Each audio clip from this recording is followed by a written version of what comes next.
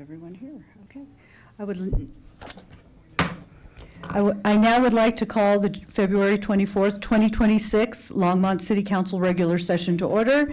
The live stream of this meeting can be viewed at the city's YouTube channel, longmontpublicmedia.org/watch, or on Comcast channels 8 or 880. Can we start with a roll call, please? Mayor Hidalgo-Ferring. Present. Mayor Pro Tem McCoy. Present. Councilmember Christ. Present. Councilmember Kalkofer. Present. Councilmember Marsing. Here. Councilmember Popkin. Here. And Councilmember Prieto. Present. Mayor, you have a quorum. Great. Let's stand for the pledge. I pledge allegiance to To the flag of the United States of America and to the republic for which it stands, one nation under God, indivisible, with liberty and justice for all.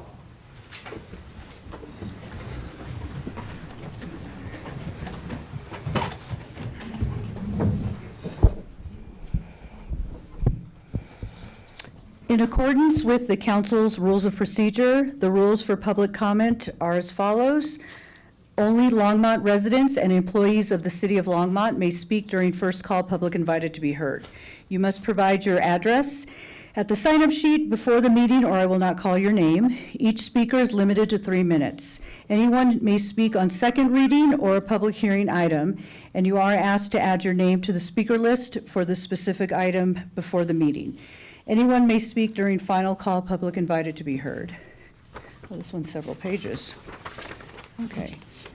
Members of the audience shall refrain from disruptive, vulgar, and abusive language, applause, heckling, or other actions that interfere with the orderly function of the council.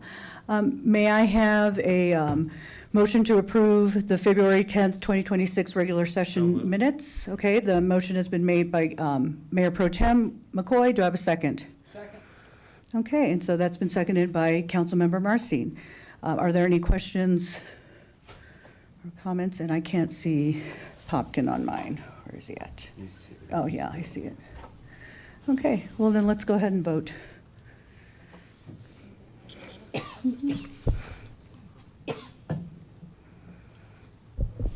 Are you going to have to do a verbal vote? I'm a yay. Okay, so all those in favor, say aye. Aye. Okay, all those opposed? So the motion carries unanimously. Now we're on to agenda revisions and submissions of documents and motions to direct the city manager to add agenda items to future agendas. Do we have any agenda revisions for tonight? Michelle? Yes, Mayor. Items 9A and 9B had revised council communications added at 12:20 today. And then item 12C is going to be removed from tonight's agenda. We have a ill staff member, so that will be brought back next Okay. week. Like that. Okay, and then before I start calling folks, I do have an item I would like to bring forward. This is in regard to the Airport Advisory Board. I've been having some reservations, and I'm even thinking about how I'm going to play this out. Just thinking about impacts to transportation. If we had previously made a motion to have TAB take on the Airport Advisory Board. In kind of mulling that over the last week or so, as well as watching the last few Airport Advisory Boards meetings, I just feel like, we're looking for an outcome before we really had a chance to weigh in all the options, to really identify what is the ongoing issue, what would be the best approach. And something that I've always appreciated during my tenure on council is having very thoughtful council people who we, before we just jump to an outcome, that we are actually working through the process and really defining what is it that we're trying to solve, what's the issue that we're trying to resolve, and really looking at best approaches.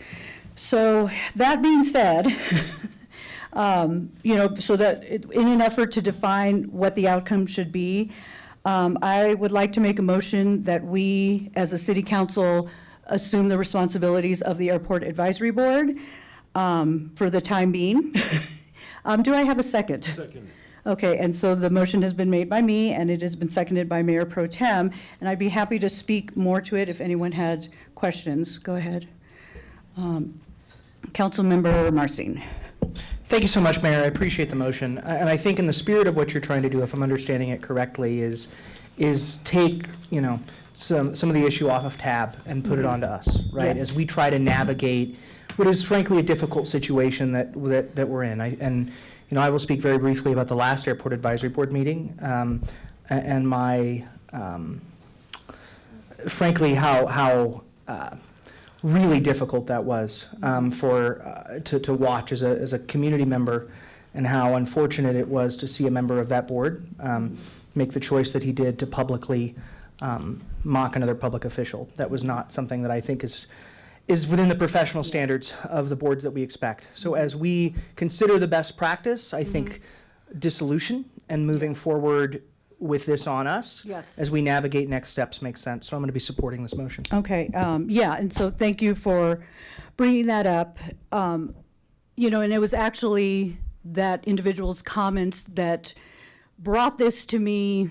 One of the comments that was made was that there's not really a sense of direction coming from council to the Airport Advisory Board. So that really spelled out for me that, you know what, this issue isn't going to be resolved.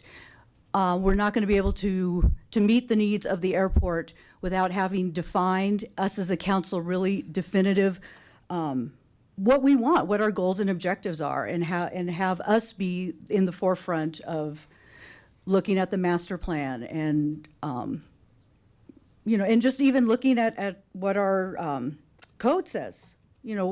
What are the roles and responsibilities? Are those what we want to continue with? Do we need to clarify and change language in there? And I think this would really give us the opportunity for us to delve deeply as a group to be able to discuss and determine the direction moving forward.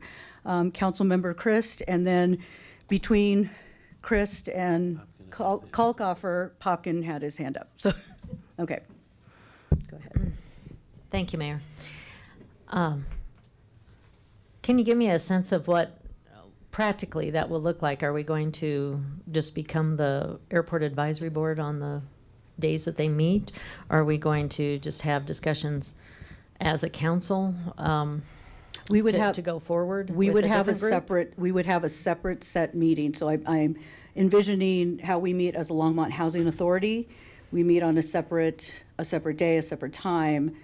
And these would be with the public so that they can Yes, still come yes, and they talk would to us. s- yes. So it'd basically It just be would- we seated would as be the Airport advis- Advisory yes, Board. we would be the Airport Advisory Board in an effort to really delineate what is it that we want, what are our goals and objectives, and what do we expect from our volunteers. I mean, they are volunteers, and I appreciate, Yeah. and I have a couple of people who are friends of mine, and so it is a hard decision, but I'm also looking at what's the best interest of the whole, as well as the airport as an institution itself.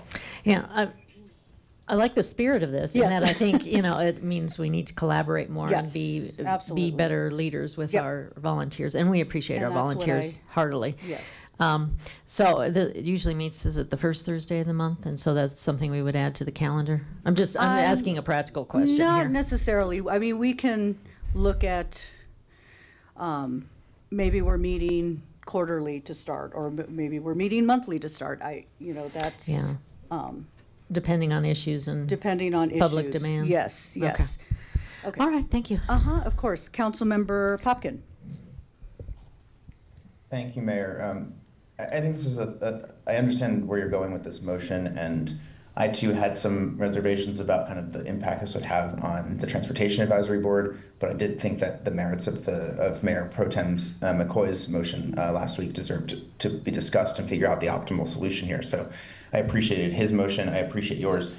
I guess where I'm getting a little hung up on this is just building on Councilmember Chris's comment. So we wouldn't. Can you clarify, effectively what I'm hearing from you is we would dissolve the Airport Advisory Board and council would just take the responsibilities of overseeing the airport, which we already do, if I understand kind of our role, because AAB advises us. And so we wouldn't be actually serving concurrently as AAB members, because then we'd be advising ourselves. So am I understanding correctly? Yes, the we're not advising practical- ourselves. So the practical effect of your motion is we're going to dissolve the Airport Advisory Board right now and let council come up with the next strategy to provide Yes. clearer direction and structure that would support the effective operations and strategy of the airport. Is that correct? Absolutely, yes. Great. Okay. And then I think the only other question I had for you at this moment, which is when do we start having these strategy discussions? Because I think that will be the conversation that community members will come and start asking us is hey, when are we starting to do this? Is it going to be on the same cadence as AAB, or do we want to appoint a smaller task force from council to focus on this for a bit so that it's not maybe taking up all of council's time as much and then kind of reporting back?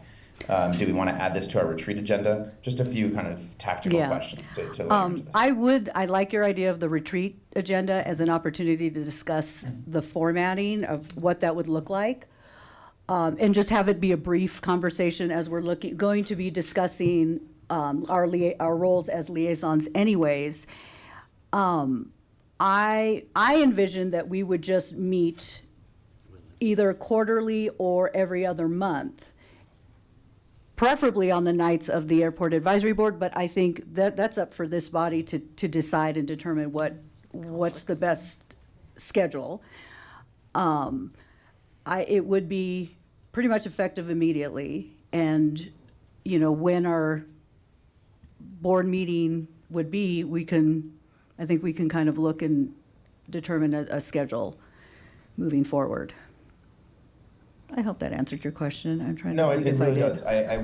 I would encourage this group just so that there isn't like a lost in space situation. Yeah, no. And that's what now I remember, the task force issue. That was the Yeah. other one. So, and then we could determine if, I would like for us to meet at least the first time as a whole body. If we decide as a group that the best way moving forward would be to have a subcommittee of us serving on that, I would be happy to entertain that. But I would like for us as a body to have a fuller discussion on what we want to see moving forward as we step into this role of Airport Advisory Board.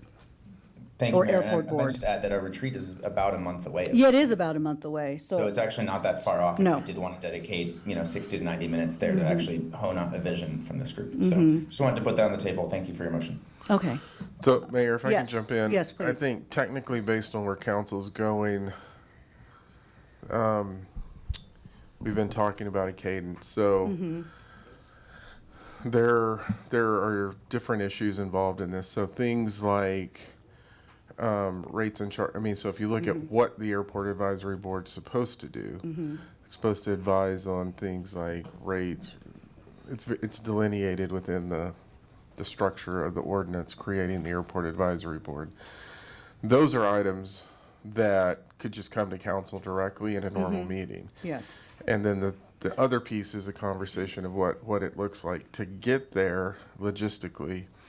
I think what we're going to have to do if council goes in this direction is we'll have to bring an ordinance that dissolves the Airport Advisory Board.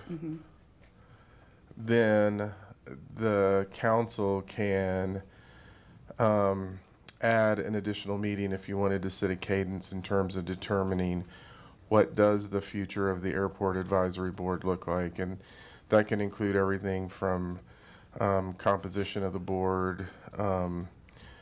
The council actually did this a few years ago when they became the Housing Authority Board, where they said, we want a board that looks like this, and we want certain types of expertise and other things. So that could be something you could consider in terms of what you want the board to look at. That can be another piece. And that conversation could then happen in this other meeting that you're That's- talking yes, about. But in that's terms what I'm of the thinking. business items, those don't necessarily have to Go through the go board. through that. We can bring those directly to council. okay, So if council moves in this direction, I think we're going to need to do a couple of things. yes, One, we have an existing motion on the table from the previous meeting that I think you'll have to reconsider. And then once you go back to the point before that motion was made, then you're going to need to make a motion to direct staff to bring an ordinance back dissolving the airport board.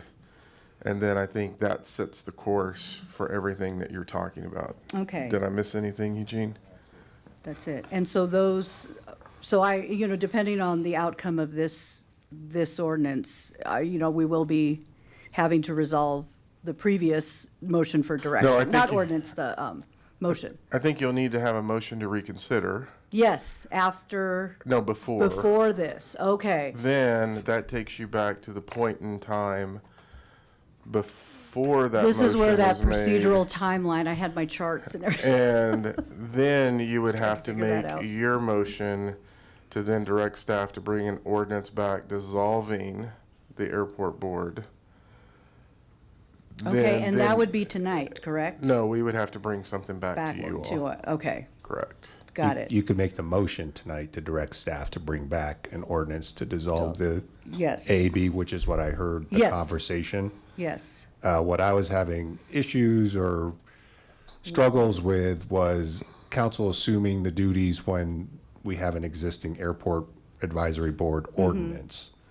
And so I think the first step is to dissolve the AAB, and then Amend the council could, ordinance. and then council could Yeah. assume those duties once the AAB no longer existed. okay, okay. That's right. So then, trying to think, so let me, no, oh, well, hold on. I'm gonna pass it, do you want to go ahead and? Sure. Okay. So, Mayor Pro Tem, Let's see, I'm trying to get it. There we go. Did it work? Nope. So to keep this clean, I'd like to rescind, is that what we determined would be the? You need to make a motion to I move that reconsider. we reconsider Okay. my previous motion in regards to the, Okay, Hold- so I hold- do hold on. have an open motion. Yeah. So I could Revoke. revoke this right now.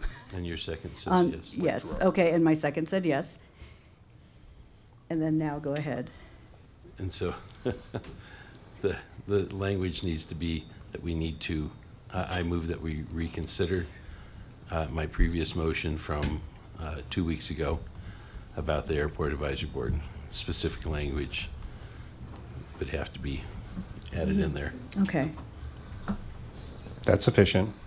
Motion to reconsider the prior. okay. Yeah, go ahead. Second, so Councilmember Marcin has seconded that. Okay, so let's, I'm assuming that the names in the queues are for the main motion, not the reconsidering. Can you just clarify? Yes, yes, here, can you put your, and then,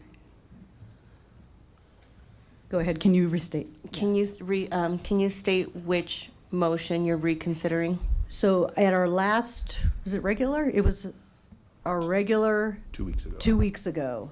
We had a motion brought forward by Mayor Pro Tem to have the Airport Advisory Board be combined with Okay. TAB, the Transportation Advisory Board. So we are voting now to reconsider that motion so we could Okay. revoke it. Okay. Okay, so let's go ahead and vote.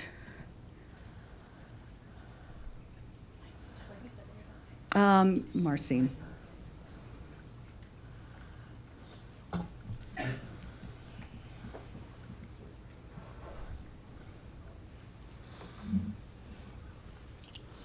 Okay, and then, there we go, and that carries unanimously. So now that motion has been removed, and we are back now.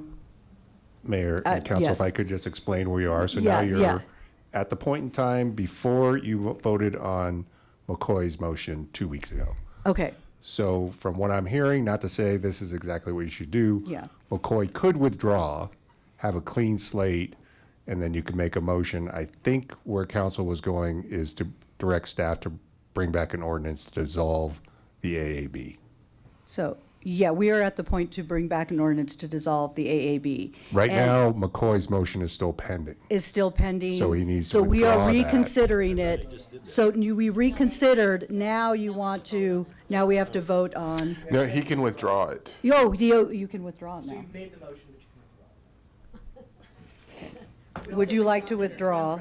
So yes, we have, I get it. Time travel, that's what you got. Now I understand. Here's my Harry Potter moment. I withdraw that motion. Yeah. Okay, thank you. Yeah, so this is where I was so caught up procedurally, I'm tearing through my book, and it was, okay, what comes next? So now you have a blank slate. Now we have a slate. blank You can slate. So now make I would whatever like motion. to make a motion to direct staff to amend the ordinance or devise the ordinance that dissolves the Airport Advisory Board. Do I need to have that city council in that ordinance? Do we need to have that city council will be serving as airport board capacity? Is that If you would like necessary? to add that Yeah. direction, I think that would be helpful. Okay, yes, I would like to add that. Okay, so I've made the motion. It has been seconded by Mayor Pro Tem. Now we can go back to the queue. Councilmember Kalkofer. Thank you, Mayor. Just for clarification, we would assume responsibilities temporarily, and then eventually we will learn in the process, determine what we want this board to function in the Yes. future. And then, do we know when we're planning to give it back to the public, or that's to be That, determined? I mean, that's really to be determined. This is where my teacher comes in, and design challenge and STEM thinking, problem solving, is we are going to be the ones that decide which direction this is to be going. So that's why I didn't put too much Sure. constraints on this. With Is the- that we would come up in what is the best interest of the community, the airport itself, sustainability, viability. With the intent to give it back eventually, Yeah, at some point. at some point, Okay. yes, Okay, Yeah. thank you. yes, okay. Councilmember Christ. Oh, thank you, Mayor. I'm just thinking about timing because March 3rd is a study session, so we would be having our second vote on this right before our retreat.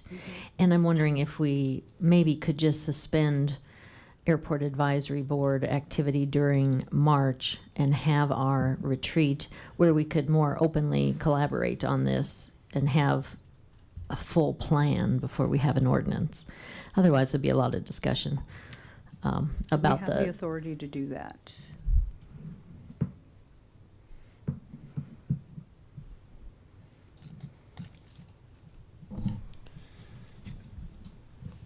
Mayor and council, what I'm thinking is, one, I don't know, that I have to go look at their bylaws. I don't know how the Yeah. agenda is set. Yeah,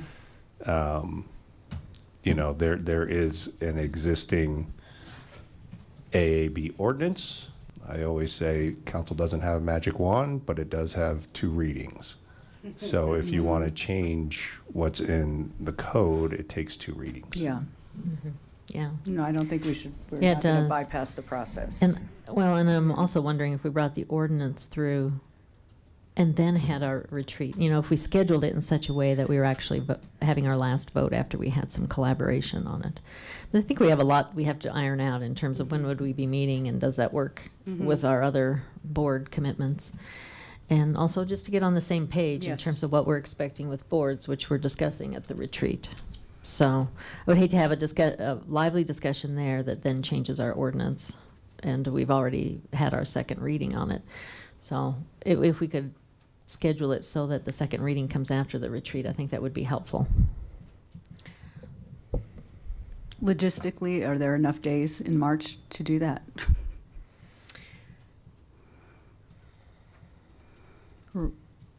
I don't think so, because we have NLC. We're gone one of the weeks. Yeah, so we have pretty full Yeah. agenda, so if you take this direction, then what we would do is look at when we can set it in place to dissolve it. And it may be that it naturally happens on that cadence anyway. I'm trying to think through the upcoming agendas. We have some pretty big topics coming. So it may make sense to do the introduction after. Yeah, after the retreat. After the retreat. Yeah, okay. If that's okay with council. Sure. Okay. Yeah, Okay. thank you. Okay, and then I had to write this down. Councilmember Popkin had his hand up next. So go ahead. Thank you, Mayor. Uh-huh. I just wanted to clarify 2 things here. So on the timing here that we're discussing, and we could still have this regardless of exactly when the ordinance would come through, we could still have this discussion at retreat in part or in full Yeah. on kind of vision and direction. We wouldn't have to wait for that ordinance to pass. We can still have a productive conversation there. So I just want to clarify that for my colleagues regardless. And then secondly here, building on the conversation that Councilmember Kalkofer had with you, Mayor, when we're talking about structure and giving it back, my understanding of your motion, and please correct me if I'm wrong, is that we would be dissolving the Airport Advisory Board in its current form entirely. We would then, as council, have the prerogative, as we do in general, to create a new board, to create a new structure altogether, to figure out whatever future structure we think makes sense. Yeah. So just for Councilmember Kalkofer's clarity and maybe others in the public, there wouldn't inherently be any give it back. There would be a restructuring in some way, shape, or form on what approach this council and this city or what approach this council thinks makes sense for the city's future around the airport and management Okay, around. yeah, thank you for that clarification. I just interpreted it as we're not assuming this until the end of time. So that's. It's not a long-term, it's. Yeah, it's it's not a long It's a term. patch fix. Yeah, It's not a long-term exactly, solution. exactly. Our It's goal not is in to figure out the perpetuity. best structure and direction going forward. Yes. To then take this back off our Yep. plates going Okay. forward. Is that correct? Yes, that is. Okay. Thank you very much. Councilmember Marcin? Thank you, Mayor. Couple of questions, really for staff, and I thought I saw our airport manager come in, but I see Jen is here as well. Operationally, on the timeline we're talking about, in terms of what, because I think, how many AAB meetings between now and when a dissolution ordinance could be passed are we talking about? 2? Maybe 2? 1 or 2. Okay, I don't love that, for a lot of different reasons. And I, certainly respect the time of our volunteers. I think we have some very real challenges to work out there. I'm curious about staff's perspective operationally on the work that board is looking at over the next 2 months, and whether, We can manage it. we can? Okay. I'm just thinking about all sorts of things, but, okay. Okay. Whether they're needed necessarily in that conversation over the next 2 months. Yeah, really the main issues that tend to come forward are really the leases, Yeah. of which ultimately council has to approve those leases. I think the work that we have undergoing is the rates and charges study, but that's just starting, correct? Good evening, Jen Newton, Assistant City Manager for External Services. Yes, that work is just starting. There's also an evaluation of the voluntary noise abatement program that we're doing with consultants, but that work wouldn't come to the Airport Advisory Board in that process will take 90 days. So it will Okay. come back beyond the time outside of the ordinance if Okay. you move forward with this tonight. So what I'm hearing is, practically speaking, the work that ultimately the Airport Advisory Board would advise us on is going to come to us anyway. That's kind of the one challenge I have, is do we need additional meetings? Do we need the additional structures? And that's an us conversation maybe for the retreat. Yes, Of yeah. do we have to do that? Okay, I think that is my question. I'm still comfortable with this. Okay. Thank you. Very good. Councilmember Prieto? All right, surprise, surprise, I'm in opposition of this. Just a couple things I'm thinking. I don't see the point of dissolving and then reestablishing. It just seems, I'm thinking forward, and it just doesn't make sense to me. Also, we rely on our board volunteers, who many are experts in the field. Last time I checked, I don't believe any of us are pilots or aviation experts, and so as far as I'm aware, folks who participate in boards have that expertise and put that time in to really give that advice. Now, granted, whatever sequence of events that recently happened to cause kind of friction, mistrust, miscommunication, whatever you guys want to call it, I don't feel like dissolving the board is the answer. And so I just wanted to point out that I'm strongly in opposition of this. I feel like there can be other solutions coming to the table that don't involve just us dissolving the board and taking the power. I think as a council have a lot on the agenda coming forward, and when we have dedicated volunteers, future volunteers too, because it's not a full board yet. We haven't let the process run through. We haven't got our new appointments in, and really tried to reestablish those relationships. I'm not loving this motion right now, and I think I'm the only one that feels this way. But I feel like it's council's responsibility to reestablish those relationships, working relationships, and communication and expectation to get the board that we want, versus us just taking that into our own hands. And I might be missing something here. I had a family emergency. I've been, for the most part, on the emails, but coming from a human aspect, looking at how we've done things historically, really taking into consideration the human capital that can serve us in that board. I'm in opposition of this today. Okay. Councilmember Marcy last time. Thank you, Mayor. I'm going to take this to a 10,000-foot level very quickly, because I know a lot of folks out here in the audience wanted to talk about the why, and for public invited to be heard, and you're all like, what is happening? Why are we talking about the airport? I get it. So I want to just take this to a 10,000-foot level, and in doing that, try to address what I hope are some of Councilmember Prieto's totally reasonable concerns. We rely on our volunteers a great deal for our boards. I think the challenge that we have had in the last, that we are kind of continually having with this one specific conversation is trying to be very delicate in how I discuss this. I know.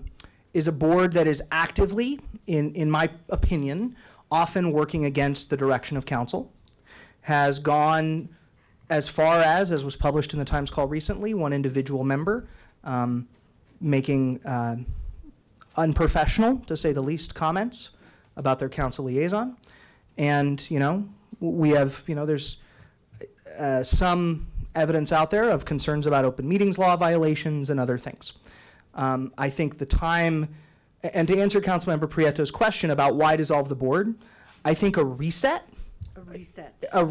in membership, a reset in focus, and giving us as a council the chance to reestablish this board with clear direction, clear guidelines, and a clear community focus is the only way to establish a clean slate moving forward. I don't like this. I really wish this was not where we were. I will speak personally that I had problems with the motion that was brought up 2 weeks ago. I got there because of, I think, the process elements. I think what has occurred, and what occurred specifically for me, speaking for me, in the last AAB meeting, at the end of that meeting, was it's emotional for me, because that's not the expectation that I have of our board members. So for me, I think the moment for a clean slate, a reset, a reestablishment, move forward together is now. That's why I'm voting for this motion.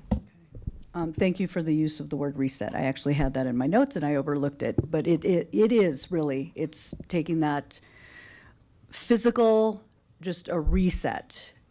I've seen this ongoing my entire tenure on council, and it has happened, long before I was ever even considered running. So there were several concerns, and I think, just the final straw for me were the comments that were made at the last board meeting, and just, yeah. And I think that having the person speak out on council, they feel that council is not given clear direction or expectation of what they want. That's where I felt, we need to bring it back to us right now and set those expectations and set them firmly and clearly, so that going forward we can have a fresh slate, and then we can work to build relationships with this new council, and just the reset. That was, thank you. Okay, Popkin, last one, and then we're going to vote. Go ahead.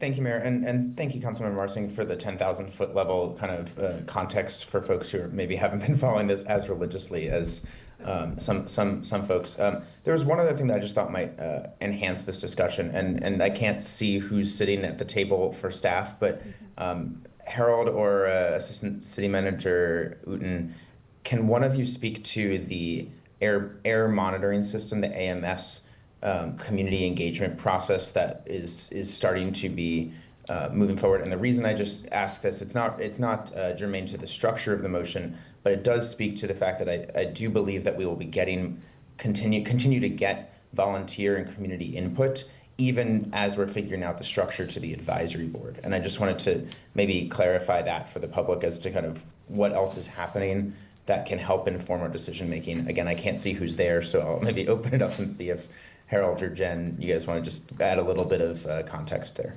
Okay. Go ahead, Jen. Good evening, Mayor, Councilor Popkin.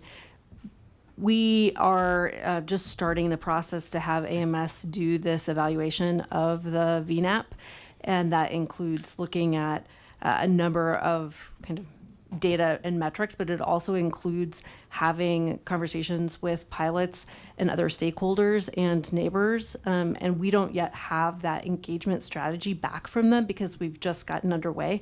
And I intended to send you an email today to give you some insight to that process, and certainly we'll send it soon. And we also intend to have a communication that will be in the next city council packet with more information, and hopefully there'll be some already identified timelines for when those meetings will happen with the public. I think that answered all your questions, but if it didn't, please let me know. Nope, that's stellar. Okay, you, great, Jeff. thanks. Let's go ahead and vote.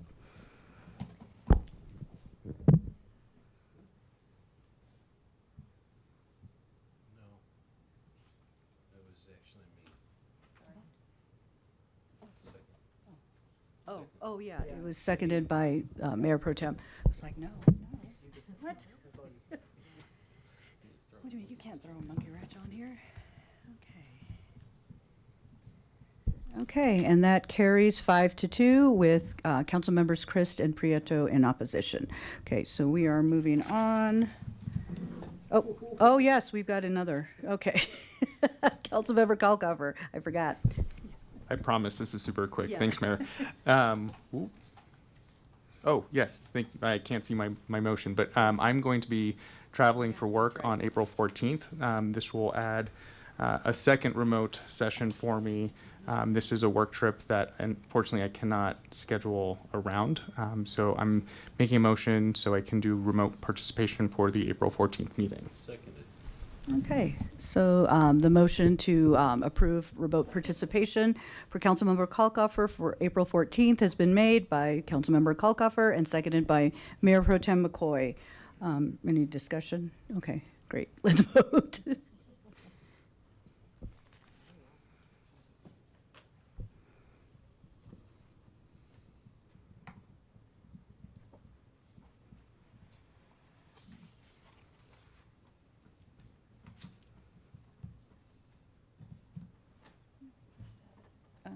Oh, yep, on the other screen, yes, and that carries unanimously.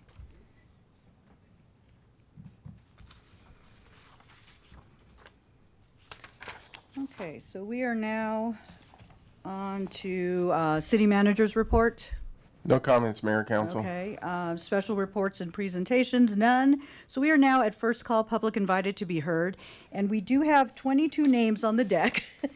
So when I go through, if you find that, that you've heard or that you see, I'm looking at, it's pretty much most of the list, all, if not all, on the YMCA. Thank you for coming and being passionate about it. Let's see all those hands that are here for the Y topic. Okay, there we go. We got to listen. So as you come up, and if you hear individuals that are saying the same thing, rather than just repeating the same language, if there's, you can choose to, my topic was already discussed, or just kind of minimize a little bit. We'd greatly appreciate that. But I'm going to go ahead and start by calling 4 people up at a time. And then, so the first person on my list is Francois Netter, and then Mike Arellano is the second, Esteban Rayos, and Marie Klein. So if you 4 can come up to the front, and then, and you have 3 minutes, and you could start with your name. My name is Françoise Netter, and this is the first time at the council. So, yeah, I'm talking about the YMCA. Yeah. I want to first just establish my credibility personally and professionally. I've been a fitness instructor, a yoga teacher, movement therapist for almost 5 decades, and I've worked all over the U.S., Hawaii, Canada, Mexico, and Europe, and I was very established in California. I've worked at the most prestigious spas and clubs and gyms. And in 1999, I moved from Northern California, where I was very well known, to Boulder, and taught at all the clubs, including the YMCA in Boulder, and trained teachers there and instructors as well. In 2017, I left, went back to California, and did all of this work in San Diego, and then came back right before COVID and moved to Longmont. And it was a very, very dark period. To make that period even darker, I got hit by a car while walking in December of 2022. I would say probably in 2020, I became a member, not an instructor, not a trainer of the YMCA in Longmont. And it was a very inclusive part of my healing, not only physically, but emotionally and mentally. And I want to say that I have been to so many clubs and Ys all over the world as a professional and personally, but there's nothing like the YMCA in Longmont. And if there's any way, and I'll talk about that, how I have one more minute. So it is not, I know a lot of people talk about it as community. It is so much more than that. It is a place in this time where we have so much divisiveness, so much unkindness, that there is such caring between the staff and the members, and there's a reason why so many people who have disabilities and who are older go there. It's because it's a safe environment, not only to heal the body, but the mind and the heart. And today, we need places like the Y. I also volunteer at Growing Gardens, and I see the people here. And it has been a place of safety and grace and light. And we need that in this world more now than ever. So thank you so much. Great, thank you. Mike, oh, I'm sorry, no applause. Order. Hi, my name is Mike Ariano. Yeah, yes. I appreciate the opportunity to talk in front of you today. I want to talk about the Y membership. I want to talk about the staff, and I want to talk about CEO Corker, right? The membership at the Y is a very diverse group of people. It's professionals that provide services to everybody in this room. There are teachers, there are medical professionals, there's emergency service personnel, there's business owners, people that you bump into. So that community, which is over 3,000 strong, has been displaced, right? When CEO Corker, when he came to talk to the Y, I'm trying to be diplomatic here, he was less than honest about what he discussed. He talked with staff members about opening the pool. He talked about staff members that he had been in communication with you to keep the Y open. None of that was true. Absolutely none of that was true. When he was called on it by the people in this room, he was pretty dismissive, and he was pretty angry with everybody. He left shortly after that. So it's frustrating for me. The other thing is I want to talk about the staff, right? Because the staff is exceptional. This is not 18 or 20-year-olds at their second job. The two instructors that I work with specifically, they have 25 and 30 years. CEO Corker, right, when he talked to these guys, he let them believe that they were going to have a job. That wasn't true. They were dismissed in the most disgraceful way possible. For everybody in this room, if you had 25 years or 30 years and you were dismissed like that, it would be horrifying, right? And nobody let they didn't do anything for these guys. These instructors, by the way, provide Livestrong. They take care of the entire community there. You have a facility that was opened in the 70s that was closed in 2.5 weeks by a CEO that just didn't want to deal with anything. So I have a specific request of you. I would like an independent study done of the financial gaps, and again, that's very polite, failures of CEO Corker. I would like to see an independent review of that, an independent review of the facility, because again, the 3,000 members in your community, right, they take care of you, they take care of your children, they take care of everything. He has been less than honest. Everything in the paper. The last thing I'm going to say is he makes He hired his wife, he hired his Okay. kid. Thank you. They make $500,000. Okay, thank Right. you. Esteban, come on down.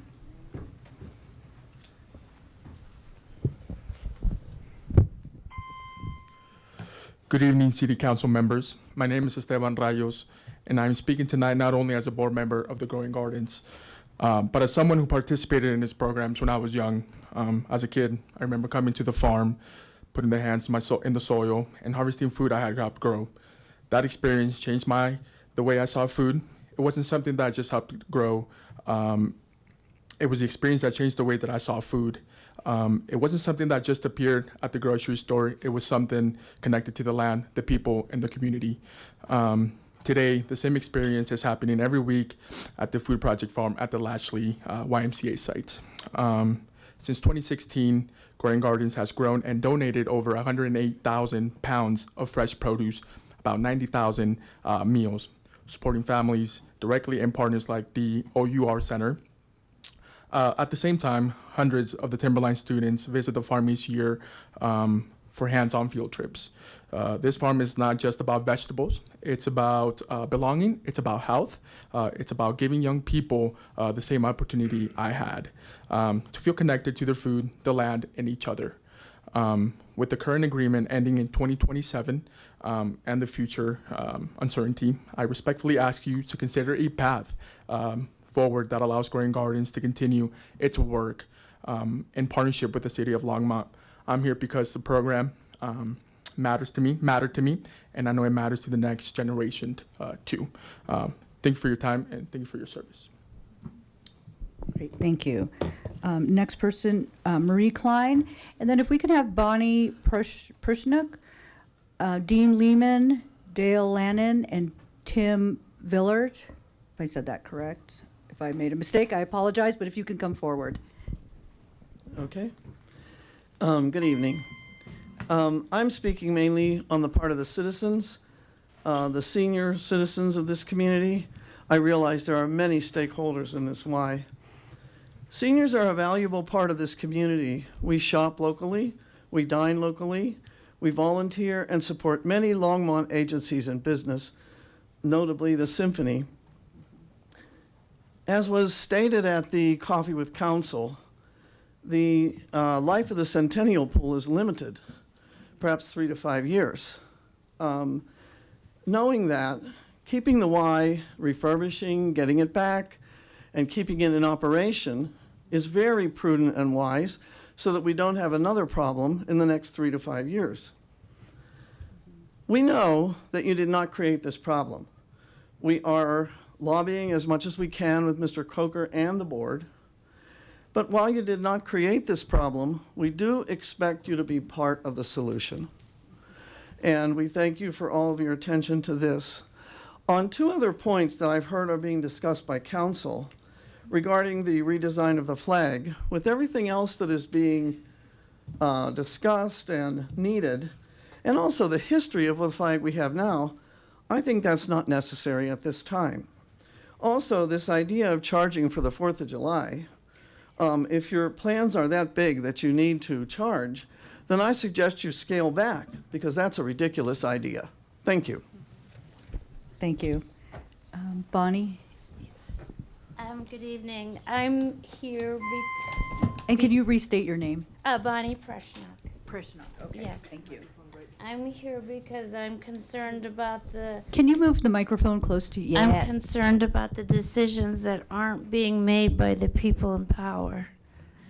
And this Y in this city is a very loved and supported Y.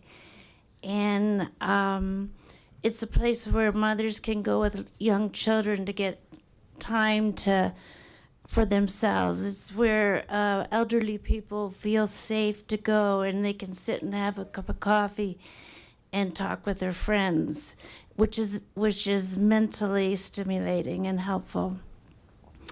There are 10,000 YMCAs across the country, and 4 of them are in the northern part of Colorado, Boulder, Lafayette, Johnstown, and Longmont.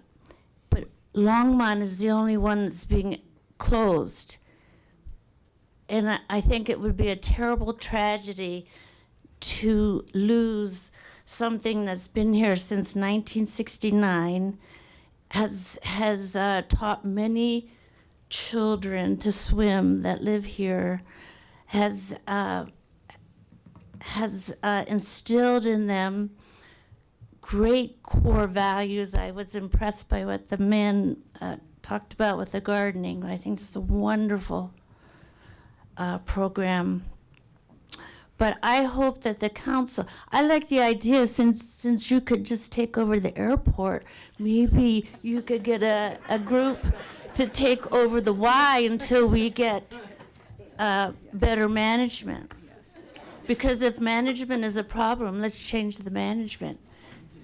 Because a Y is something that brings people to communities. And you people have approved massive amounts of building, and all those people are going to need to go somewhere. You're building from the rec center all the way down to County Line 1. They're not here yet, but they will be here. And our Y, our city Y has 50,000 square feet. And they're able to accommodate large classes, which have been filled on a regular basis. And I have to agree with the other people, the staff is phenomenal. There's nobody that learns everybody's Thank name. you. Thanks, thank you. Dean?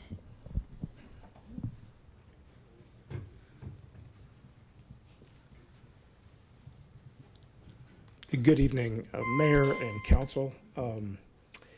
My name is Dean Lehman. I live at 2313 Lake Park Drive in Longmont.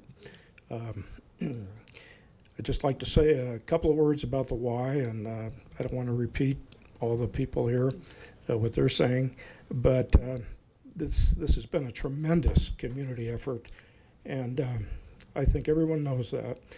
It shouldn't be lost. That pool should not be lost. And there should be a path forward. Thank you. Thank you. Dale? Dale Lannon, 1018 Ponderosa Circle. And yeah, I'm in support of the Y remaining operable. I would like to see the city take over and not lose the strength that the Y gives the community. It allows me to regain my strength. I feel like I have to try to sideswipe the world into keeping the earth alive, and I need to be strong. I need to be not put off by a little heavy lifting or, you know, whatever, getting things done or speaking up in council. I need to bravely go and speak up for the trouble and the places that are at war, and not a little bit. Ukraine has been unbelievably attacked. Europe is standing strong in their defense, and our nation is falling flat on its face, and there's a State of the Union which won't be correctly given tonight. And I want strong people, a strong community, and a place to do that and to speak with our neighbors. And the Y is it, and it's a big, strong place to heal and get ideas of what works and what doesn't. Thank you very much. Have a good evening. Great, thank you. Tim, and then I'm going to call the next four people. And I do have an address, Lions, so we would be happy to hear you at the end of our city council meeting for final call. So Diane Harlan, Michael Schmidt, Scott Stewart, and Corey Cash. If you can make your way to the forward. Matt. All right. Good evening, City Council members and Mayor. My name is Tim Villard, and I'm here representing Growing Gardens.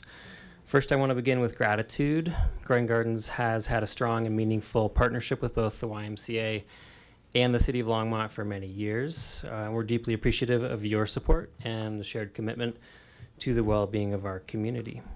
Since 2016, Growing Gardens has operated the Food Project Farm at the Lashley YMCA site, and for 10 years, this small but mighty farm has served as both a food access hub, an outdoor classroom, and a gathering space for community of all ages and backgrounds.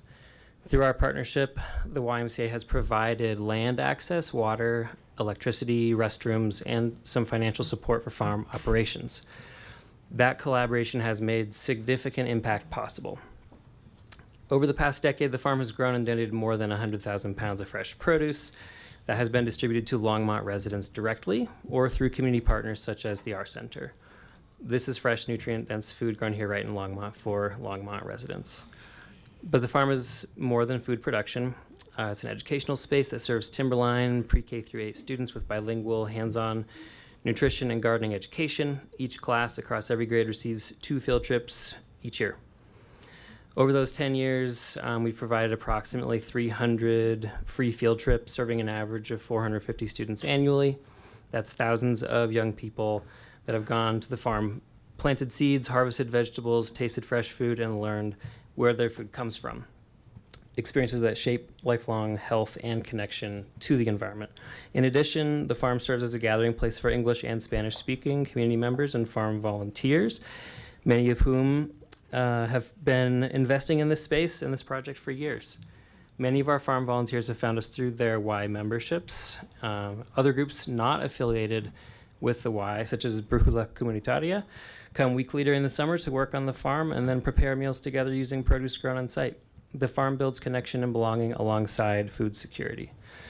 So we're here tonight to respectfully ask City Council to consider establishing a similar agreement, if possible, between the City of Longmont and Growing Gardens so this work can continue uninterrupted.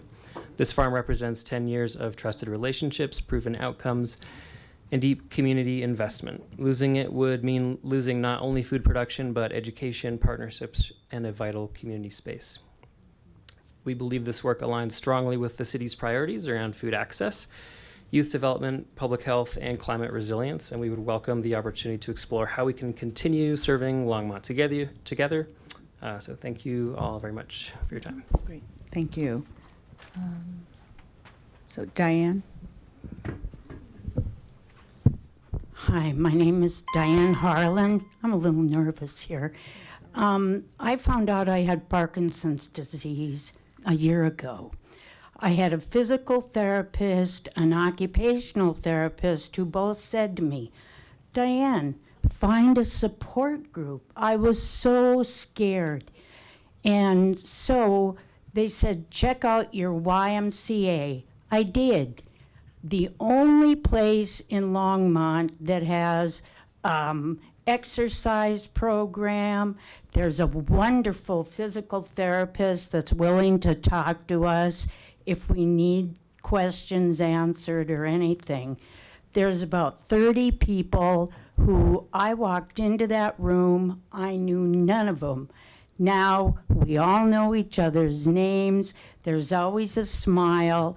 And when I leave that place, not only do I feel great because I just got a good hour of exercise, which is so important, my confidence just soars after I do that class. It's the only place in Longmont that has some place for people with Parkinson's to go. So to have that stop would be such a loss to all of us. We are all valued citizens in Longmont. And I want to say another thing, and then I'll stop. You know something in that group, I've been with them probably 5 months, 2 days a week. You know, never has the word Parkinson's disease come up.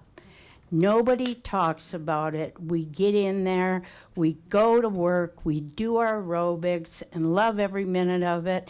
We leave saying, have a nice week or have a nice couple days.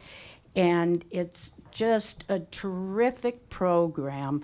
So I hope that is considered when decisions are made. Thank you. Thank you. Michael Schmidt? Yeah, my name is, hope my voice is good enough tonight. My name is Michael Schmidt. I live in the Sasquatch House. Do you know where the Sasquatch House is? I didn't know I was going to be speaking tonight. I wrote my name down there. My wife died about 4 years ago, and quite coincidentally, I found myself without a social life. And my primary care physician said, you need to work out. My A1C was up near the diabetic level, and my diet wasn't the greatest. And he said, you need to exercise and change your diet. And my A1C is way down, right at that low pre-diabetic level. And I've made a bunch of friends that I wasn't expecting. And I also may be slightly below the mean age, which is extraordinary. I only thought that happened at Swallow Hill. So I, like everyone else, how much time I got? I do know how to fill the time up. You don't have to.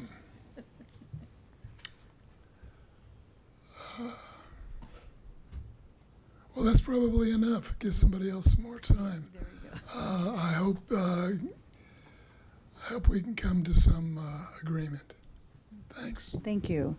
Scott Stewart? Mayor, members of council, Scott Stewart, 229 Grant Street. I don't actually go to the Y, so I'll talk about the airport. I greatly appreciate the conversation earlier about the attention that's being given to the airport. I think it's long past overdue.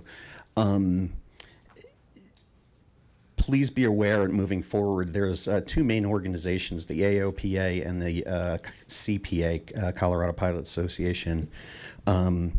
These are advocacy groups. They're not experts. They're advocacy groups. AOPA sends out information to their members stating things like notice of proposed construction or alteration and filing and developments inside of 20,000 feet notification area of the airports with runways. That'd be like more than 3.5 miles from the airport. They're telling their members that the city needs to file with the FAA for any modifications within that range. What they're doing is they're misleading their group. If you read the FAA, there's more to it if you read the FAA grant obligation. At one point, we ran into a problem with the leases when the 30 years came up because people were doing this, like hangar number 6, what do we got here? 65H. This was done in 2021. Signed up for a 30-year lease. This is done as it was not a mature lease yet. They wanted to get into the 30-year lease, so they shortcut their lease and they asked for a 30-year term in order to shorten in order to take advantage of the 30-year thing because they saw the opportunity and nobody was paying attention to. That rate was 35.7 or 35.76 per square foot. That was done in 2021. I think Councilmember Chris was questioning some of the numbers. That was 2021. There is no 3% increase in what you're signing onto today in what was done 5 years ago. At that time, it was an issue. The airport manager said, hey, we're doing a lease review. It wasn't a rates and charges study, it was a lease review.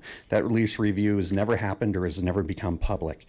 Rates and charges study, since I'm running out of time. Rates and charges study, it should include what the airport would look like financially if the airport were to operate without future FAA grants. That should be part of your study.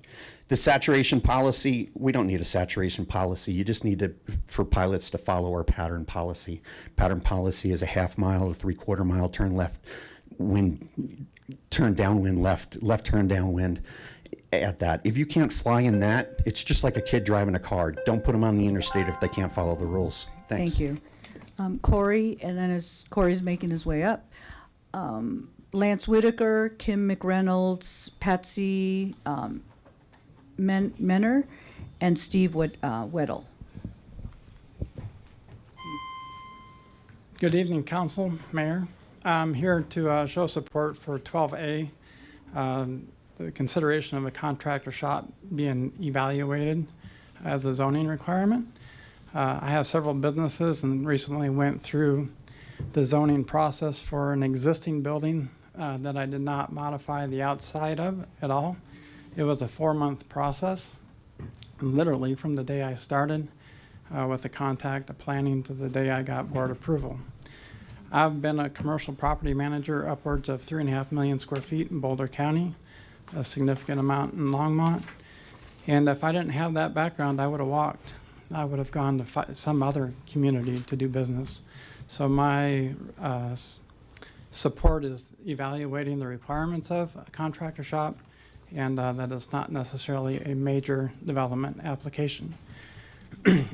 Picked quite a night to come. I didn't know about the airport issue. Just to speak on that for a second, I was president of the airport board some 20 plus years ago. Disappointed in hearing the news with a couple businesses. I'm too busy to pay attention to all the issues in the community, so I didn't hear anything about the struggles that have been happening. Maybe just to put out there, because of my experience in aviation business, feel free to reach out to me at any time. I know several of you have my contact information. Have a good night. Great, thank you. Lance Whitaker.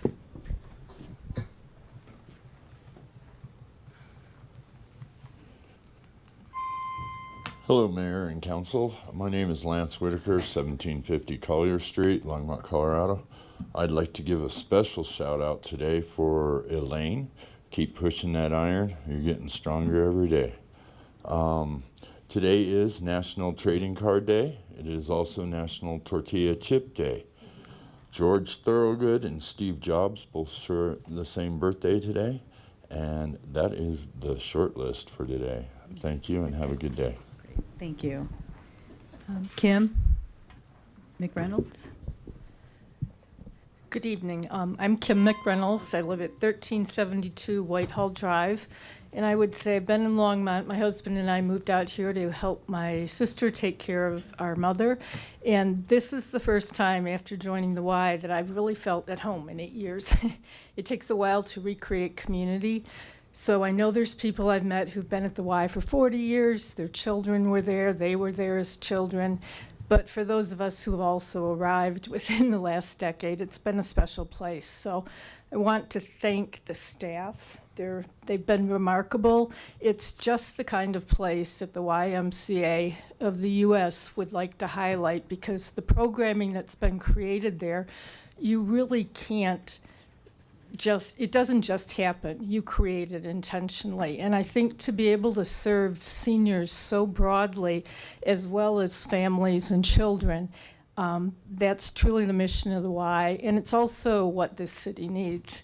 And I think I've been exceptionally disappointed with the YMCA, and having had a history with them where I used to live, it's been very disappointing to see the leadership. So at this point, what I would want to ask of you is that you insert yourselves and be active leaders in this process. You didn't ask for it. This arrived on your doorstep, but that's what it means to be on city council and to be the mayor. I think the city has the resources to help sort through the crisis that the Y is in. And I think the public and all the people who've donated to the Y over the years, they deserve an accounting for what has happened. They need to understand the true finances of this Y. It's part of a broader umbrella organization. And I think people feel a little duped. They feel like the Y has not been transparent with them. So we know that I don't believe the membership alone will be able to fully understand what is happening with the property, with the services, with the programming. And that said, I would also ask the city to consider the timing of this work. It's hard to hear that you think it might take $5 million in years to come to a decision about what comes next. If there are ways to stage the programming and not lose the value of all the people that are coming here now, I think the community would truly appreciate it, and we would love to hear your ideas along the way or to ask for our input as you move forward with this process. So thanks for listening. Thank you. Patsy?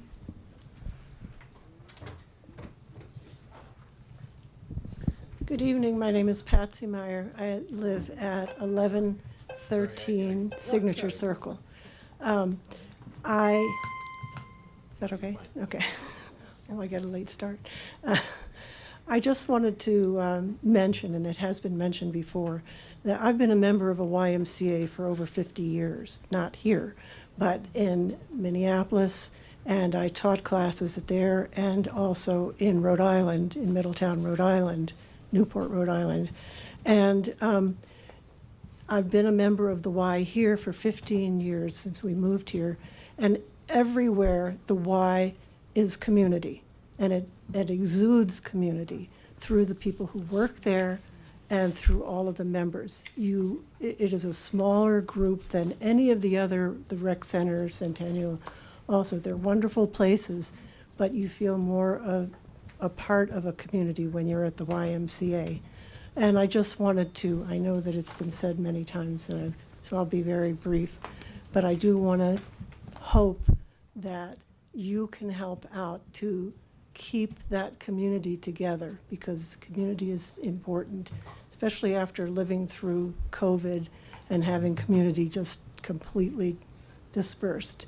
It's something that's important for us to have a community. And the YMCA is definitely that. Thank you. Thank you. So Steve, and as he's making his way over, Dan March, Peter Watson, Marilyn Villalobos, and Maria Elena Rico. My name is Steve Woodell. I live west of Hover on Princeton, so it's quite a ways from the Y. I, like Peter Schmidt, Michael Schmidt, did not know I was going to be speaking. So I'm here to support all the other members that have asked you to do whatever you can to preserve this great community resource. Thank you.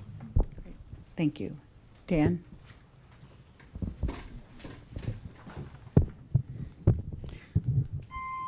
Hi, my name is Dan March. Thank you for allowing me to speak. My wife and I are new residents to Longmont, having retired here 2 years ago from out of state. Prior to moving to Longmont, I was the CEO and executive director of several retirement communities in other parts of the country.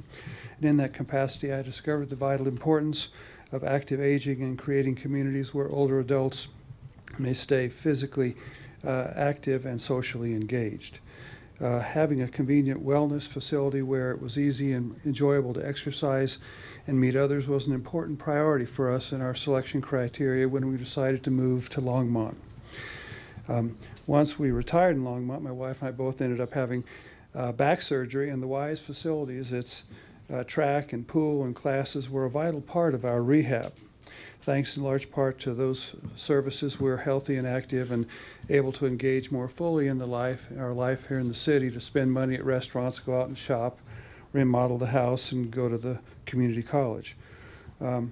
We've explored the offerings of the rec center and the Centennial Pool, and we'll probably move our membership there. But the Y is an intergenerational oasis for wellness and socialization. Its closure leaves a great void for hundreds of families and individuals who depend on its services for staying healthy physically and mentally. I strongly encourage you to look carefully at the benefits that this facility offers. If you've been to the Y, you've seen how there's hundreds of people who go to those classes, so many active older adults who are being able to stay healthy physically and mentally because of the services of that facility. According to the Envision Longmont statement, expanding recreational services, leisure pursuits, supporting healthy and active lifestyles, and offering programs that affirm diversity and cultural inclusivity. Operating this facility just seems to fit hand in glove in that mission statement. So there are hundreds of families who are going to be left out in the cold when the Y closes next week. I know it'll take time for you to do your due diligence to look at the capital replacement costs and come up with a budget, looking at the operations and the income and expenses. But I strongly encourage you to think about finding a way to keep the facility open, because it's consistent with the mission of Longmont. It's consistent with the goals of the city long-term to keep, have a healthy, active, engaged population. So thank you very much. Thank you. Peter? Hello, Peter Watson, 731 Kubat Lane. Thank you for allowing us to speak tonight. I'm going to be brief because there have been so many wonderful comments made. The only couple of things I can add is that nutrition and exercise are the two most important things as we age. And it's a wonderful facility that's open like 12 hours a day. I also learned how to swim at a Y and how to play basketball at a Y. And it's a very important facility, and I encourage you to do everything you can, you and your staff, to help us solve this problem and keep the Y active. Thank you. Thank you. Marilyn? Marilyn Villalobos, 10671 Forester Place. I just want to say, I guess, a quick story. So I've been a Longmont, I got to Longmont when I was in 2006, and I've been a Y member since 2008. The gym is not my strength. Often, every time I've gone through a lot of different gyms, and I always find myself back at the Y. Many of the times that they ask you, what are your goals? And I'm like, coming to the gym. That's literally my goal. And the one thing is that I've always managed to go back to the Y because it's a great community that I've started.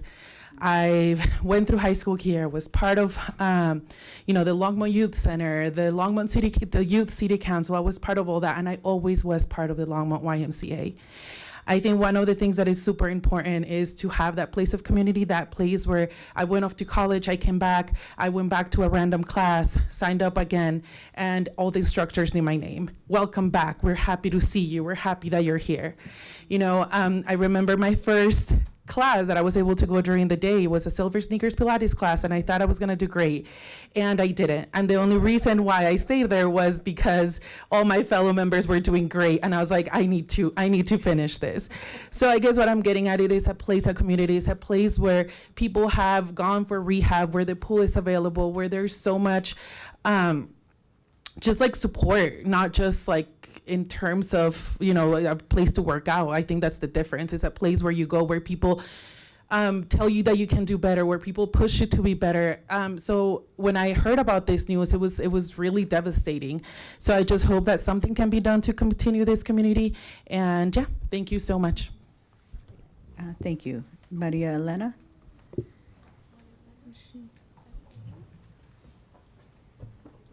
She left. Okay. So seeing no one else on the list, I will now close public invited to be heard.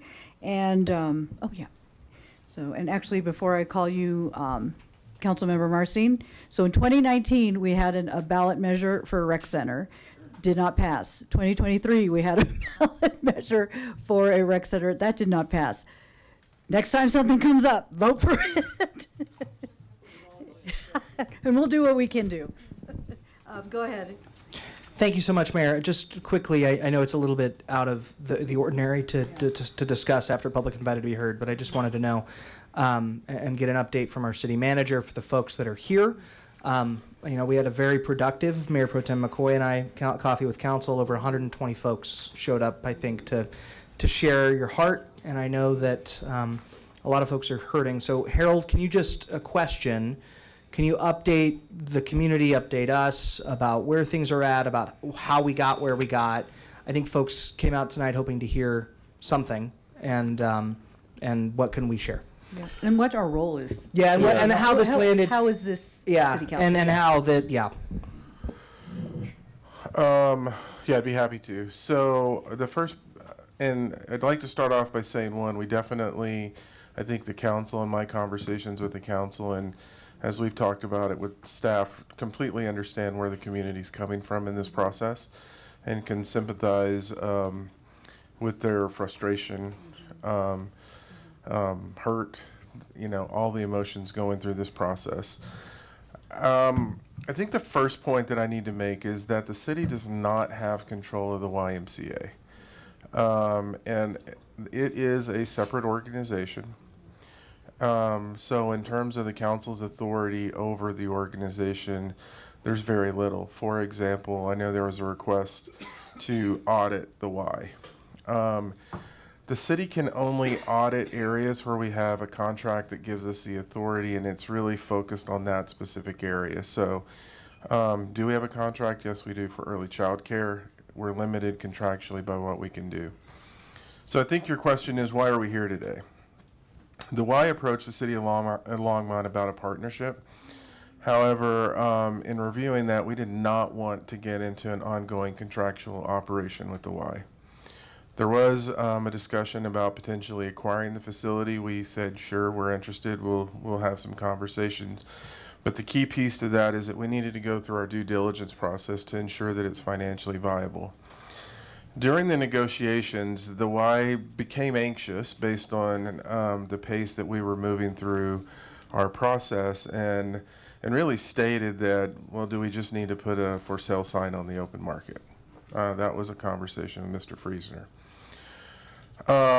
Also during the conversation, they really pointed out that the cost of the location was really based on the value of the property in terms of what its commercial value was.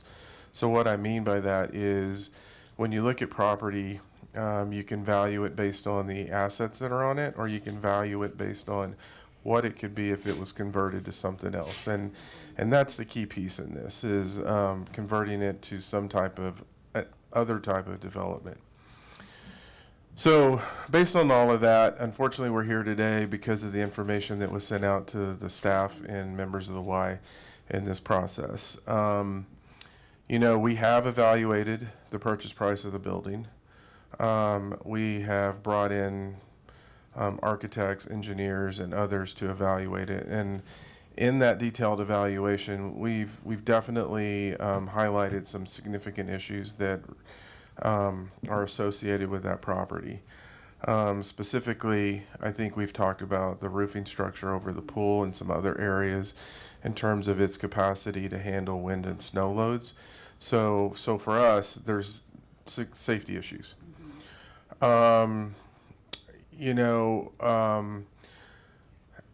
We also have communicated that if we were to purchase the building, we were very clear we'd have to close it down to make those repairs, the necessary repairs and improvements. And as indicated, we did say it could take up to 2 years.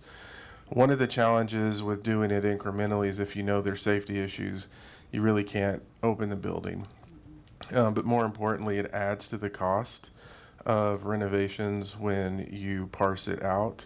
We've unfortunately experienced that on our own facilities. And then we've evaluated, and I had another briefing on refining ongoing and operating maintenance costs. And so we're finalizing that as we speak. Once we do that and we pull it together, we'll make a recommendation to the council in terms of how we see it as staff. Unfortunately, being in this position, I think one of the things that is fundamentally my responsibility is to tell council what you need to hear, not necessarily what you want to hear. When we're looking at these types of situations. The one piece that is important for me is I have to ensure that we're not taking on someone else's problem that we're putting on the back of the entire community. And so that's the due diligence that we're going through. Because what we don't want to do is negatively impact our recreation operations and potentially negatively impact the general fund as a whole. So it is a significant issue for us as we evaluate that. You know, we've also talked on Saturday about the fact that if the city were to assume the Y, it would have to be operated in the same way that we operate our other city facilities. It couldn't necessarily be operated in the same way, just to be fully transparent. At the end of the day, ultimately the Y controls what the facility will cost. And it really depends on their particular interest and what they're trying to achieve. If it's about financial gain and really looking at the maximum amount you can get for the commercial value, that's the wise decision. It's not the city's decision, but ultimately they control that. If they're interested in keeping the location as a public asset, as stated in the letter to the members and staff, you know, they can choose to negotiate based on the cost of making the necessary repairs. But at the end of the day, the Y controls that. We don't. So that's kind of the update where we're sitting. We're still finalizing those details. And honestly, information's still coming out that we have to track down to determine, are there other issues that are in play? So it seems like when we get to a point where we think we know it, new information comes out that we have to track down. So I hope that answers your question. Thank you. And thank you all for coming out. I think this is important discussion. So now we're on to, seeing no one else, now we've closed public hearing, or I'm sorry, public comment, and now we are on to consent agenda and introduction and reading by title of first reading ordinances. Can you please read the consent agenda for the record? Oh, sorry. I was going to do the consent agenda first. Yeah. Yeah, okay. Good? Yes. Item 9A, Resolution R 2026-12, a resolution of the Longmont City Council approving the tax increment revenue agreement between the City of Longmont and the Longmont Urban Renewal Authority for the Twin Peaks Mall Urban Renewal Area. Item 9B, Resolution R 2026-13, a resolution of the Longmont City Council approving the tax increment revenue agreement between the City of Longmont and Longmont Urban Renewal Authority for Southeast Longmont Urban Renewal Plan. Okay. Hold on, Michelle, I'm sorry, I'm going to interrupt. Can we have, so we're trying to conduct our meeting, so if you all can exit quietly, please, we'd greatly appreciate it. Continue. Item 9C, Resolution R 2026-14, a resolution of the Longmont City Council approving an agreement for economic development services with the Longmont Economic Development Partnership. Item 9D, amend Rule 27 of Council's Rules of Procedure for regarding board interviews. Item 9E, approve the appointment of Longmont Tourism Improvement District LTID Director. And item 9F, approve 3 capital improvement program amendments. Thank you. Does anyone want to pull any items? Councilmember Marcin. Thank you, Mayor. I'd like to pull A and D. Okay. So items A and D. Anyone else? I think that was, okay. So can I have a motion to approve or move forward the consent agenda minus items A and D? Okay, so the motion has been made by Mayor Pro Tem McCoy, seconded by Councilmember Christ. Okay, let's go ahead and vote.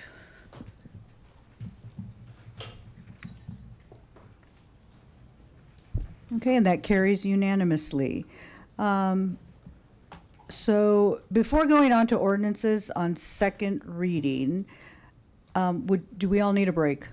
Yes. 5 minutes? Okay, we're going to take a 5-minute break.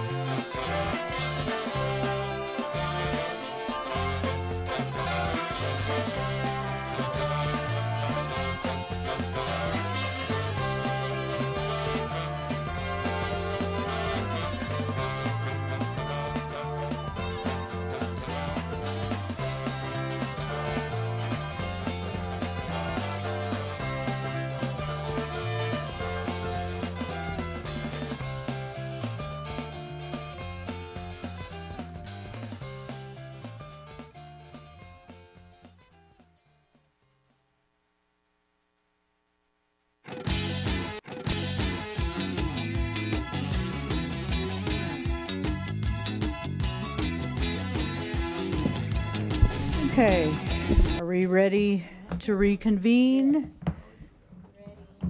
And Mayor, can you Councilmember hear me? Popkin, I see you. Oh, yeah, go ahead.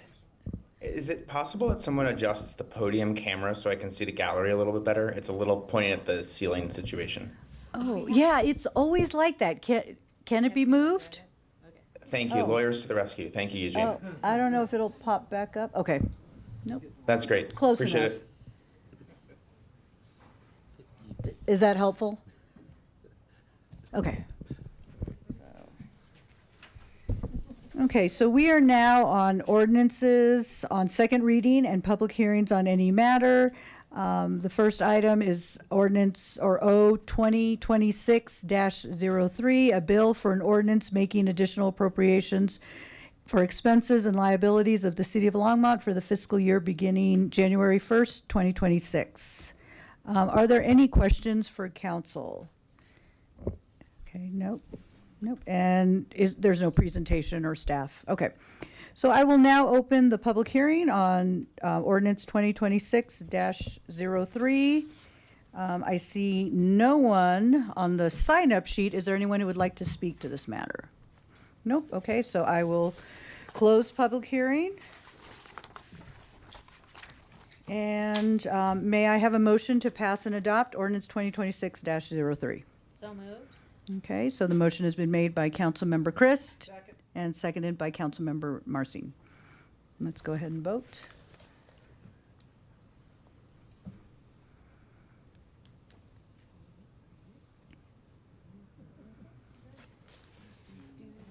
Nine.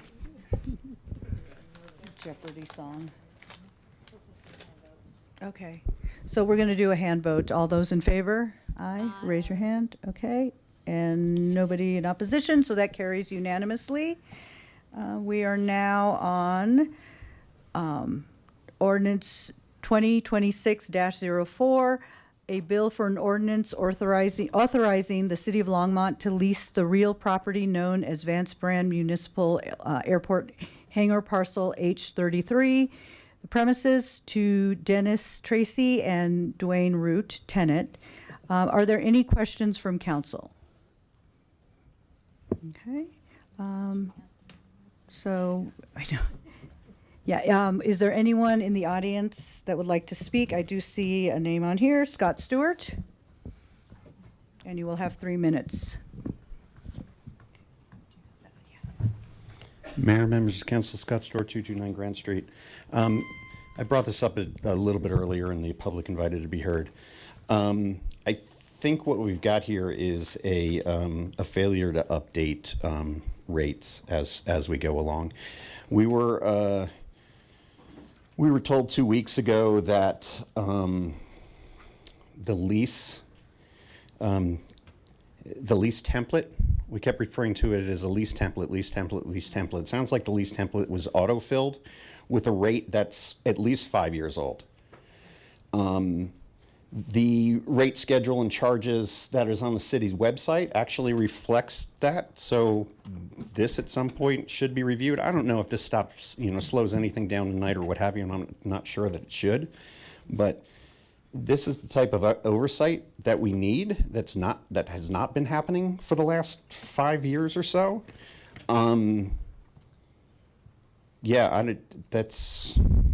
That's basically it. It's 2021. It's the same lease rate as the one you're signing today. That being said, new construction stuff and development of the airport, all of that's you guys gotta document for that. They got a little flyer here at airport land development stuff. Says you guys can, the city can actually change terms and do all kinds of different things as far as in order to, encourage development at the airport. You guys got a lot of power. You're just not utilizing it we're taking shortcuts. And for for management to hand you a lease that doesn't have an appropriate rate on it, that hasn't been adjusted, we're starting from the base every year. Now, if somebody signed this in 2021, I pretty much guarantee that person has got the 3% increase every year. That 3% increase should maybe I'm crazy, but it should apply to the base number for every year, and it should be adjusted every year. Doesn't look like it's been done in at least the last 5 years. So we got some figuring to do. Thanks. Great. Okay, is there anyone else who would like to speak? Okay, so with that, I will now close public hearing. May I have a motion to pass and adopt, and then when we second it, I'll open it up for final discussion. So moved. Okay, so the motion to adopt ordinance 2026-04 has been made by Councilmember Christ. Do we have a second? Okay, and Councilmember Kalkofer seconded it. And Mayor Pro Tem. Thank you, Mayor. Harold, can you talk to what a member of the public was just pointing out there, Mr. Stewart? I'm going to ask Jen and Levi to come down. I think we went through this the last time this was on first reading in terms of the there were some questions also about the term and the 30 years and how we were handling that in terms of an assignment in the new lease. So Levi, can you jump in on this one? I could jump in on that real quick. Kind of the way we operate the rules and regulations at the airport, we have a rates and charges set schedule, and that's kind of what we put leases out at. And that's adjusted ever so often. If I recall correctly, last time we actually updated those 2023. I'd have to check on that to be 100% true. But that's actually what we're doing currently with the rates and charges study. We'll have all that reassessed on what we should set that moving forward to. Okay. That was a little bit confusing because what Mr. Stewart was pointing out is that was the 2021 rates. And I know for a fact that we have set them since 2021. So whatever rate was set at the most current one, which should be the 2023. I think, but again, I'd have to check so when it was actually approved. So should we be holding off until we get that information? Because I'm wondering if this is updated. So we did vet this through the city attorney's office, and we double checked the rates and charges, and it was all came back as So it's the same as verified. 2021. It's actually the same as the last time it was approved rates and charges, which I want to say is 2023. But again, I'd have to check the. So exact rate. 2023 is the same as 2021?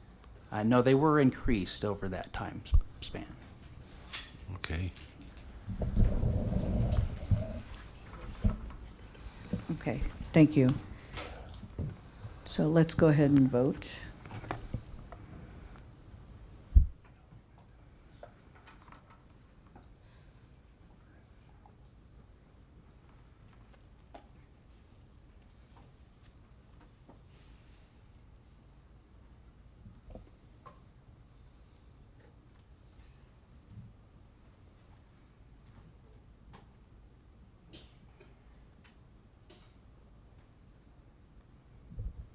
Okay, and so that carries 5-2 with Councilmember Kalkofer and Councilmember McCoy, or Mayor Pro Tem McCoy in opposition.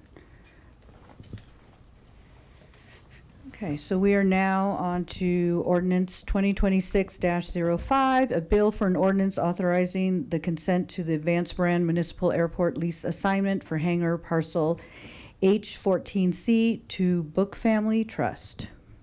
Are there any questions from council? And is there anything from staff for us? No. Okay. So, okay. Mayor. Oh, well, there you are. Didn't show up on my screen. Okay, go ahead, council member. Thank you, Mayor. The last statement, I'm really confused about whether or not we have updated the rates because I'm so confused. And if we're going to vote on 3 more, I want to make sure there's clarity that they have been updated. I'm for renewing the leases, you know, if the rates have been updated because we're already this far in the negotiation, but I'm confused if the rates are updated or not. I can have some provide, clarity, I think, please? a little bit of clarity on it. So as we operate every so many years, we reassess and update the rates and charges. The Latest incarnation of that was actually asking for a third party to do a true rates and charges study for us, which we're currently moving forward with. So that's what's happening now. So in the past, and again, it happens every few years, we have an adjustment to the rates and charges. That was actually one of the first tasks when I came here as the airport manager. So I want to say it happened late 2002 or early 2003, hence when it was officially adopted. And it was adjusted up at that point. So there is a set rates and charges schedule for the airport. So if you're getting a new lease, we're obliged to go off of that schedule. Now, if you have an existing lease year to year, the lease itself says it goes up by the consumer price index. So it goes up however many % the consumer price index is for that year. I should also clarify that via our rates and charges document, it actually says on there, here's the rate that it will be, unless it's already at a higher rate, and then it will continue to be that. So that's currently what our rates and charges document says. So across the board, you'll see little variances in the rates and charges via our own rules and regulations on how those are set. Okay. Continue. I'm so confused, clear as mud, but Yeah. I'll pass it on to Yeah. Councilmember Marzine. Okay, Councilmember Marcin, go ahead. I was actually just going to echo Councilmember Kalkoffer's question, because Levi, that was I don't know if I'm not that bright, there's a lot of words that I don't think answered the question directly. Was when was the last time rates were updated, and by how much? For that detailed information, we'd actually like to go get the ordinance, and unfortunately, I don't have it That's right. in fair. front of me. Yep. Yeah. Okay.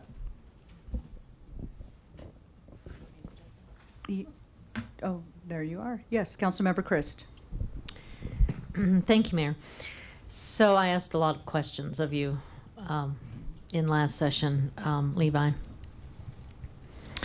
And I think the conclusion we came to is that each of the leases that we were looking at had advanced, and they were being renewed at a higher price, but not a higher rate than they were originally. Yep, and we did double check them all as before we Yeah. brought them here last time. And then there was some discussion about concern about going with a 30-year lease when we are adjusting rates. But legal counsel advised that that is the template, and we have to be very equitable in our application of leases. So that is how this got into second reading, because after much discussion, we decided that we had to go forward with what was before us because they were expired. Yep. Okay. Okay. Yeah, thank you. Oh, there we go. Okay. Mayor Pro Tem. Thank you, Mayor. I actually have less issue with this particular one just here because it's a selling of the property and it's already in the in that process, and so we're just agreeing to let the property owner sell their property to another and changing who's on the title than I do with the other two, where I feel that there's I know we're waiting on the lease and rates study, but I am really concerned when people who are just trying to keep a shelter over their head in some of our trailer parks in town pay, in a 3-month period of time more than these people pay over an entire year.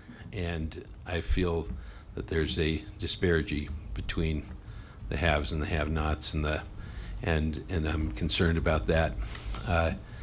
Maybe that'll be willed out in the rates and charges study, but as it is right now, I feel really uncomfortable. But I also feel that we have some leverage here that we need to be looking at in the future. There's a lot of folks out here that are, we look at Boulder, and by the end of the year, according to the news today, they are going to require, unleaded gas at their facility, it sounds like. I don't know how they're doing that, but more power to them. But I know that there are a lot of community members that are tired of 60 and 50-year-old planes, something that not one of us would commute regularly to work with, but that are flying overhead, and that the repairs to change them to a unleaded gas sort of engine has not been done, and I think people are sick of it. I think they're sick of that sort of stuff, and that somebody always gets a pass, and so then we're letting them have a 30-year lease when we should be giving them much shorter leases to encourage that sort of capitalist approach to sticking the carrot, trying to encourage people to do things either by the stick or by the carrot, and I'm concerned that that's the thing that is one of the many things that concerns me about what's going on at the airport. And it's not a reflection on you. You're getting direction through Harold, from us. So, but it is a deep concern of mine. That's why I'll support this one, but I won't be supporting any others in the future. Thank you. Councilmember Popkin. Thank you, Mayor, and thank you, Council, for your comments on this. There are a few broad points I want to make here. I think one, I want to remind everyone that we're focused on a very specific individual hangar lease for today's discussion, and that many of the policy concerns or issues raised by my fellow council members, I actually do want to get into the merits on, but that today is not the time for that. We are discussing the specific hangar leases, and I would encourage us to stay focused on that today so that we can set up productive conversations as the Mayor Pro Tem and Mayor helped start kind of over the last couple of weeks on the structure and the future of airport advisory efforts in the city and the future of airport management. I'd encourage us to keep that. I also want to remind us that we're talking about a fundamentally different market. When we're talking about hangar leases, we're talking about a different market compared to housing. And Mayor Pro Tem, if we did control mobile home parks and the land there, I'd say let's definitely have a conversation about the equity there. But unfortunately, to my knowledge, we really do not. And then lastly, I guess I have a question for the city attorney here, just to kind of maybe pull this all together. My understanding is that our airport manager and assistant city manager, Uten, have looked at the leases, that these have been reviewed consistent to our practice, and that the city attorney's office has reviewed this as well. Are there any reasons to doubt the consistency in how these leases have been applied from your legal review for our purposes of approval tonight? Thank you, Councilmember Popkin, Eugene May, City Attorney. Mayor and Council, I'm looking at Resolution 22-186, approving lease rates for land at $0.3576 per square foot. That is the rate that's in the lease. I don't think there's any other reasons why I would doubt the accuracy of that number. I will say I did not personally review this lease, but my attorney works with these matters all the time. It was a search, and I haven't had the chance to look to see if there's been a further update, but the 2022 rate, resolution rate appears to be the correct one, and that's what's in the lease. And just that was adopted and signed on January 4th, 2023. And so that was the update that was being discussed, and the number in that rate study matches the number that is in the contract. And so that's what we're operating off of. Specifically, to talk about airport lease rates, it is a different market. And so if you are leasing land on an airport to a non-aeronautical use, then you actually use the market rate for the lease.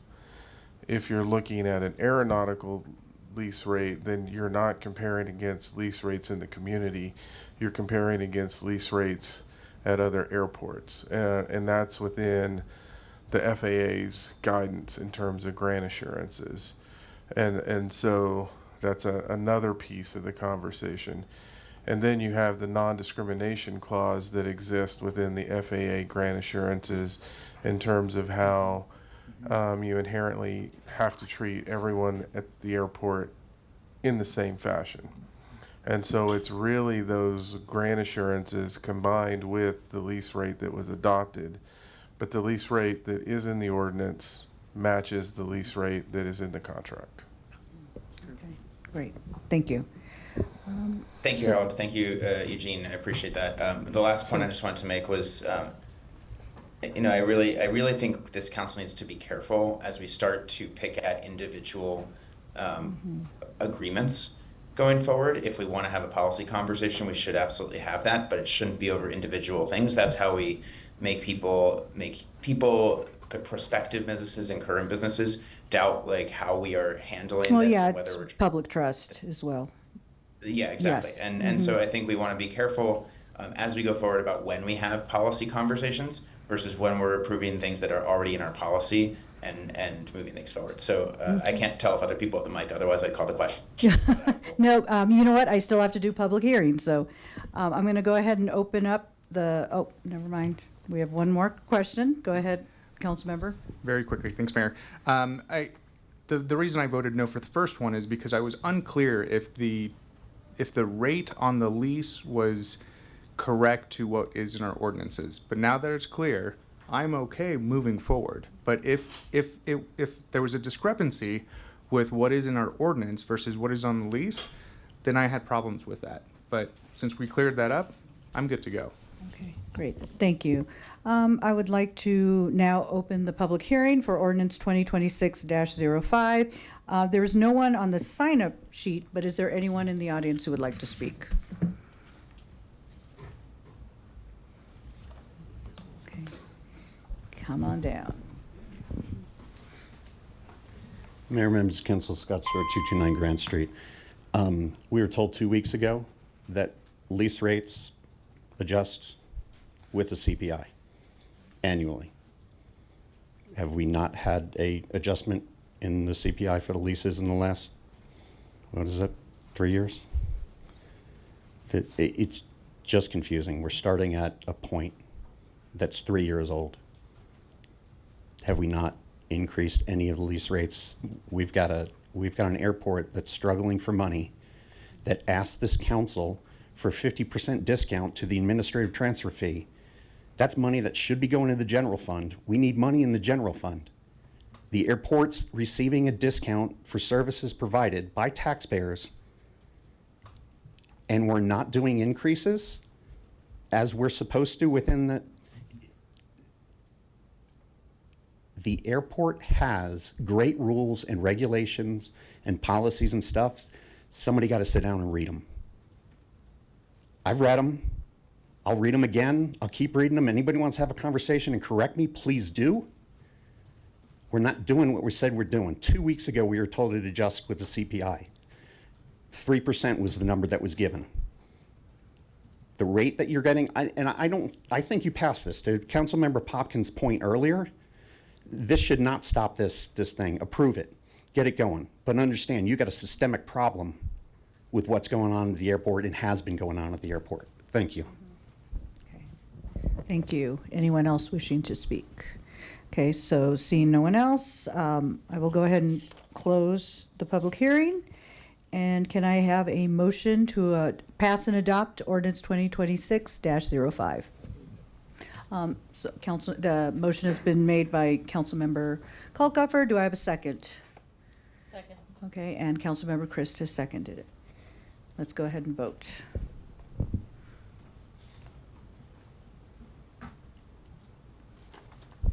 Okay, and that carries unanimously. And we are now on to item D, ordinance 2026-06, a bill for an ordinance authorizing the city of Longmont to lease the real property known as Vance Brand Municipal Airport Hangar Parcel H55, the premises, to Lyle Properties LLC tenant. Are there any questions from council?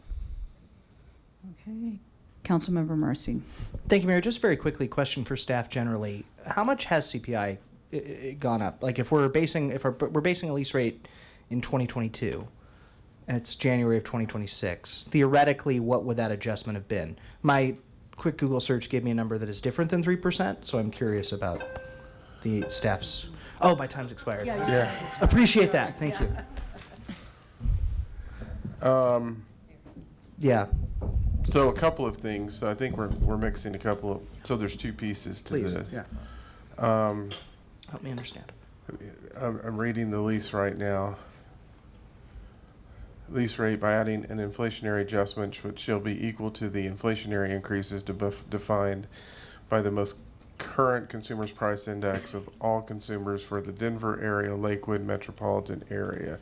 So that's a number that needs to be in there on the annual increase, but the base rate starts at the number that's adopted by council in the policy, and then within the lease, it increases, the lease itself increases by the CPI index, not the base rate. Okay, and we are doing that within our leases. So theoretically, like that number, based on my quick Googling, correct me if I'm wrong, would be like 11%-ish. Is that on those? How much CPI has increased, you mean? Between the time that rate was established and where we are today. I couldn't say exactly off the top of my head, but approximately, if I recall. Okay, if it's correctly, last year if was- that doesn't sound yeah. crazy, then I'm comfortable. Okay, thank you. So to the point, when you look at the standard rates and charges, so existing lease improvements point or current lease rate, whichever is more. That's where it catches it. So the current Got it. lease Okay. can be more than the base rate because the current leases increase on that piece. Great.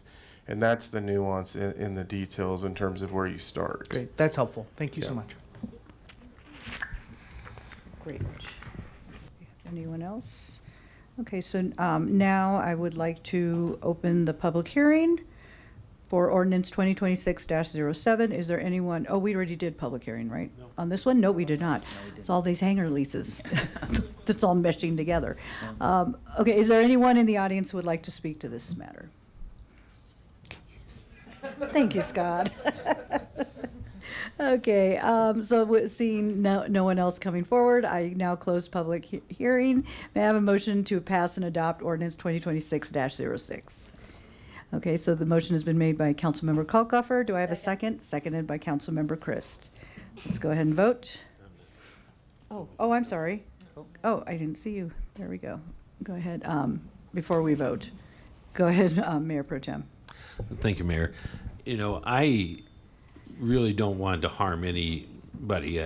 My votes are more of a loyal opposition sort of approach to letting the hangar owners know that they need to be aware that there's going to be some changes here, and that they shouldn't have a unanimous vote every time we come up here with an ordinance. It makes me concerned that we do have other members of the public that feel, distinctly different about this. That my vote is not intended to make to harm. It's intended to send the signal that we are in a period of change, and in a situation here where things have to get better, and there's going to have to be an anticipation of change there. So it's not intended to go against our policy so much as to send that message that it wasn't unanimous. It's not always going to be unanimous, and that if members are agreeing to this, it's because of the contractual side of things. It's not that they necessarily agree with what's going on, and I think there's many members here on the council that would like to see some sort of change of how we do things, because there's an equity issue and things like that. So thank you, and Levi, thank you for trying to answer our questions to the best of your ability. Okay, Councilmember Popkin. Thank you, Mayor. I'll be brief. Yes. Mayor Pro Tem, with all due respect, and I have the utmost respect for you, sir, I do want to just note that, if every single person here on council took that kind of principled, loyal opposition stance, then we would be unfair to the people who are following our current laws and policies and procedures. And so while I understand the willingness to try to make a point with a vote, I would strongly discourage this group from getting in the habit of that, because it does then create these problems where multiple people could start to kind of vote on that principle when all the people who are, when the folks who are applying for these leases or coming to renew are just following our rules. And if they are truly following our rules, we shouldn't be penalizing anyone for following our current policy.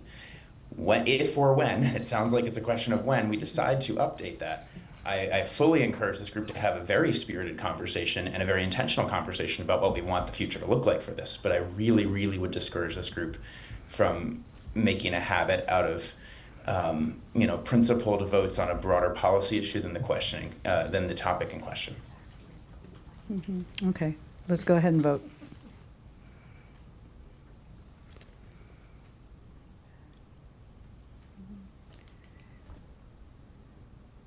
Okay, and so that carries 5-2 with Councilmember Marcin and Mayor Pro Tem McCoy in opposition. So we are now on to item E. So ordinance 2026-07, a bill for an ordinance conditionally approving the vacation of a drainage easement located within the boundaries of the Fairground Marketplace subdivision plat. Do we have a presentation or any update from staff? Nope, okay. Do we have any questions from council? Okay, so I wouldn't, oh wait, I'm gonna check out our Zoom person. Did I lose Popkin? Nope, okay. No, oh, there he is on my screen. Now I have this weird thing popped up. Oh my God. Okay. I am having issues on my computer. I have too many tabs open. Look at what happened. Close that. Okay, there we go, but then I can't see this. God dang it. Okay. No, cancel that. Okay. So, okay, I just wanted to check to see if Popkin had his hand up. He clearly does not. So, Councilmember Chris, I'm just having all these windows keep popping up on my screen. Turned on. Yeah. Thank you, Mayor. It's just a comment, and this item came before the Water Board, and they did not have any problems with it either. So that's just to inform that the Water Board approves as well.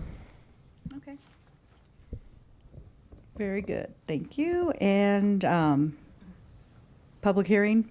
I would now like to open public hearing. Is there anyone in the audience who wishes to speak on this matter? Okay. Seeing no one, I will go ahead and close the public hearing. And may I have a motion to approve ordinance 2026-07? Okay. Second. Okay, so the motion has been made by Mayor Pro Tem McCoy, seconded by Councilmember Christ. Let's go ahead and vote.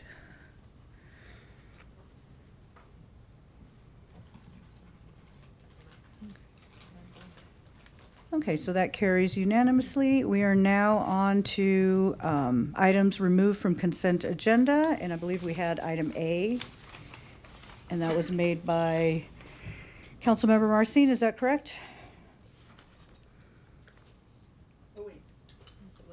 Yeah, items removed. Oh, nope, you're fine.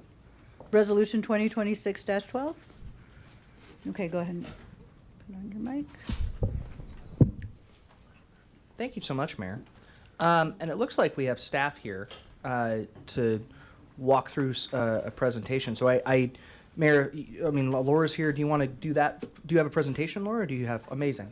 So do we want to walk through that first, and then I can share some thoughts and questions on the back end? Would that be, because maybe I'll Yeah, my questions get answered. do it. Cool. Awesome.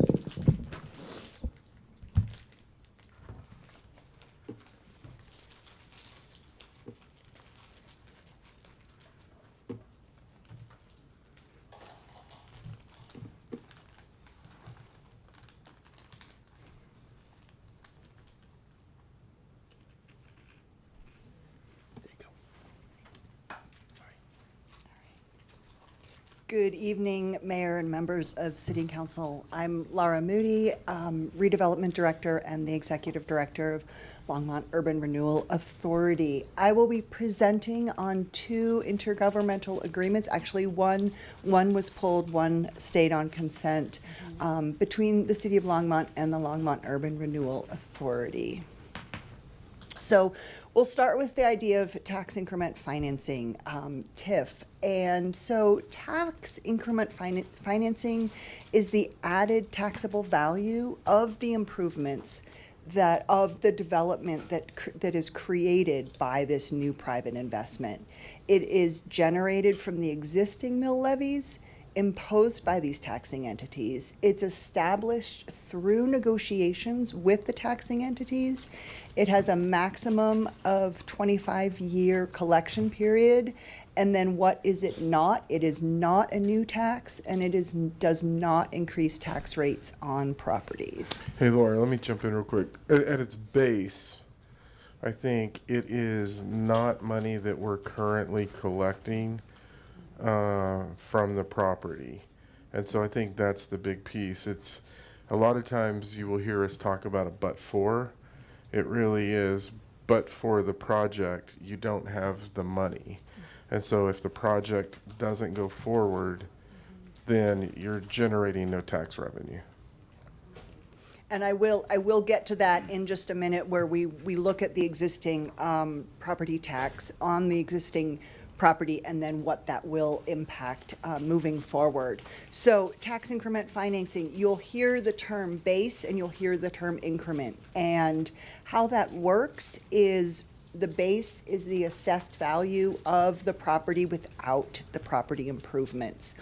And the increment is the amount of value increase over that base that increases due to the property investment. And so the money in that increment is what is invested back into the property, and the money from the base remains with the taxing entities. So some key impacts, key impact points that I do want you to have 3 takeaways before we go into the presentation. One is the property taxes generated by the new development is reinvested in this plan area. The second is for the Hover and Nelson project. This reinvestment makes the project possible. Without it, it would not happen. And then the Second and Martin project, that money is then reinvested in the Southeast Longmont Urban Renewal Plan area and can further other developments within that plan area. So, touching base on the Twin Peaks Mall plan area for TIF Area 2, this is just with a map. We are at 800 South Hover Street, so just a little bit of table setting. This is the former Walmart site. The Walmart closed in 2011. The building was demolished in 2016, and it's been vacant ever since. So I have gotten several questions. So this intergovernmental agreement that we're discussing tonight is between the City of Longmont and the Longmont Urban Renewal Authority. The request is for 100% of the city's portion of the TIF for a period of 25 years. And the city then retains, for that 25-year period, the property tax associated with the base. Now, you're also aware of a redevelopment agreement that has already been approved between Lura and Heinz Longmont 800 LLC. So this is a reimbursement agreement of up to $600,000 per year for up to $15 million over the 25-year period. So only the TIF generated is reimbursed. If it's less is reimbursed. And then if more than $600,000 per year is generated on the property, Lura then can keep that excess, and the Lura board then decides how to spend that money. So those are the differences in the agreements. So just some more information about the 800 South Hover site. There have been extensive calls for service, particularly in the last 5 years. 375, including trespassing suspicious situations, extra patrols, wellness checks, etc. And this, many people are familiar with the car meetup that resulted in the death of a teenager. So I won't go into the 11 conditions of blight, but you will see that there are 11 conditions, and you can identify them on the site. The map here that outlines where the different conditions are and what conditions are found on the site. So the site is part of our future land use map, and it is identified as a regional center in the future land use map. Within Envision Longmont, it is identified in an area of change, and what this means is that it is identified as an area for potential infill or redevelopment. So what does the regional center designation mean? It means that uses can be large format retail, restaurant, entertainment, or high density apartment and condominiums. There are existing site challenges which make it extremely challenging for retail and commercial development. First and foremost is the successful development at Village at the Peaks, very close by, where we do not want to cannibalize that successful commercial development. Within the site, there are multiple ownerships. There is a reciprocal parking easement across the property that requires consent for parking. There is limited access off Nelson, and then there is also awkward access off Bent. So when there are access issues like this, it is not appealing to retail or commercial development. So what project is being discussed? There is a development project of 256 units of a retail wrap that is an unproven product here in Longmont. There is a community benefit of the elimination of the site issues on the demolished Walmart. There are transportation benefits. This site is on the bus rapid transit line, where you would have individuals who could take bus rapid transit and live and work within Longmont. The developer is also proposing to satisfy the inclusionary housing requirement by 1.5 times by contributing $450,000 to satisfy this requirement.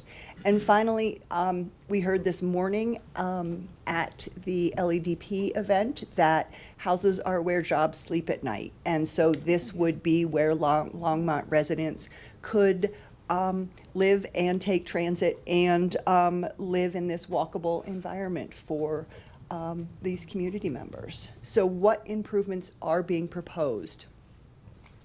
These include a north-south drive, installation of water, sanitary, and storm lines, a plaza and landscaping, among others. So what are the revenue benefits to Longmont? Longmont benefits from $1.7 million in use tax, as well as over $6 million in development fees.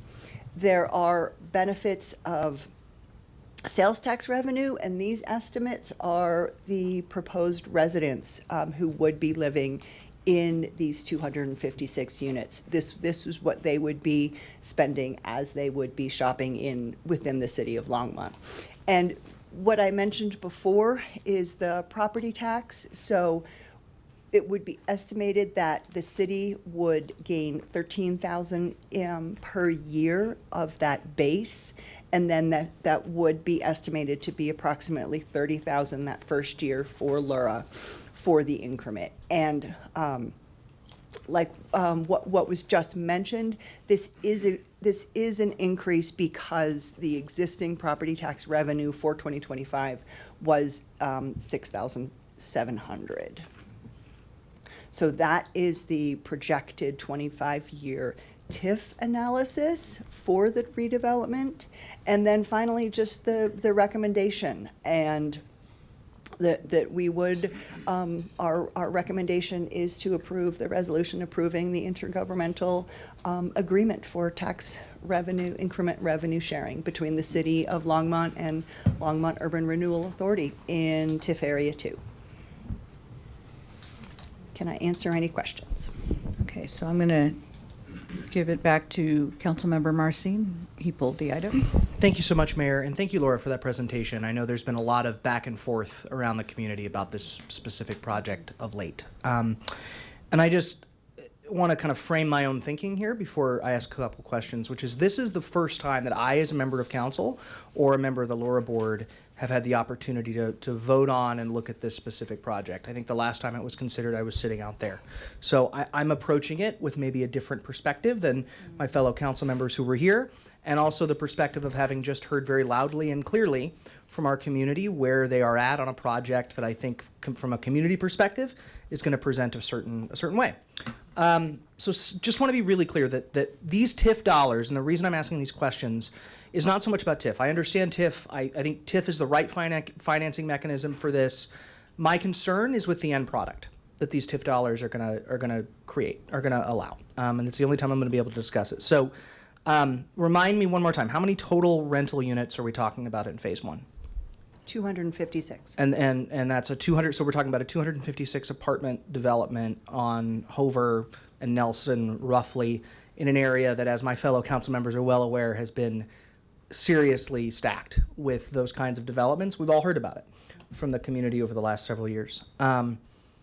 Was any consideration just in the negotiation process and development partners working through the planning phase given to, and I don't know, Laura, I know you're on the Laura side, I don't know if you're necessarily the person to answer this question, but given to working with a developer more interested in for sale product, interested in a different mix of product for this specific site? I appreciate you in your presentation highlighting some of the challenges with that for this specific site, and we all know the challenges related to condos and for sale units, but was that a conversation during this process, as far as you're aware?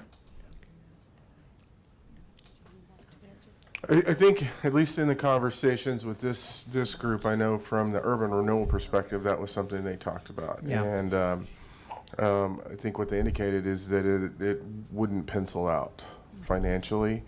And ultimately, they have the contract on the property.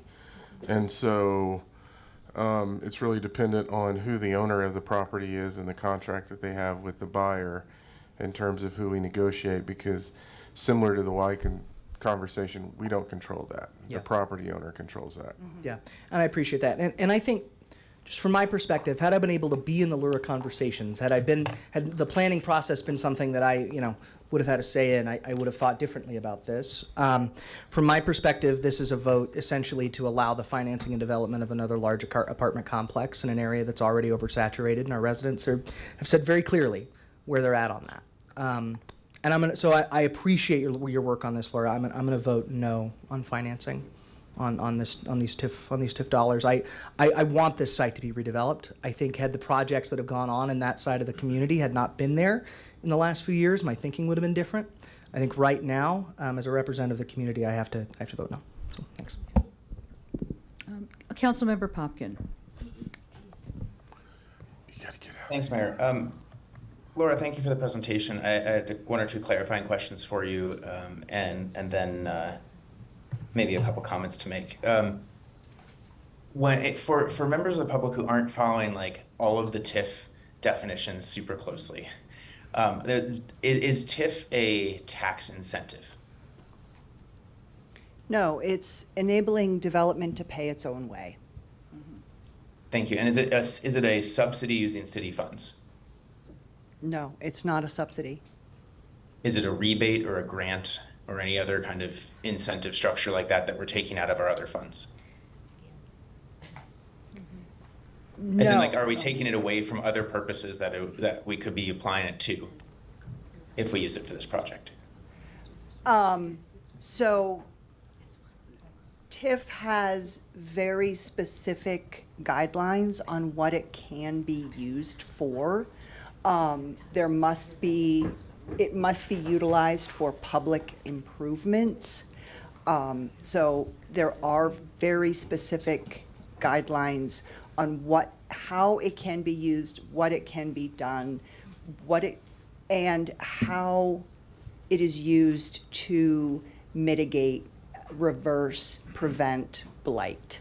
So there are very strict guidelines on what it can be used for, and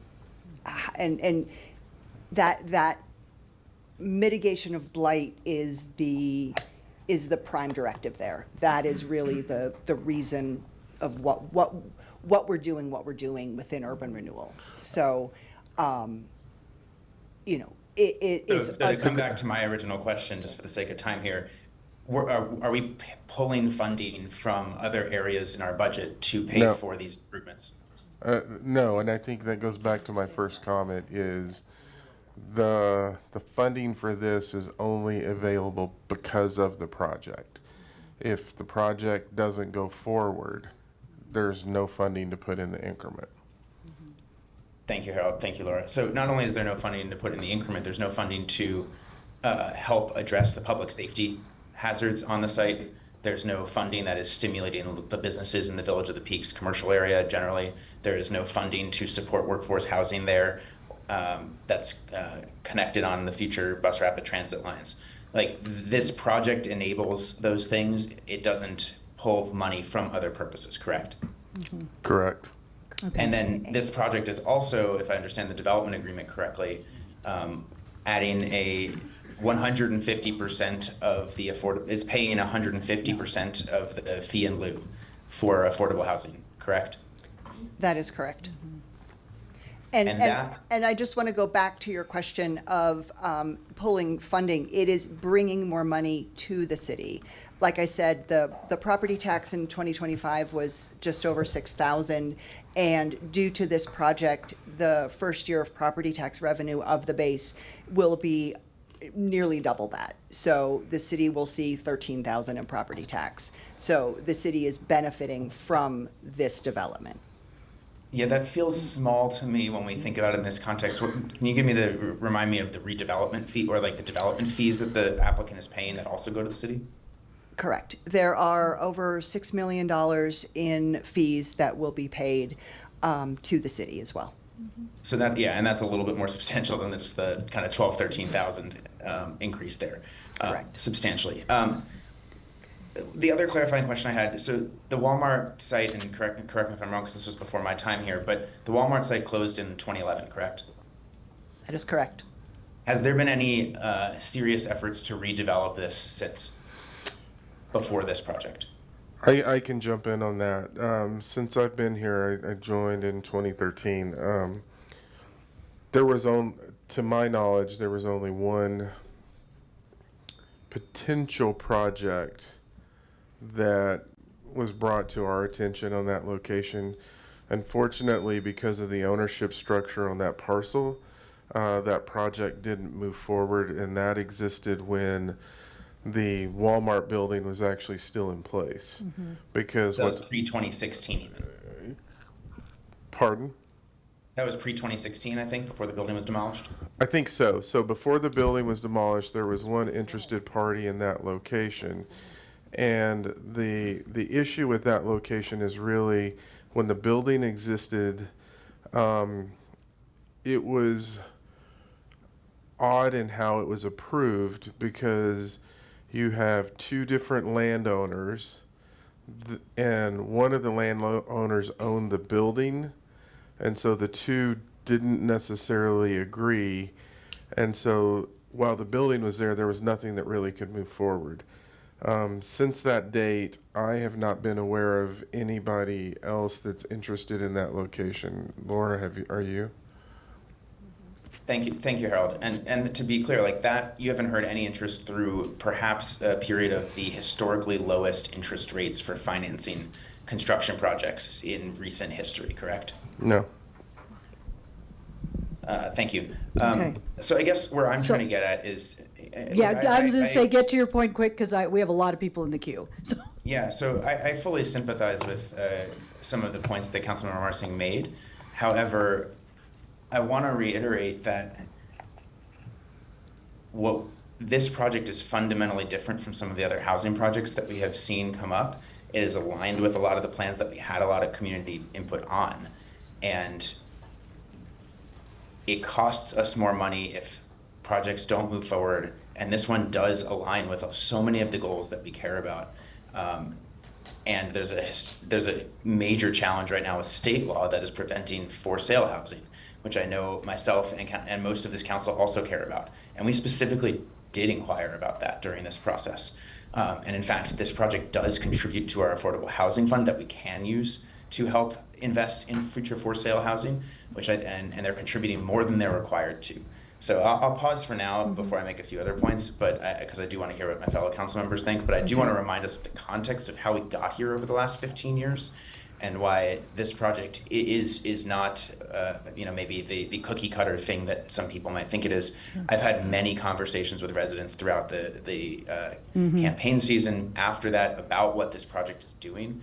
And after they understand kind of the mechanism, the concept, the goals of it, and what it's actually correcting for, I have not only received less opposition, but actually support for why we're doing this. Okay. So I did want to Thank make you. that point, because I think clarity is king here. Thank you. Thank you. Councilmember Prieto. Thank you, Laura, for the presentation. I had sent you some emails earlier. I got a response to one of them, but my other one might have been lost. And maybe it was yesterday, I don't remember. But one of my questions, I guess I'm just trying to wrap my head around the 25-year TIF timeframe and how we go about using that. If I wasn't mistaken, in the other contract for the Martin one, that had a sunset. So once we meet X amount, then it cuts off and we don't go to the 25 years. And so I'm just wondering why the city does the overall 25-year period kind of rule of thumb and doesn't cut it off once that debt is paid so we can start getting those taxes back to us. Can you explain a little bit of that background? So the state statute dictates that the period can be 25 years. And it really does tie back to how the money is to be utilized to mitigate blight. And so in this situation, were you asking about, because they're very different situations, the Martin project versus the Hines project, do you want me to elaborate on the 25 years, how it's used differently in the two projects? Yeah, well, I guess I was just trying to understand why in this project it goes to the full 25 years, but in the Martin project, I believe it cuts off or sunsets once that debt's paid off. No, they're both for 25 years. They're both for 25 Yes. years. And so I guess the question is, why do we go for the full 25 years and not the projected X amount of years to pay off the X amount of debt? Does that make sense? So, Harold, did you want to answer? Okay. Okay.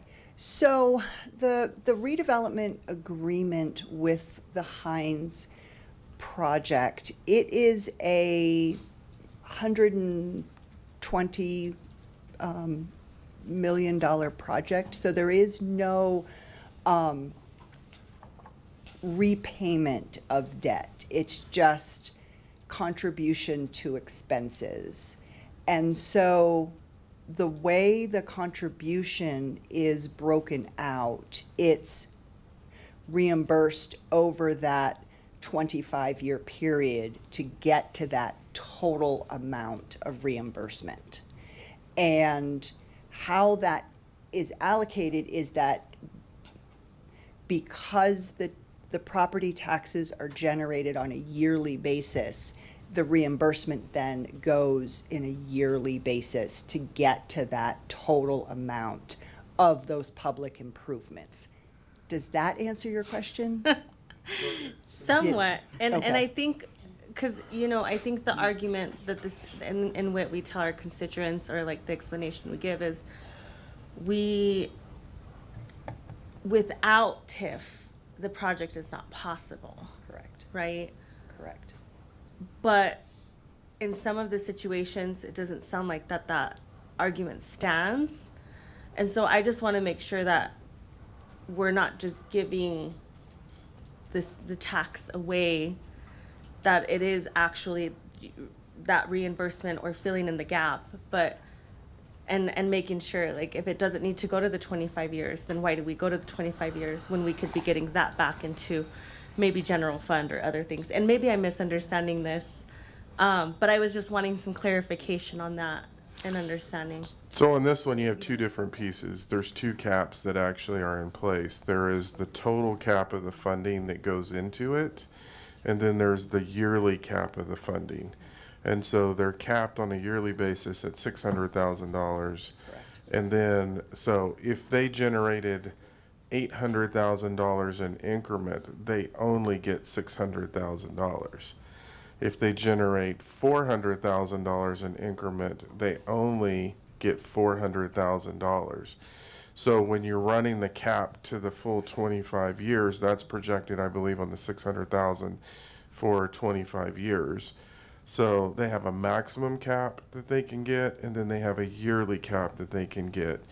So to get at your point, if they build it and all of a sudden it appraises at this and they're putting in 900,000, they only get 600,000, and then the remaining piece comes back into the Urban Renewal Authority. Correct, Laura? That is correct. And so then the Urban Renewal Authority can invest it in areas adjacent to the property. So let's say theoretically we needed to put a new signal light at Hover and Nelson. The Urban Renewal Authority can contribute to that project. Or if there was, we talked about if there was a project at the fairgrounds, the Urban Renewal Authority could take, because it's adjacent to the area, they could take anything that they get above that to participate in that project. So I think to answer your question, they're limited at 600,000 per year, and when you take the 600,000 per year over the 25 years, those two numbers align with each other.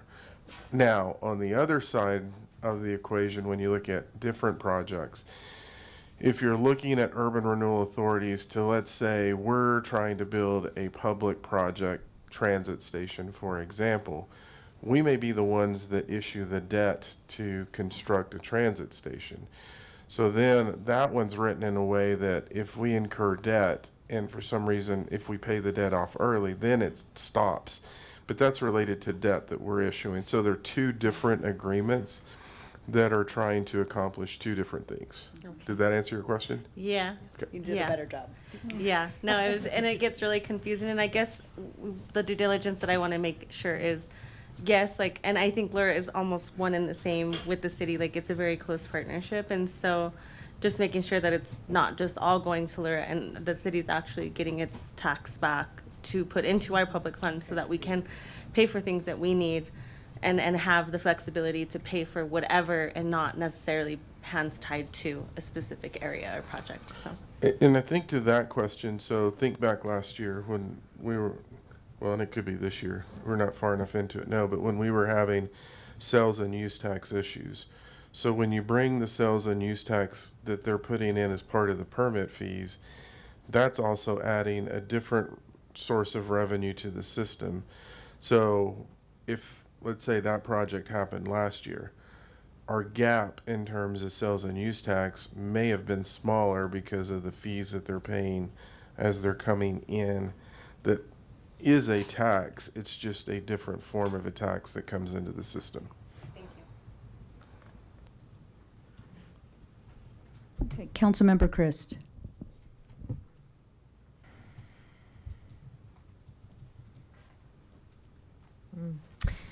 Thank you, Mayor.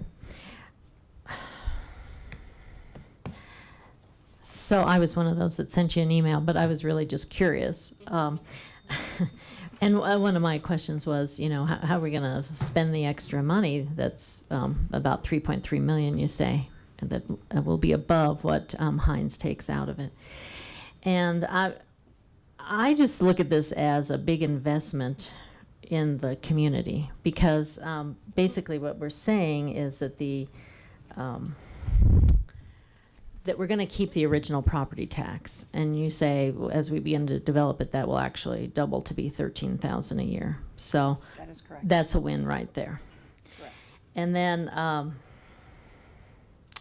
we're going to save public safety time and excessive calls in that area. Plus, we're also going to receive sales tax, and I think you said $500,000 sales tax will go into the public safety fund in that amount. So we actually have more sales tax for the city, but the public safety portion of that would be about $500,000. So that's another win. And then for those who weren't in the original meetings with Heinz, I've got to say that this is a bit of an original project in that it has a wraparound garage, so the garage is safe. Outside influences can't come into that garage. It's 5 stories, so there's elevators, and it's in an area where there's a lot of commercial activity, so it's very walkable. If you want to go to a restaurant, if you want to go to entertainment, if you want to go to the fairgrounds, if you want to catch a bus, it's quite a bit different than some of the slap and dash that we've been seeing that the community is concerned about. And actually I've had a lot of interest in that product already from the community. And so my big question is, I've been tasked to ask, is when are they going to break ground on this product? They're hoping very soon. I mean, they were really hoping to break ground as soon as they can. Yeah, okay. So, and my understanding of that extra, the extra money that will come back to Lura, we can reinvest in more buildings, in more assets that will also grow property tax and grow sales tax in those 2 areas. But it'll be up to the Lura board. So we'll have influence as we go forward as to how that is spent. That is correct. Okay. All right, well, I'm in favor of this, and thank you for being so patient and showing us once again what the plan is. Thank you. Yeah, the plan and the process as well. Yes. Councilmember Kolkopper. Thank you, Mayor. And thanks for all the information. So it's been a vacant site for a while. Hardly any retail or large event company has shown interest in the site. It is a hard spot for retail in and out, so I'm not surprised that there hasn't been much activity for that. But no like Trader Joe's type of grocery, no library branch that we've been working on could fit there. Like, what else could go there if it weren't this project? You know, those access issues are really limiting, and access is bread and butter to these retailers. And if they have any access issues at all, they will find another site with no access issues. And retailers have a formula. They know exactly how many cars per day, how many people within 5 miles, how many, they know exactly what they're looking for in a site. And if they cannot find it in a site, they will look at another community, another state, they will look at other sites. So I think the access issues speak volumes. And if we don't approve this, that doesn't mean that another apartment developer wouldn't come in and develop it anyway. They just might not get the TIF, correct? That doesn't stop development from happening there, is what I'm kind of asking. Is that correct? I think potentially, what you would get is, if something were to occur, is probably not this type of product. And it would probably be more of suburban style, simply because the challenge in this is really the wrap design in this. There hasn't been anything like that built in Longmont. And so the underwriting on that project is what's creating certain issues. You know, in talking to Heinz, they said, we could underwrite this probably right away in Cherry Creek because that's what it's proven itself there. So behind it is the financing piece that is part of the challenge in this. So could you get multifamily? Yes. Could you get multifamily that is designed like this, that has elevators and other pieces? I think it's hard to say without the TIF, because that really, the financing's driving that issue. I think the other thing that we didn't talk about in this is, it's not just the land ownership on the Walmart site. It's the land ownership in the entire site, because there are covenants on retail sites that you often see where certain tenants have certain rights that can preempt the rights of the other property owners.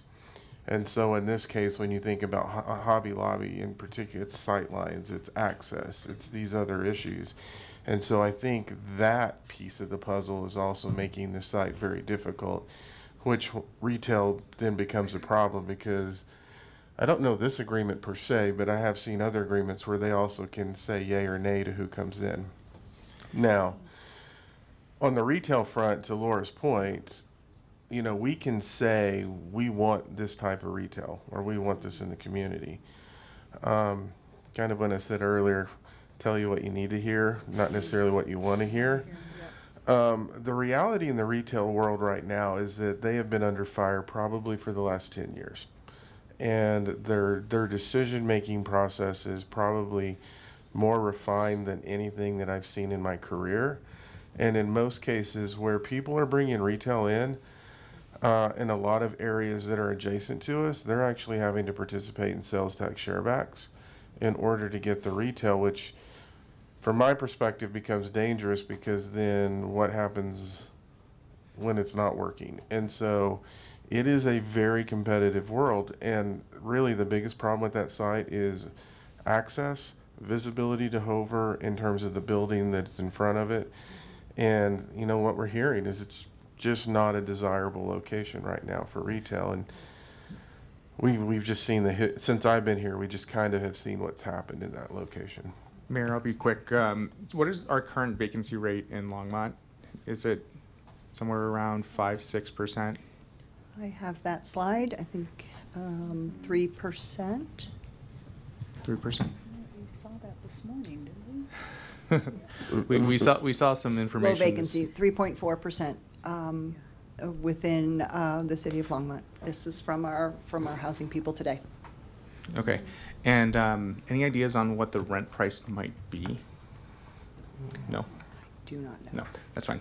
My concern is that there's not going to be affordable housing near transportation. I am for building housing near transit, because I think we need to move people efficiently with our transportation network.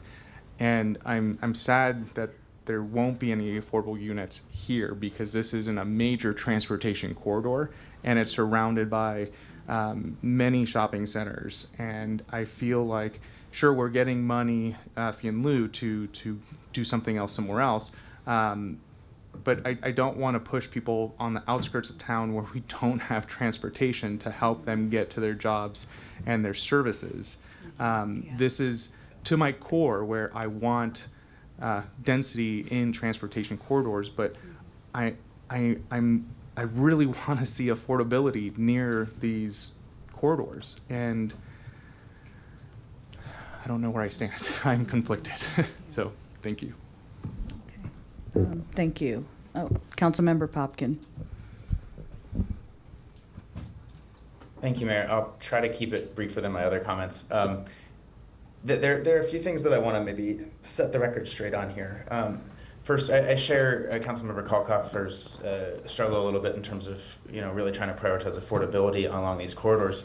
What I will say, though, is housing supply in of itself increases affordability across the board. Mm-hmm. And you could subsidize something publicly in a specific area, but that actually dilutes the market effect. And when we're thinking about a new zone in our First and Main area and Sugar Mill and Steam district, that's where all of these ideas, all of this passion and energy should really come to a head, so that we can set up those zones for exactly the kinds of things we want around transit-oriented development.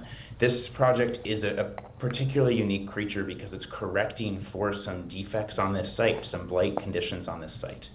And when I think about what responsible growth looks like in this community, it is leveraging a site like this, because it is along, the downside about it being along a major corridor is that it's visible, but the whole intention of it being along a major corridor like this is that it's transit accessible and business accessible, walking, biking, taking the bus, and all of that, right? And so what this does is it also pulls pressure off of existing neighborhoods. And I know that this council hasn't seen some of those projects yet, either come back or come through, But I know some of my current colleagues who've been on the council for many years longer than myself have seen that wholeheartedly. And when you get those types of pressures, it's a very different conversation. This pulls pressure off of existing neighborhoods and focuses on redeveloping, not developing, redeveloping sites that have been previously disturbed and are public health and safety hazards. And I want to build on Councilmember Christ's comments before. This really is an investment in Longmont and our region. Redevelopment of this site, and Laura, correct me if any of these numbers are out of date, but as of end of last year, redevelopment of this site will generate an estimated $48 million in just the first 25 years in local revenue to Longmont, Boulder County, and the school district. Money that would not exist otherwise. And in fact, this actually includes approximately $11 million in city taxes, fees, and other revenue that directly enhance and support our public safety and our core services. And roughly $32 million in taxes for the school district and the county. This helps fund important services without raising taxes on current residents or expanding development in farmland or existing neighborhoods. And so this is particularly valuable when our budgets are tighter and when federal and state funding is limited. When you think about the TIF revenue, when you think about everything that's coming in and going out, it's roughly a 220% return on investment. We're putting in $15 million through TIF, and we're getting about $48 million in regional revenue. I would love to see more projects that achieve that and that correct public safety and health hazards. I don't know how often we're going to see those types of opportunities, and from where the risk is all borne by the private sector. It is such an opportunity for us and an opportunity to support the Village of the Peaks, which when economic times get challenging, more foot traffic is so incredibly valuable to the strength of that part of our community and those businesses that are there, and the businesses that we hope to frequent on occasion when we need something or want to shop there. It really enhances that. The last thing I'll just say here is that I think this is truly responsible. Do you have a question? You have about a minute and 20 seconds left. So, okay, No questions, go just ahead. making a few Just comments. make your Actually, final Mayor, comment. Are there any other mics on? Yes, there are. Okay, So- thank you, I appreciate that. Uh-huh. So I won't move the question then. Yeah, don't. This is, from my perspective, and from all of the conversations I've had with residents, responsible growth where growth makes sense for us. It's not the dirtiest and most disgusting site in Longmont. That's reserved for the sugar mill when annexed. But it is not a pretty site, and it is a complicated site that impacts our other businesses and housing right nearby. And we have an opportunity before us. We have a partner who is actually trying to negotiate effectively with us and trying to build something that is creative and new for our community. Is it the perfect thing? Probably not, but most projects aren't. And we have something that's really, really good and a sound investment for our community. So I really, really hope we set a clear precedent with this and say, hey, we want you to build on these types of sites because we got a whole lot more of those at First and Main and at our sugar mill. Great, thank you. Councilmember Marcy. Thank you, Mayor. And I want to say I appreciate Councilmember Popkins' points because I actually agree with him on a lot of it when it comes to this specific site. I think this site is appropriate for development like this. It's along a major corridor. It's near services. It's close to transit.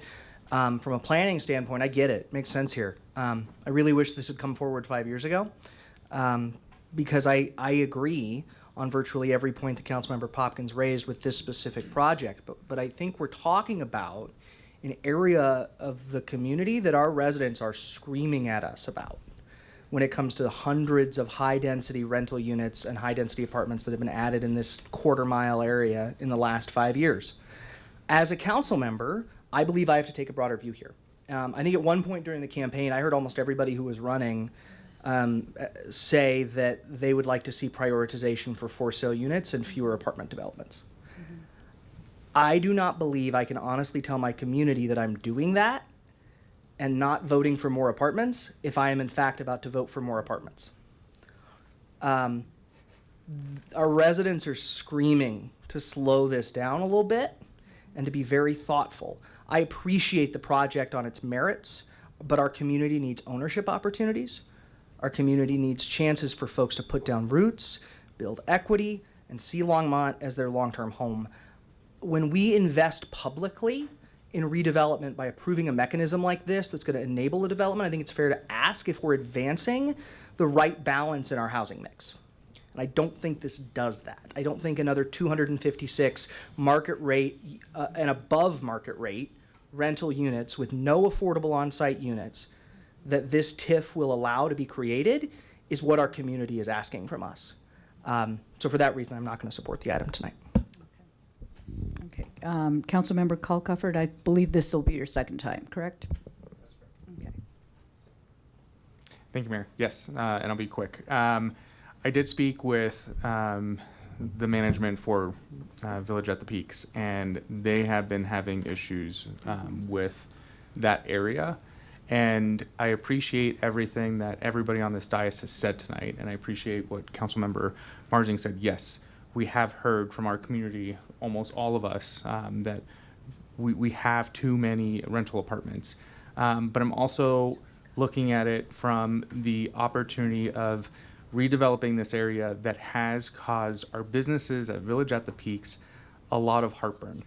And that they're spending a large amount of money because of the surrounding area is a magnet to blight, and we're having issues. And I think we have an opportunity, and it is a very difficult decision that I'm going to be making about creating more rental apartments. In my heart, I really want us to have for sale apartments that are affordable in transportation corridors. I believe this site is appropriate for what we're doing. The apartments that are being built elsewhere are not in the areas where I am passionate for us to develop. So I believe I'm going to be for this. Thank you, and thank you for the comments. I mean, yes, we do have to vote our heart on these issues. For me, you know, this area has been a source of consternation, public safety activity. You know, it has been a pain for the business owners in that area as well as the city itself, our public safety. You know, and I think about the talk of rentals and all that. Well, guess what? I rent. And buying a home, you know my situation. Over $200,000 in mental health care because of a broken system. There are people who are, and the more I talk about it, the more people come to me and are in the same boat where they have great credit, they have money saved up, they cannot qualify. So, you know, we also need a place to go. And I think about, you know, folks and friends that I have in the IDD, the individuals with developmental disabilities, as well as people with severe mental illness, you know, looking for places that they are close to commerce, that they are not having to drive, but they have easy accessibility to buses and transit. You know, I see this development in this location as a prime opportunity for people in that situation. So, you know, that's why moving forward with this, I look at other annexations that will be coming down our pike, other things that will be coming before us, and I'm going to look at them with a critical lens in the sense of, do we want development out where there is no transit, where there isn't close to businesses and economic development, and that we're tearing apart farmland or open space areas. You know, so those are areas that I'm looking with a critical eye and being cognizant. So this is about careful and smart planning. I understand it's condensed in this area, but it also allows opportunity for people who don't have access to vehicles to actually get to where they need to go. And that's just what I've seen in my own personal experience and folks that I've worked with in the past. So, you know, I'm looking at it from a different lens as well. Councilmember Popkin, you've already spoken twice. Councilmember Prieto. Just a quick question for Laura. So I know not every development is the same. So I'm going to ask this question, understanding that. In the past, the public has come out and spoke against certain developments, and we've seen developers come back with updated plans and how that development could look. What are the odds that that could happen here? Do you mean updating? Like the amount of units, they've lowered it, they've changed it from apartments to townhomes, different things like that. So we worked extensively with them. Part of our negotiations were included looking at their pro forma, and that we needed to see that there was a gap and there was a but for. And for us, there was the gap with market rate.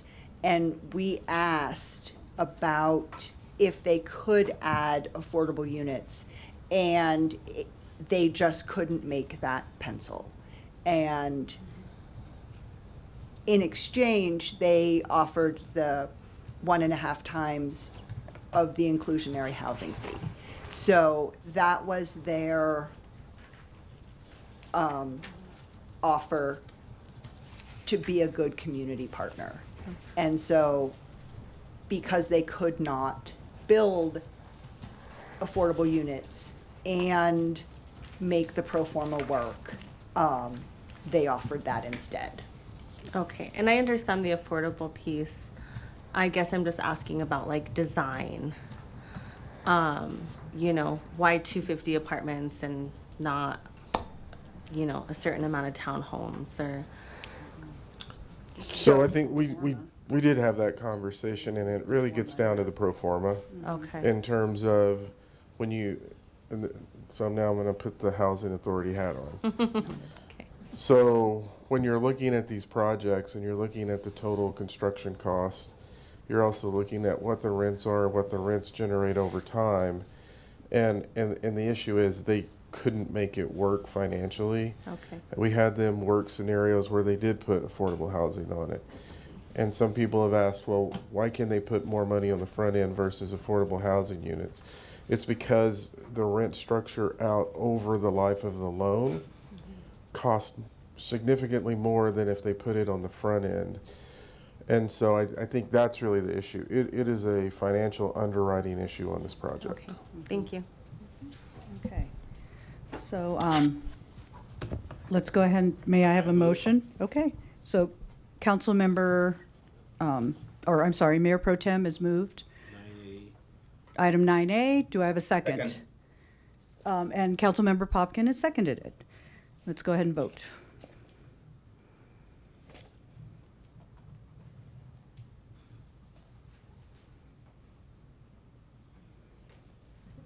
Okay. It just says waiting. Who moved it? It was Mayor Pro Tem. And then Popkins seconded.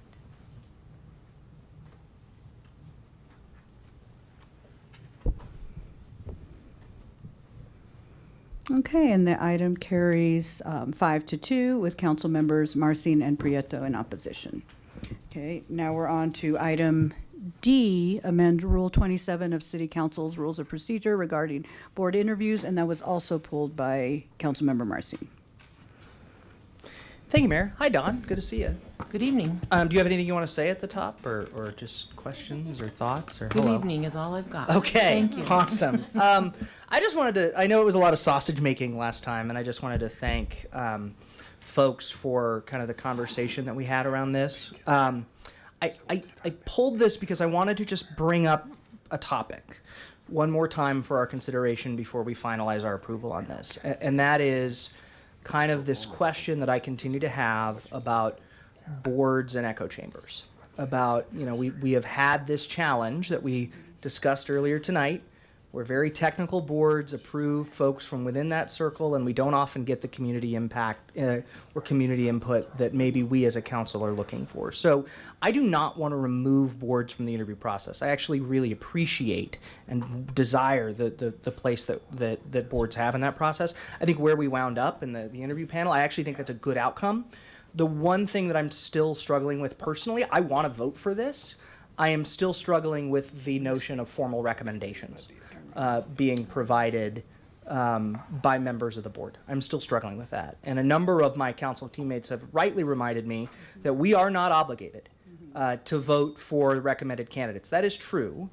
but I don't believe that our written rules should necessarily rely on our studiousness or on individual vigilance, right? So good governance is about safe rails and structure so that authority, accountability remain clear regardless of who sits in these seats 10, 15 years from now.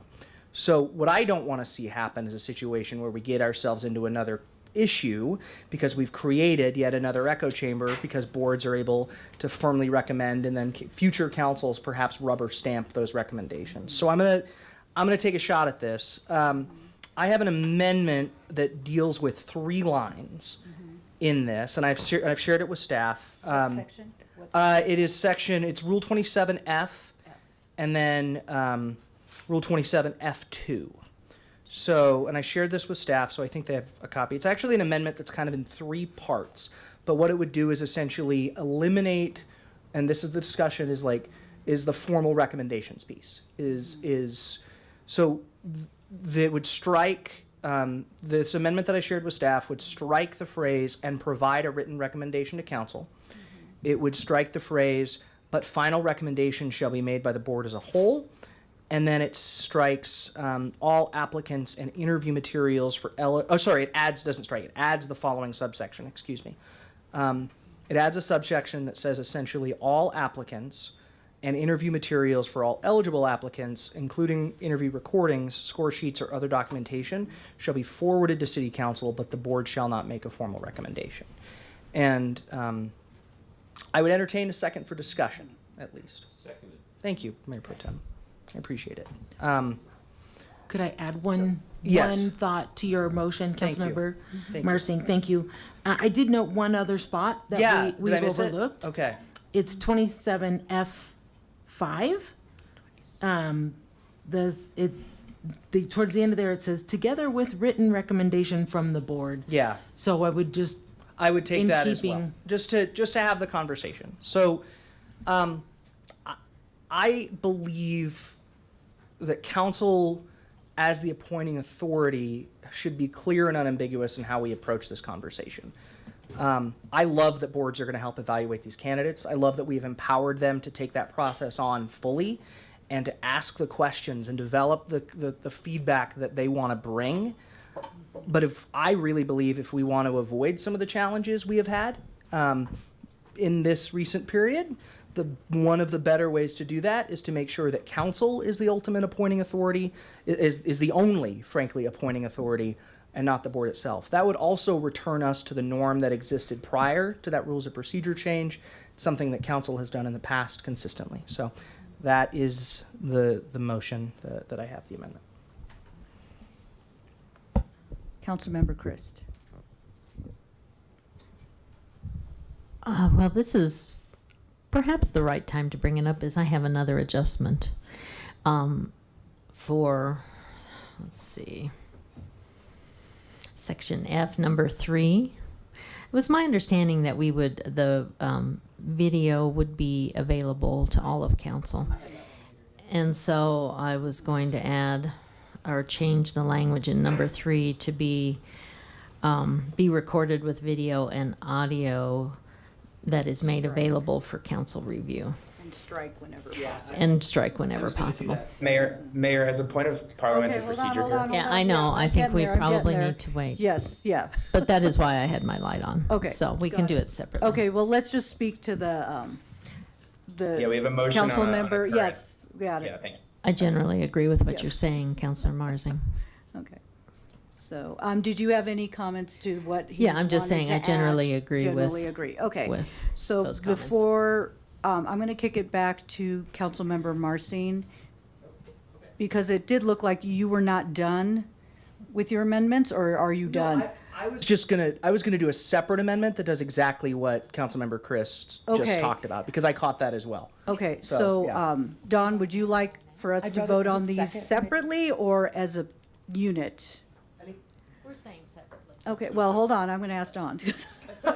She's in large and in charge. we have the wording, and Councilmember Marsing was kind enough to email. Yes. And we have discussed that. So I think if we approach that one first. Okay. And then any additional after that. We and will then do we can it get clear. afterwards. Yep. Thank you. Okay, and then Councilmember Popkin, do you have a question on the amendments that Councilmember Marcin has presented?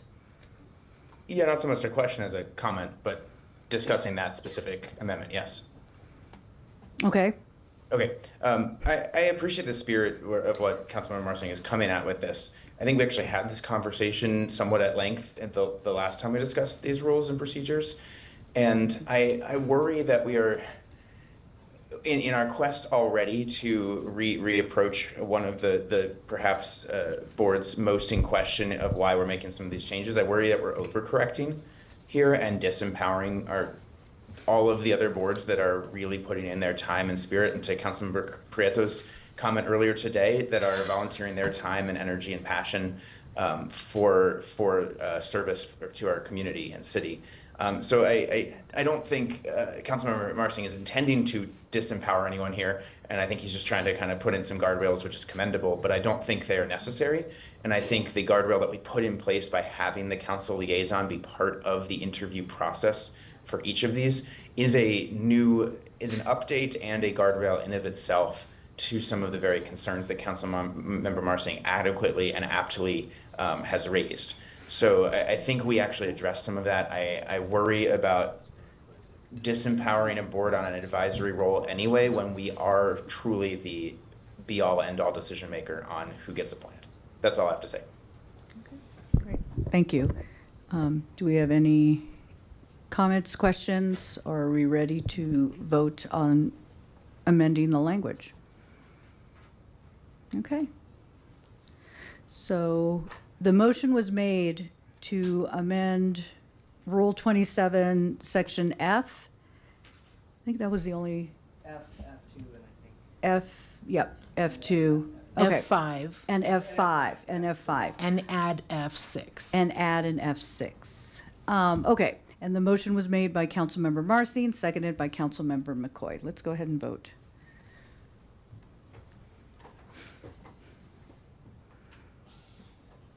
Okay, and that carries 5-2 with Councilmembers Popkin and Prieto in opposition.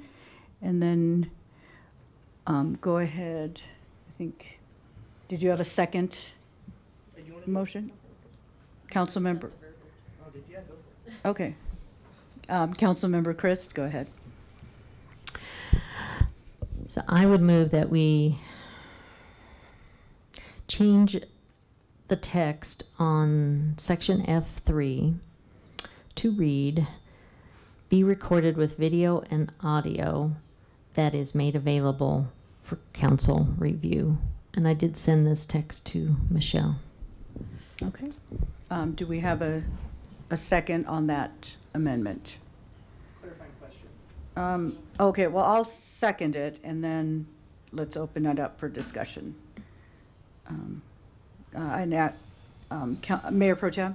Thank you, Mayor. then we'll get to Councilmember Christ, there are occasions where things don't work, and that's my concern. It's not that I don't completely agree with you on this. I mean, we've got that, but occasionally, once in a while we see it here at council where something doesn't go right. Correct, Dallas? And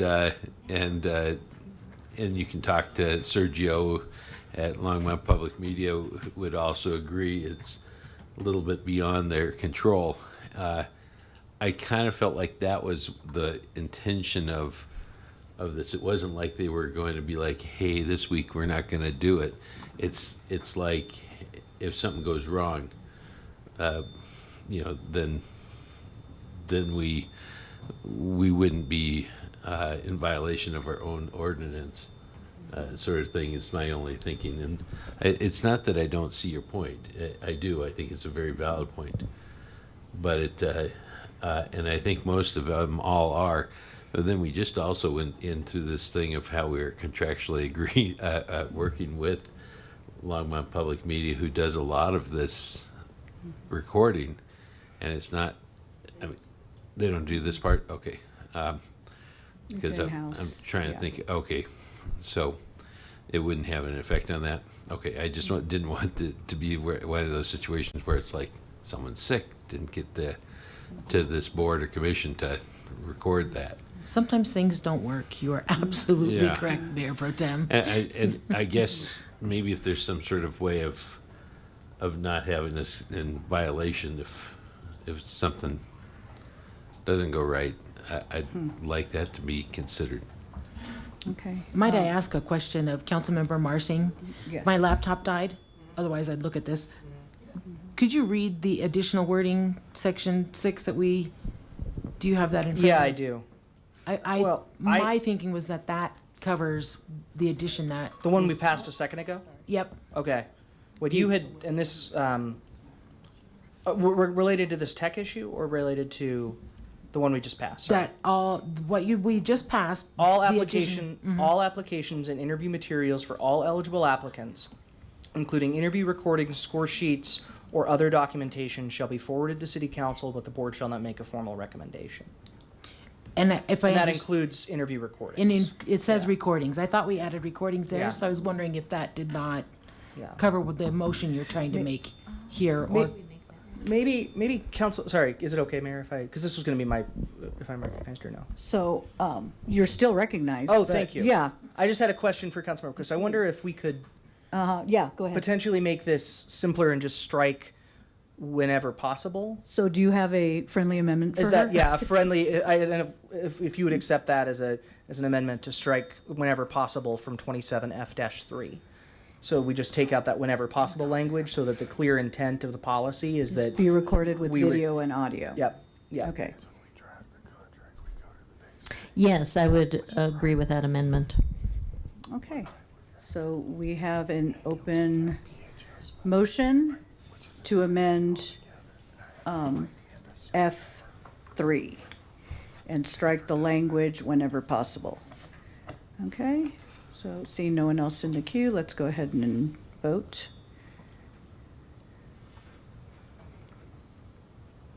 And I had seconded it, yeah. Okay, there we go. Okay, and that carries unanimously. And now we're on to actually the main, right? Or is it? So because it's consent agenda, so just like a procedural question, do we need to vote on item D as it stand? To approve the changes to council rule of procedure as amended? As probably is- amended, yes. Is advisable, yes. Yes, thank you. okay. As amended? As amended. Okay. Oh, okay, so I heard him like a hair second sooner. So the motion to approve the amendment to Rule 27 with amendments has been made by Mayor Pro Tem McCoy and seconded by Councilmember Marcin. Did you have one more? Just quickly. Oh, yeah. Thank you, Mayor. I just wanted to thank this council for a lot of sausage making that's gone on here. And we have proven we're very bad at that. But I actually think we got to a really, I think we got to a really good place here where the boards remain empowered to carry out this process and provide input. And we are enforcing accountability. I appreciated Councilmember Popkins' thoughts last time around board process. So I want to just thank everybody for working through it because I know editing lines and language is not always easy. So I just wanted to Okay. thank my council teammates. Thank you. Councilmember Popkin, and then we'll vote. Yeah, thank you, Mayor. I appreciate the discussion too. I think these were some good conversations tonight. I think we have a problem. And before we vote on this, I wanted to flag it. Here is where I understand the process is now. We are now asking boards to do all the work, to review all the applications, to come up with the interview questions, to do the interviews that are recorded, and then to synthesize information for us, but not to offer any recommendations.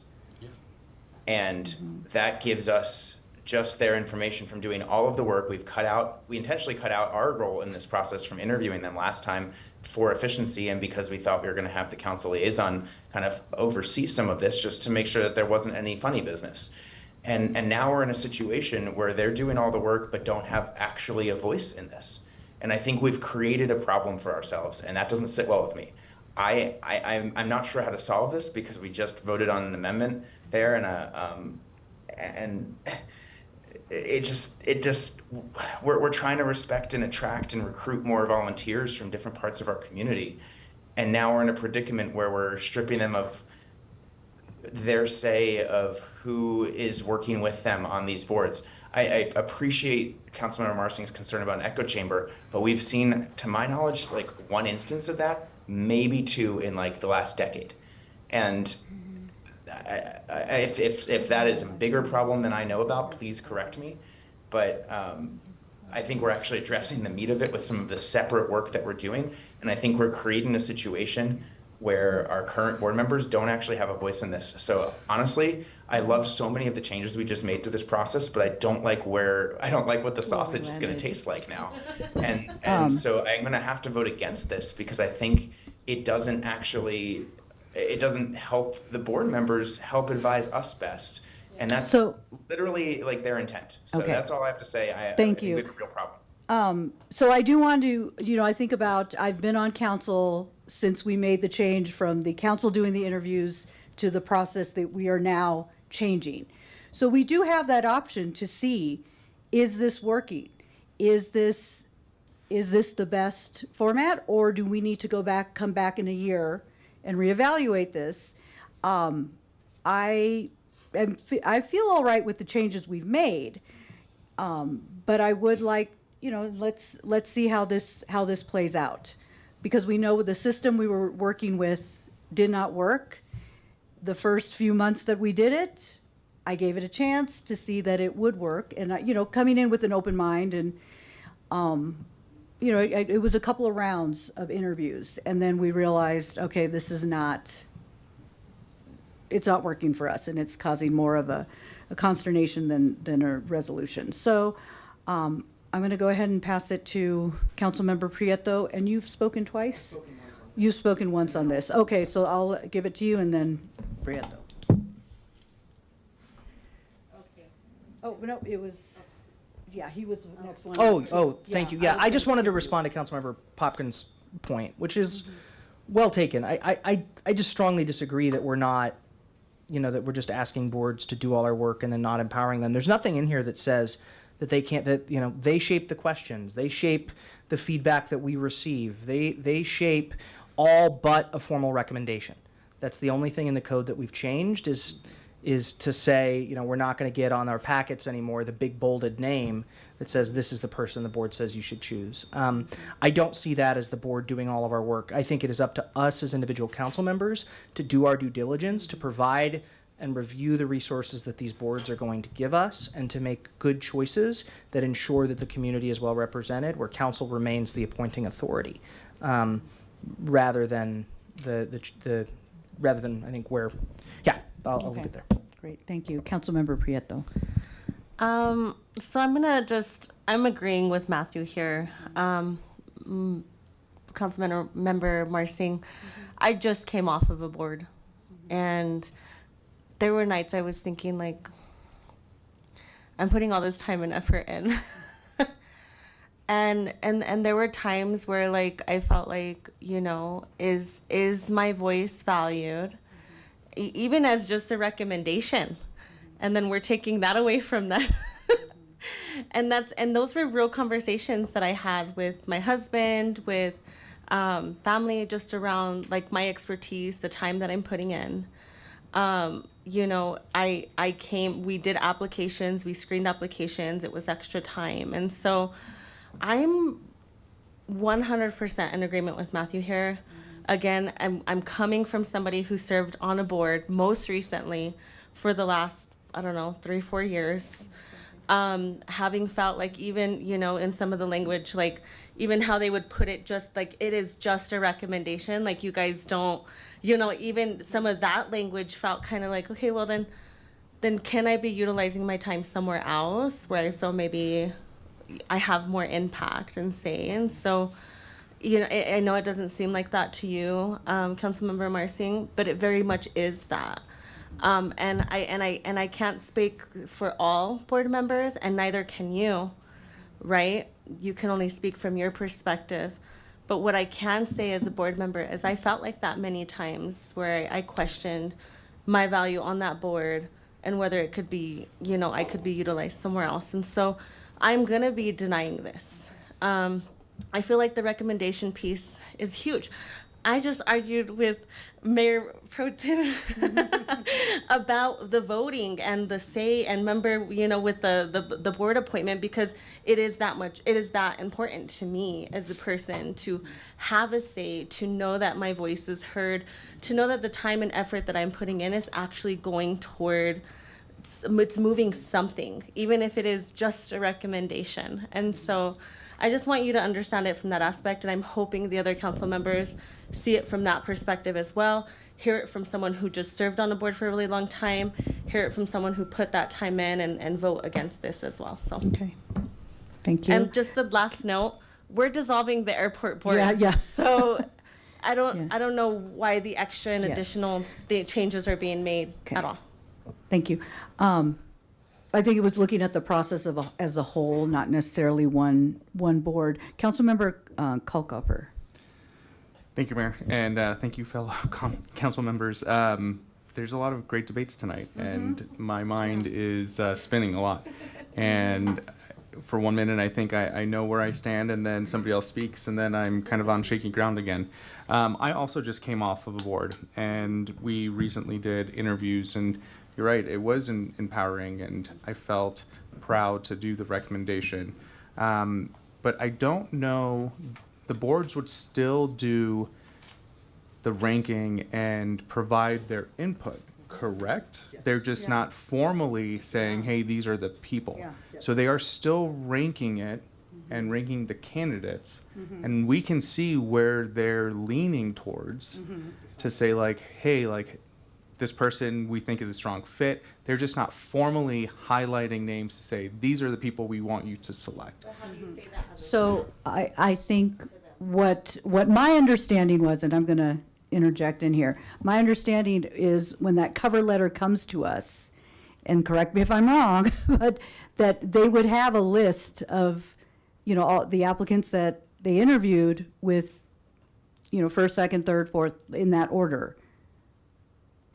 Point of clarification, like That, hold on. So I'm going to let Dawn answer first, and then I'll come back to you. Hold on to your clarification. Thank you, Mayor. The way I understood that kind of in my mind, how I was seeing that was we would give you all of the materials. Yes. And there would no longer be a cover letter. Okay. That recommendation sheet goes away, but you would get the application, the recordings, the score sheet, and of course your recommendation from your Maybe I liaison who misunderstood, participated as well, and use that information to arrive at your conclusion. Okay. You would still get in your packet the list of vacancies and the list of applicants and notations that Michelle does about if somebody's applied for 2 different seats or, if they're a returning applicant, those kinds of things. Those kinds of We would still things. provide that. Yes. But the letter from the board that says we recommend Bob. Yeah. Okay. And So I guess I was thinking, and I don't know if maybe it got lost in the conversation, because I think of our conversations were pretty heavy, but I thought there would be just a list of, we've interviewed these people, and then just have their in order all the way from the beginning to the end. Okay. okay, so So, point of and then clarification. now, yes, Councilmember Popkin. I guess I'm trying to understand where we are, and it builds on what you were just getting at, Mayor. Like, my understanding is there was no recommendation made on candidates from the board. That was the language that was voted on before as an amendment. A ranking, to my mind, would constitute a recommendation. And so I wanted to understand, is that, like, what is, I think Dawn just clarified it maybe, but just for the entire council's clarity here, is there a ranking that's provided? Is there any normative judgment that is made through this process based on the current language? So, yeah, I thought that there was but isn't there a rubric that they fill out? Like, I'm going back to when we took over doing all the board appointments, we actually had a rubric that had the rankings. So will we be able to see those? You would get all of the materials that were used when they interviewed, right? Okay. So the rules say, Rule F5 says, talks about scoring sheets. Yes. So there would be scoring sheets. It's I just, don't it's think not going to anybody's- be laid out that, Right. but we can analyze, they rank this You can look at that individual information, yes. higher. And, Yes, and then so we would be able to see the notes that they took. correct. like an interview I sort of view you all as HR in the interview process. Yes. Where we're required yes. to give you all the things we used Okay. to interview those applicants. I guess that's where that ranking piece Yeah. came to me. It would be coming from the scoring sheet. So we would be able to see how the interviewers ranked the interviewees. Yes. The applicants. Yep. So then we can But there decide wouldn't be what- an analysis. It wouldn't or be an a analysis. recommendation letter or anything like that. It would just be the raw tool. The raw tool, okay. So Councilmember Prieto and then Popkin. Just a quick comment. So they don't provide recommendations to us for board appointments, but they provide recommendations on everything else, like like funding. Like, so I just served on Housing and Human Services, right? And then they recommend these are the agencies we fund. So we're saying you can recommend everything else, but you can't recommend board appointments. So I just wanted to point that out. That is a And good point. Two, Gotta as give credit where credit is due. far as the verbiage, like, so if it is not I want my council members who are for this to say that in a sentence to a board member without sounding demeaning. Like, I don't know, how would you say, so we're gonna have you guys do the interviews, this is the process, and then you're gonna rank people, and then we'll send it to council. Is that, like, so I'm just trying to also think of like the language of how we're gonna explain that to board, how staff liaisons are supposed to explain that without seeming, taking that power or seeming demeaning. But I just wanted to raise those 2 points. Is how is that gonna sound in a sentence? And if they're able to recommend everything else to us, why are we taking their power to recommend an appointment? And I would like to vote no on this and move along. Okay. Very good, yeah. Councilmember Popkin, is this your second time? This Yeah, will on be this your topic, third yes. time, yeah. On this topic, no, I think. Well, no, not on this, the final, not the final, in the amendments. Go ahead. This is quick, just building on what Councilmember Prieto was just saying. Now I'm understanding this to mean they are scoring individual applicants, but somehow just not providing a summary of how they scored. Like, is that where we are at now? That they are using a rubric to score applicants and now just not saying, well, here's the list of how they scored in this order. Like, is that what we're being handed? I am now very confused as to what we're getting of information and how it is materially different from a scoring and a recommendation, or from an overall recommendation. And it feels like we're trying to solve a problem that does not exist consistently across the board. Okay. Pun intended. Thank you. Mayor Pro Tem. Thank you, Mayor. I absolutely disagree that there's this perception that it's not across the board. In many boards and commissions, it is the case. And what you're having with some of these boards is where they all rank them and then they all come together and say, well, these are the top 2 that we want. And that's the ranking, opposed to just having the people that interview them score them, and when they're done, the board doesn't give a recommendation at all. It's just you can look at their scoring from an individual point of view, the council liaison, and maybe 2 other members of the board. But what was happening is even though in some cases we never saw the real ranking part of it, we just saw the end result of the board's recommendation. Oftentimes that was a recommendation that may have or may not have been consistent with high evaluation scoring. So, and I really want to make it very clear, there's some sort of bizarre thing going on here that there's folks thinking that somehow this one isolated situation is somehow going to be some sort of cascading waterfall of change of all kinds of boards, which is absolutely, positively, unequivocally not the case at all. We have a situation where we had to take something in hand, and I just am really shocked and surprised that people can't grasp that we absolutely had to take a situation with the board in hand. We're not doing that across the board with anything else. And it's not the sort of situation where we're, picking winners and losers. We had a situation that had been decades in the making, decades, not just a one meeting, one sort of one-off. It was decades in the making. And I'm tired of hearing it somehow acting like this is some sort of universal thing, because that is just a disconnect with reality. Okay, thank you. I'm going to call the question. I feel like people have made up their minds, and we're going to go ahead and vote.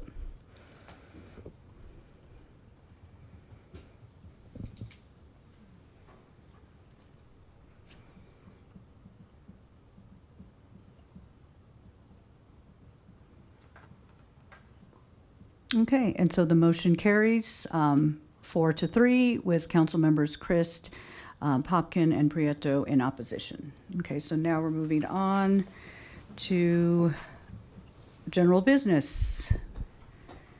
Let's see, citizen-initiated land development code text amendment referral to allow contractor shop to be a permitted use within the mixed-use employment, MUE, zoning district, and a conditional secondary use within the neighborhood professional employment, NPE, zoning district. Thank you for your patience.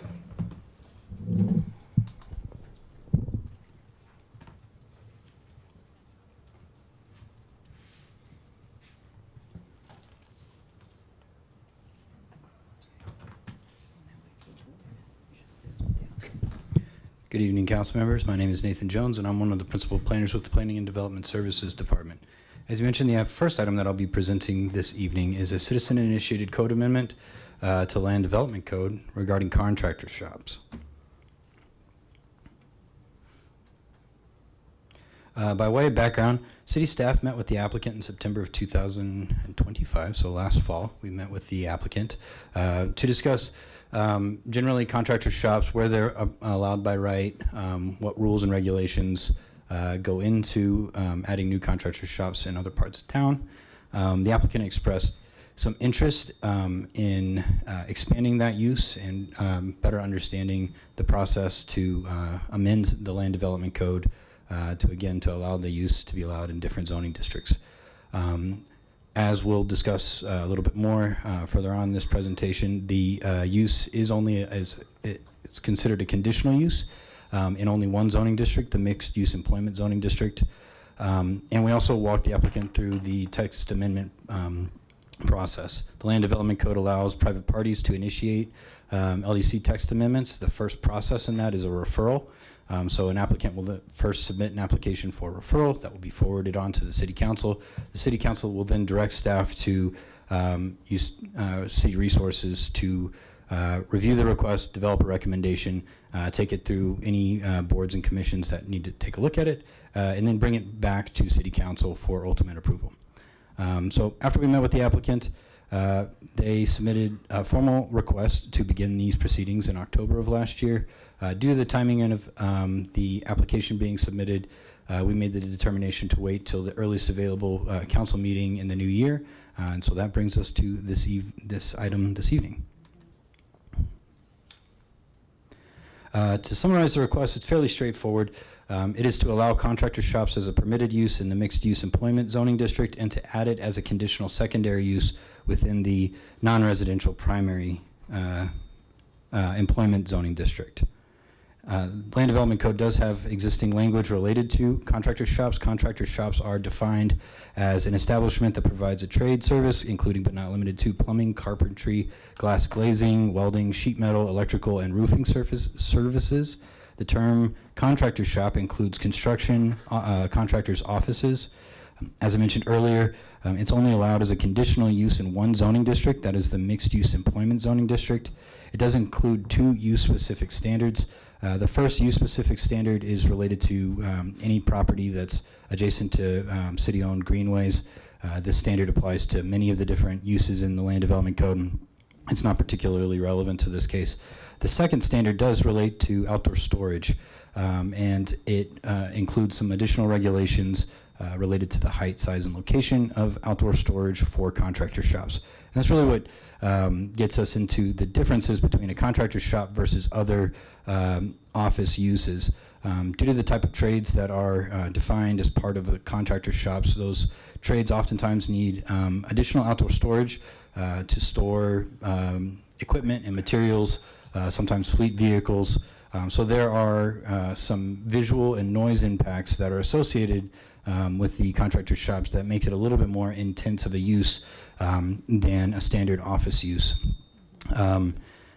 When the Land Development Code was adopted in 2018 and the Mixed Use Employment Zoning District was established, it was established to provide a mix of various types of non-residential and residential uses so that they could kind of coexist and create this whole mixed use approach. As part of that, the contractor shop was allowed was included in that zoning district as a conditional use. The mixed-use zoning district allows for two different types of residential uses. It allows for single-family attached, so that's your standard townhouse-style development. It also allows for multifamily, which can be stacked fourplexes or up to your standard apartment complex. The mixed-use zoning district, if you look at a map of the zoning districts across town, are primarily located along older industrial corridors. There are some areas where the MUE zoning district is immediately adjacent to residential single-family zoning districts as well. And again, so the conditional use piece here is considered a major development application under the Land Development Code. Major development applications, including this, are ultimately decided by the Planning and Zoning Commission. It allows the Planning and Zoning Commission to look at cases or proposals on a case-by-case basis and on a site-by-site basis to add different conditions to the use to try to mitigate the impact that could potentially arise if it is an immediate adjacency to other quote-unquote non-compatible or incompatible uses such as different residential type uses. So that's the existing code language as of today, which brings us to our council options and the staff recommendation. The first option is to direct staff to proceed with an amendment to the Land Development Code regarding contractor shops. The second option is to direct staff to cease work on any future amendments related to the request. As I outlined here on this slide and go through in the staff report, staff is recommending at this time not to move forward with the request. Standard as part of our typical process when a referral is made, we do not go into very much detail very much of a detailed analysis in terms of potential future impacts of what the change could include. So we have not fully vetted or researched the item. However, at a very high level, we have identified some concerns. I was kind of hinting at it earlier when I was talking about the impact and the intensity of contractor shops and the adjacency to residential development in the MUE zoning district. There are some concerns that we have about allowing it as a permitted by right use versus a conditional use. As part of any future, if the staff or if council were to direct staff to move forward with the request, we would need to analyze the code, try to identify any conflicts that could arise throughout the code. If we were to change the table of allowed uses to allow these two uses, we would need to make sure that everything aligns appropriately. And then we would want to do some level of stakeholder engagement where we could go talk to members of the community, both residential neighbors and members of the business community, to try to figure out where they are with requests such as this, whether or not they support it or have additional concerns. We would then take all that information, develop our own recommendation that would go to Planning and Zoning Commission. They would then vote on a recommendation which would be forwarded on to you all as the final decision-making body. So without having any prior direction from City Council on this item, we are recommending at this time not to move forward with this request. That does conclude my presentation. I tried to keep it short and sweet. However, the applicant does have a quick presentation as well. They are here. They will be available to answer any questions on a technical level. I can address any questions that you may have about our recommendation as well. So I'll hand it over to the applicant at this time. Okay. Can we hold questions until after the second presentation? Okay. Just keep your mics on. Hello. Thanks so much for hearing me out. Long-time listener, first-time caller. My name's Annie Larner, and I'll talk while he's working on the presentation. You guys see this presentation in your screens? Okay, cool. Yeah, so I'm a resident of Longmont. I'm a commercial broker, so I work on sales and leasing deals with landlords and tenants. Which one is it? That one. Sorry, this one. Gotcha. Sorry, I don't want to fuss too much with it. And in my work in particular, I represent a lot of small business owners as tenants. So first off, I guess I want to thank you so much. 1, 2, 3. Just this is what I use? Sorry, no? I don't know how to use this. I want to acknowledge the planning staff. I understand why the recommendation is to not move forward at this time. What I'm asking for does require some staff resources, and without clear direction or prioritization from council, maintaining the status quo is reasonable from a staff workload perspective. This is not about criticizing staff and what they do. They work really hard, and we appreciate it.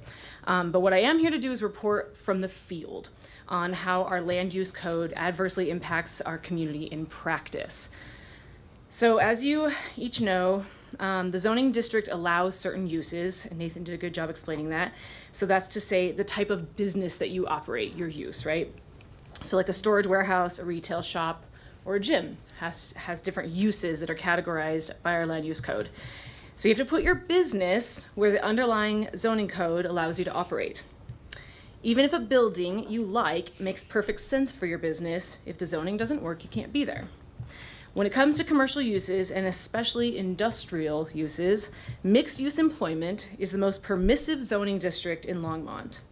It allows many different uses by right, like R&D companies, office users, as was mentioned, and certain light manufacturing. But mixed-use employment, which he mentioned is a mixed-use zone, zoning district, is the only one where we can do any of the industrial type of uses. We don't really have industrial zoning in Longmont anymore. So we are left with these mixed use areas where all of those heavier uses have to try to find space and be compliant with some of the use standards. So my application mentions 2 zoning districts, but I especially want to focus on mixed-use employment. That's my bigger bugaboo. And the other one that was mentioned is there's an error in the executive summary. It's non-residential primary employment. Maybe I'll come back for another day to talk about that one because it's fun. But if you look at the zoning map that I have in front of you, mixed-use employment is the light gray areas, mostly clustered around areas around like Weaver Park Road, out by the sugar mill, kind of out there. And then in central Longmont, near Ken Pratt and like Sherman in that area.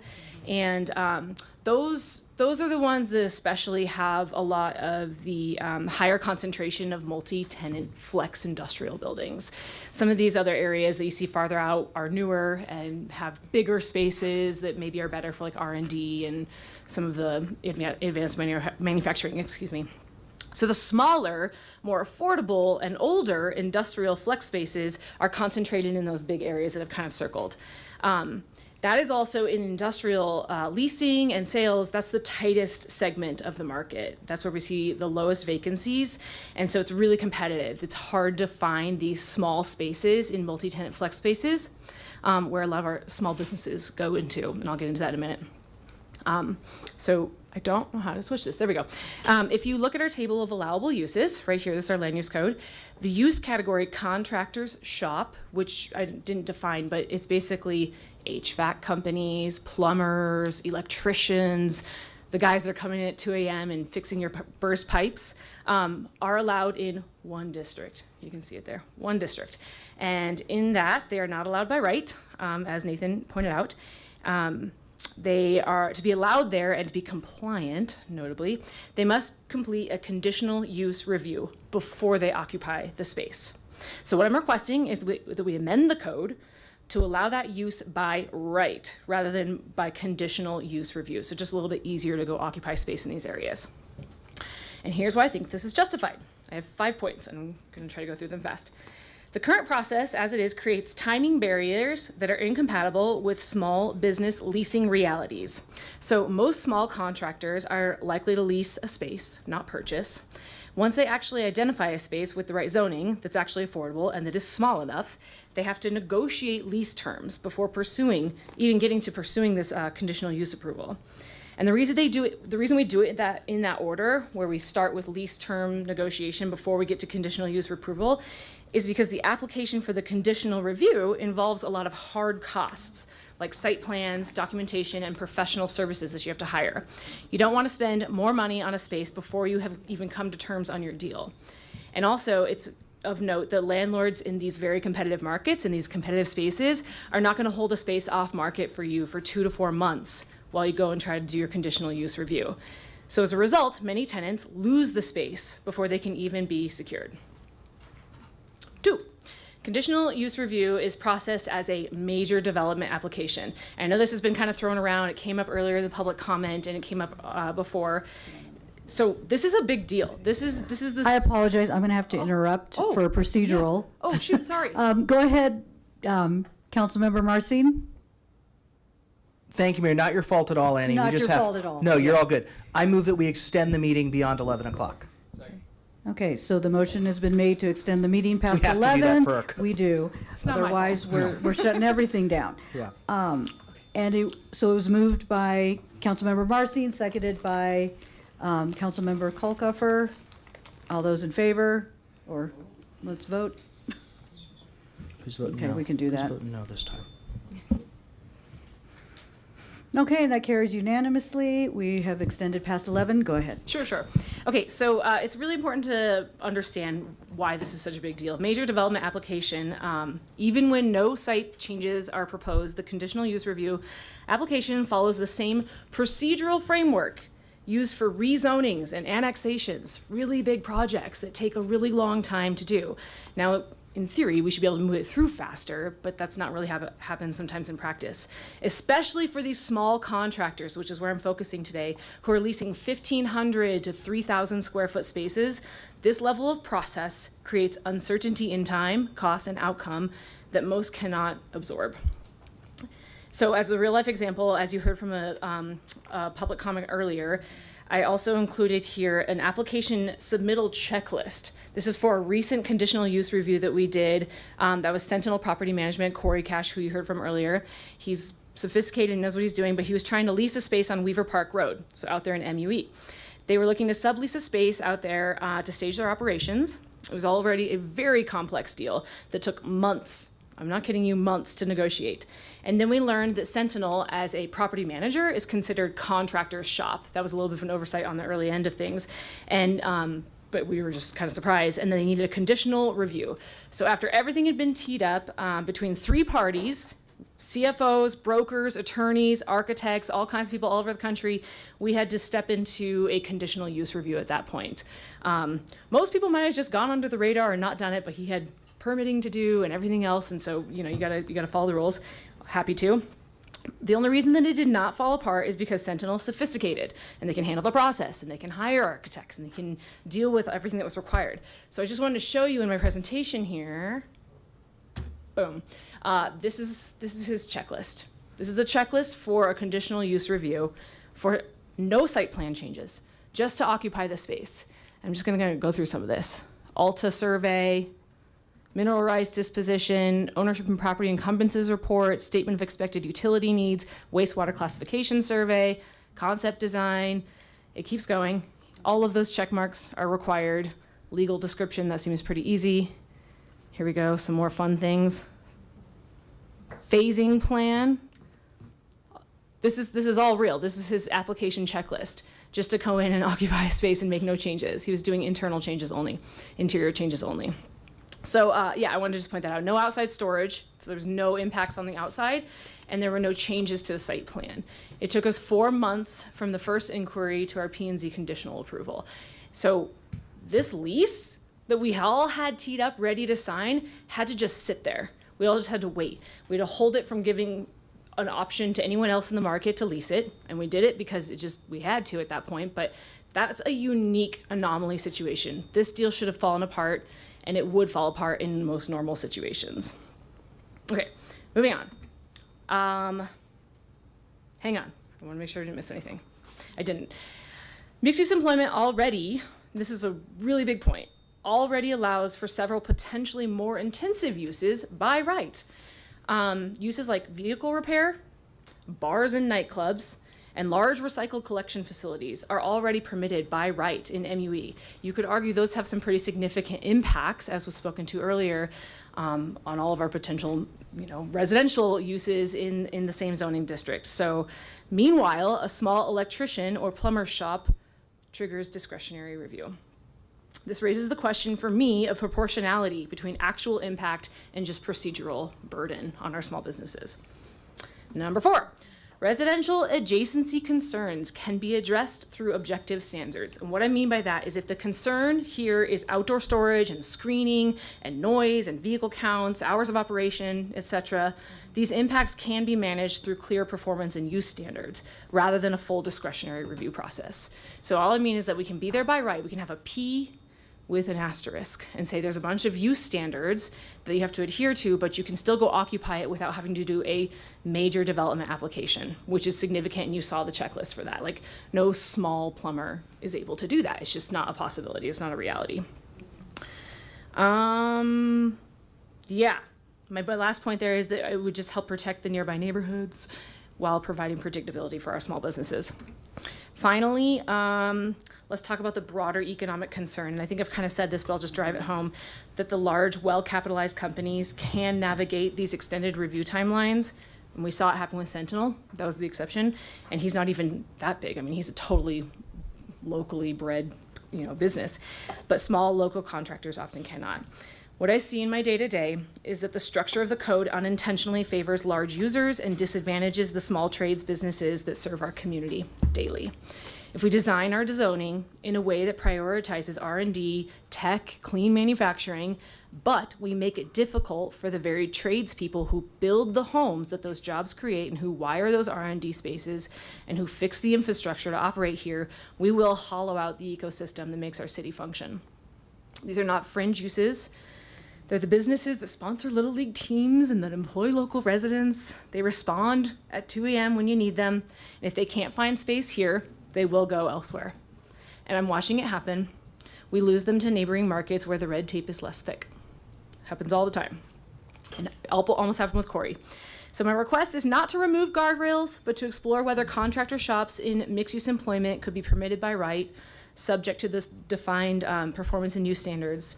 And I think this would better align with actual impact and reduce some of unnecessary barriers for local small businesses. So I really hope you'll consider directing staff to work on this. I think it's a priority and really important and a bit of an oversight in our, maybe not even an oversight, but in 2026, I see it as a problem in our land use code. All right, I'm done. Thank you. Yeah. Councilmember Prieto? I don't even know why that's on, but I'll Oh, talk. I'll talk. yeah, go for it. No, I think that you drove home a lot of good points. My husband, he's a handyman, and he's one of the small tradesmen. And I live next to a small business who, unfortunately, is trying to grow. They're very successful, but they're having difficulty finding another space to be in. So I hear your argument, and we don't want to cause businesses not to be able to grow and move into bigger spaces or meet their needs and contribute to our little economy here. So I am gonna. Yeah, and I was gonna say, maybe this will help jog your memory, because you had your name in the queue from the staff presentation as well. So I don't know if it was something in regard to that, or is No, it gone? That's okay. You Tried to did help. such a great job, by the way.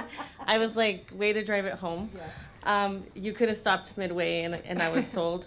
I am for it. I know I was a little bit hesitant coming in as far as taking off the conditional use. But with some of the points that you brought for other businesses being able to come in by right, I think that's a really good point. And also, as far as the NPE, conditional secondary use, I'm also I'm also interested in looking into that as well. That's a Because really I tricky feel like zoning district, yeah. sometimes you get companies that go into big spaces and could lease a small Yeah. piece of it to Yeah. maybe a plumber or an electrician or Yeah. a handyman. And so I think if we're wanting to really help our small businesses here, we really have to put our money where our mouth is. So I'm going to be for this, and yeah. Thank you for your presentation. Thank you. Councilmember Kolkoffer. Thank you for the presentation. Thank you, Mayor. I am all for this almost everywhere except for where residential meets these areas. I do want us to be business friendly. I want us to make sure that businesses want to come here and operate here. But I want to make sure that if we do move forward with this, that those conditions have weight to them. Because, you know, we are affecting a bunch of residents on some of these edges. And I want to make sure that there's teeth to these so we're not affecting quality of life of our residents. We have two jobs here, residents and businesses. And I want to make sure that we're protecting our residents, but also promoting being business friendly. Because I've been talking to a lot of businesses lately, and not because of us, but because of outside influences as well. Death by 1,000 cuts. And I want to make sure that we make it as easy to open a business in Longmont that we can make it at the same time protecting the quality of life for the folks who live next to a shop. So I don't know what we could do to make sure that those conditions have teeth. And I'm for it if that is the case. But I don't want to have a shop that is, you know, doing CNC, that is vibrating everything and causing, you know, neighbors to have noise complaints like we're having with the airport or somewhere else. I want to make sure that we're protecting our residents as well. So I don't know if staff can help me with that, and if the conditions would protect residents as well. And if the business is violating something, you know, what would happen? Okay. So I guess I should take a step back also and explain next steps. So if the council directs us to move forward with this, we will review the pros and cons of what will ultimately be your decision. There is a review fee associated, or there's an application fee associated with this. So I believe the review fee is about $850. The applicant would have to pay the review fee to initiate the formal application. And then we would begin the process of actually picking apart all the different questions and issues that you've raised. I think at a high level, again, there are some pros and cons. It is only allowed in one zoning district. It is only allowed as a conditional use. There are some pros and cons associated with that. And I think as staff goes through the review process, we would identify appropriate use-specific standards that could potentially apply. We would then propose those to the Planning and Zoning Commission. And ultimately, we may go through this whole review process and still come back and say, we still recommend denial of the request. Or we could come back and, after engaging with the members of the community and actually researching this a little bit more in detail, maybe we can find ways to address our staff concerns. A big part of our job here is to present you all with the information that you need to be able to make a determination and to at least give you a starting point to be able to set the policy. And then we will, we'll provide you with recommended language or conditions or standards that can get you to where you want to ultimately be. But again, without having prior specific direction on this particular issue, and then looking at our list of to-do items, both from the Planning and Zoning Commission and the City Council over the next year, we were concerned about timing and staff capacity. So that's kind of where we structured, or where we landed with our recommendation. So. Yeah, I think the answers that you're asking for will come with the process. And I think the piece on this from a staff capacity is, they obviously talked about all the issues in front of us. And so I think from a council standpoint, there will have to be some prioritization in terms of what do we move forward on, what do we not move forward on. And so I think the challenge, if council directs us to do this, I think the question is going to be, when do you want it, and then how do we adjust other priorities? Yeah. That's really the crux of the issue. Mm-hmm. Okay. Councilmember Marcy. Thank you, Mayor, and thank you for that, Harold. I know we all up here appreciate the work that staff is doing in trying to balance the competing priorities, often that change somewhat suddenly. So I'm sympathetic to that. I also think as policymakers, at least as a policymaker, the thought I have is, how do we support our small business community, and how do we make it easier for Longmonters who want to work, want to thrive here and open up businesses here for that to happen? So I do have some questions just generally for staff. First of all, Annie, great job. Big fan of the podcast. Thanks for being here. Just to be clear, moving option 1 tonight doesn't approve it, doesn't, we're going to go through the process and it directs staff to do that. Just That to be is totally correct, clear. yes. Okay. And I know you walked through it a bit in your presentation, some of the general idea, but what are the major specific impacts that staff is most concerned about? I think, again, just the outdoor storage piece. Again, the type of outdoor storage, and I think the example was given about a CNC machine. Technology is changing. There's a lot of different trades now that are a lot of different uses, as Annie pointed out, that could be included or captured under that contractor shop definition. We would need to, we would want to look into all of that, but I think at a high level, it is the outdoor storage piece. It is the vehicle and fleet maintenance piece. That's all kind of captured also within the outdoor storage, and it's the adjacency to existing established residential neighborhoods.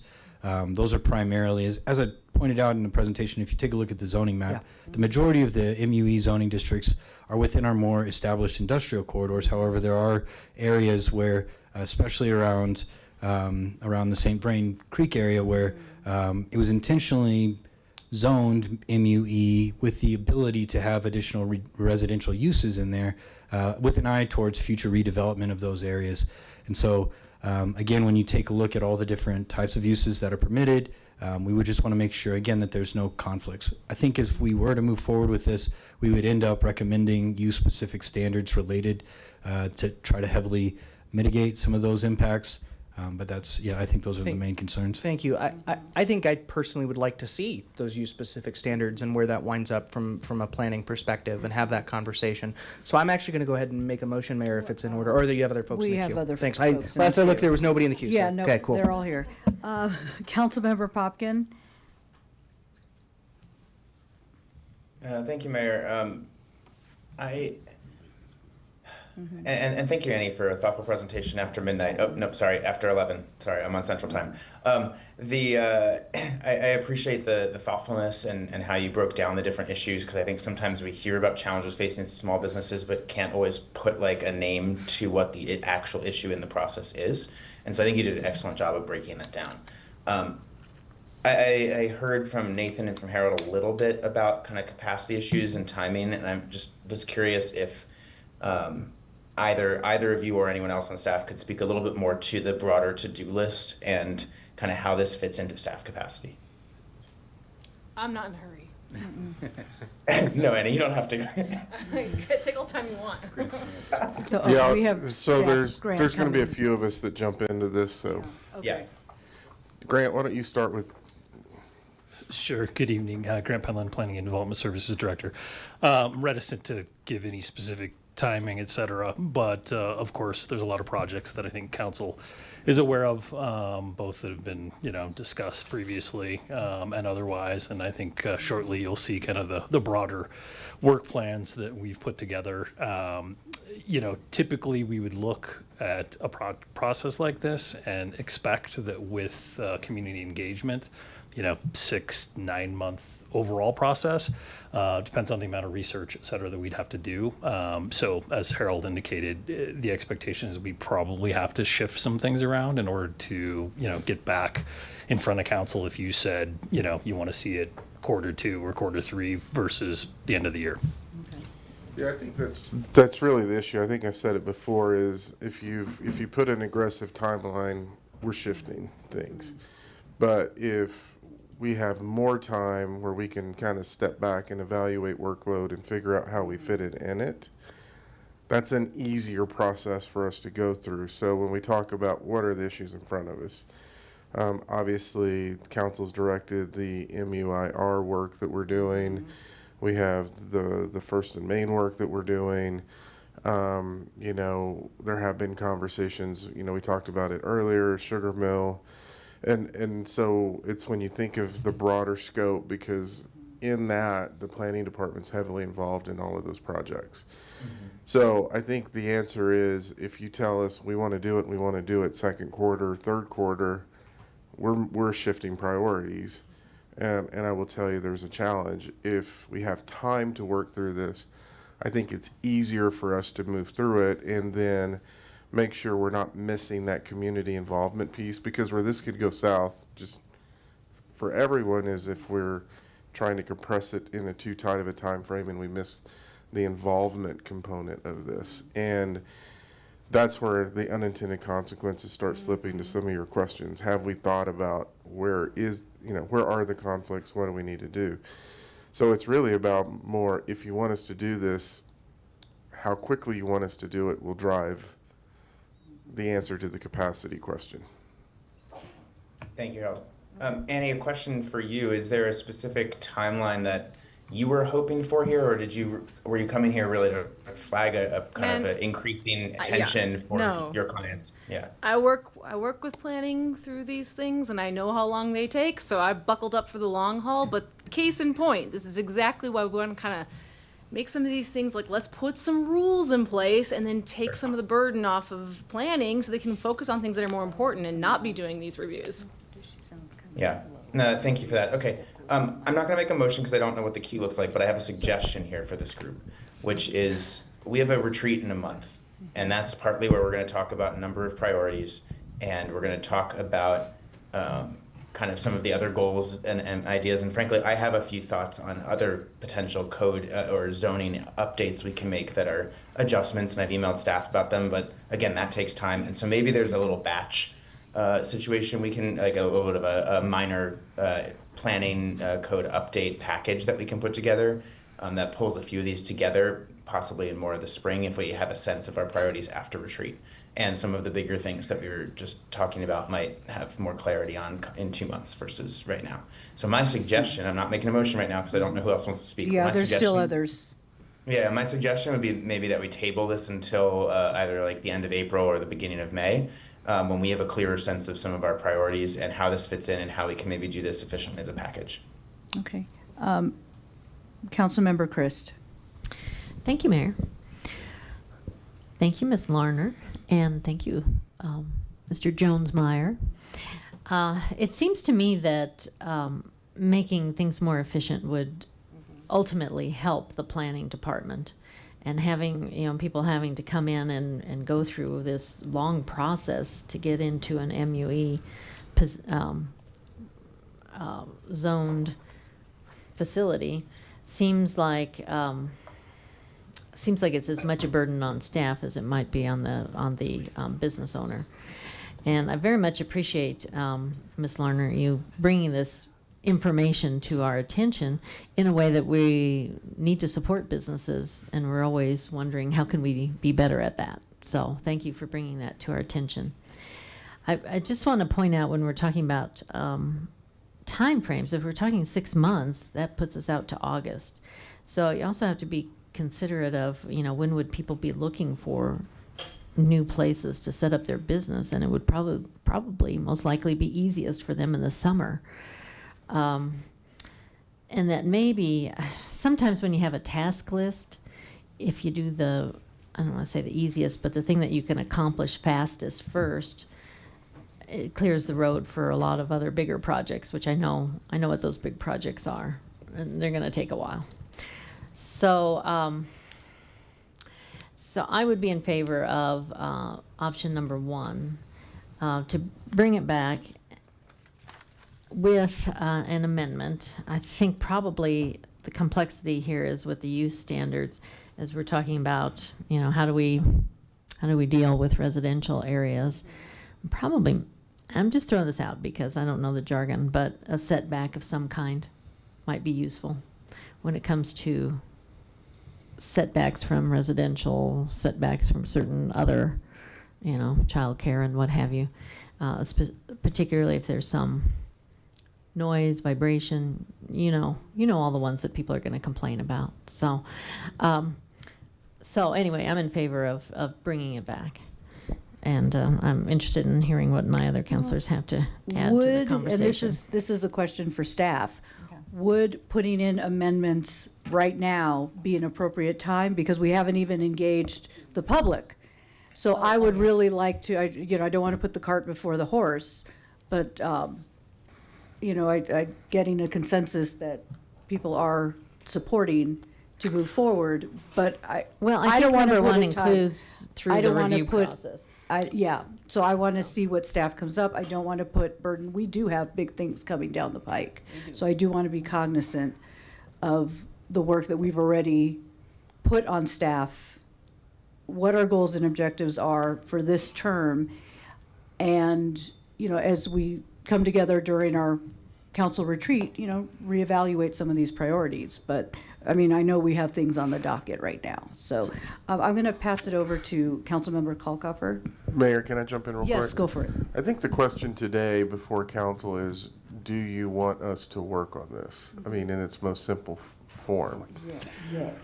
Mm-hmm. The next question then is, when do you want us to bring the deliverables back to you?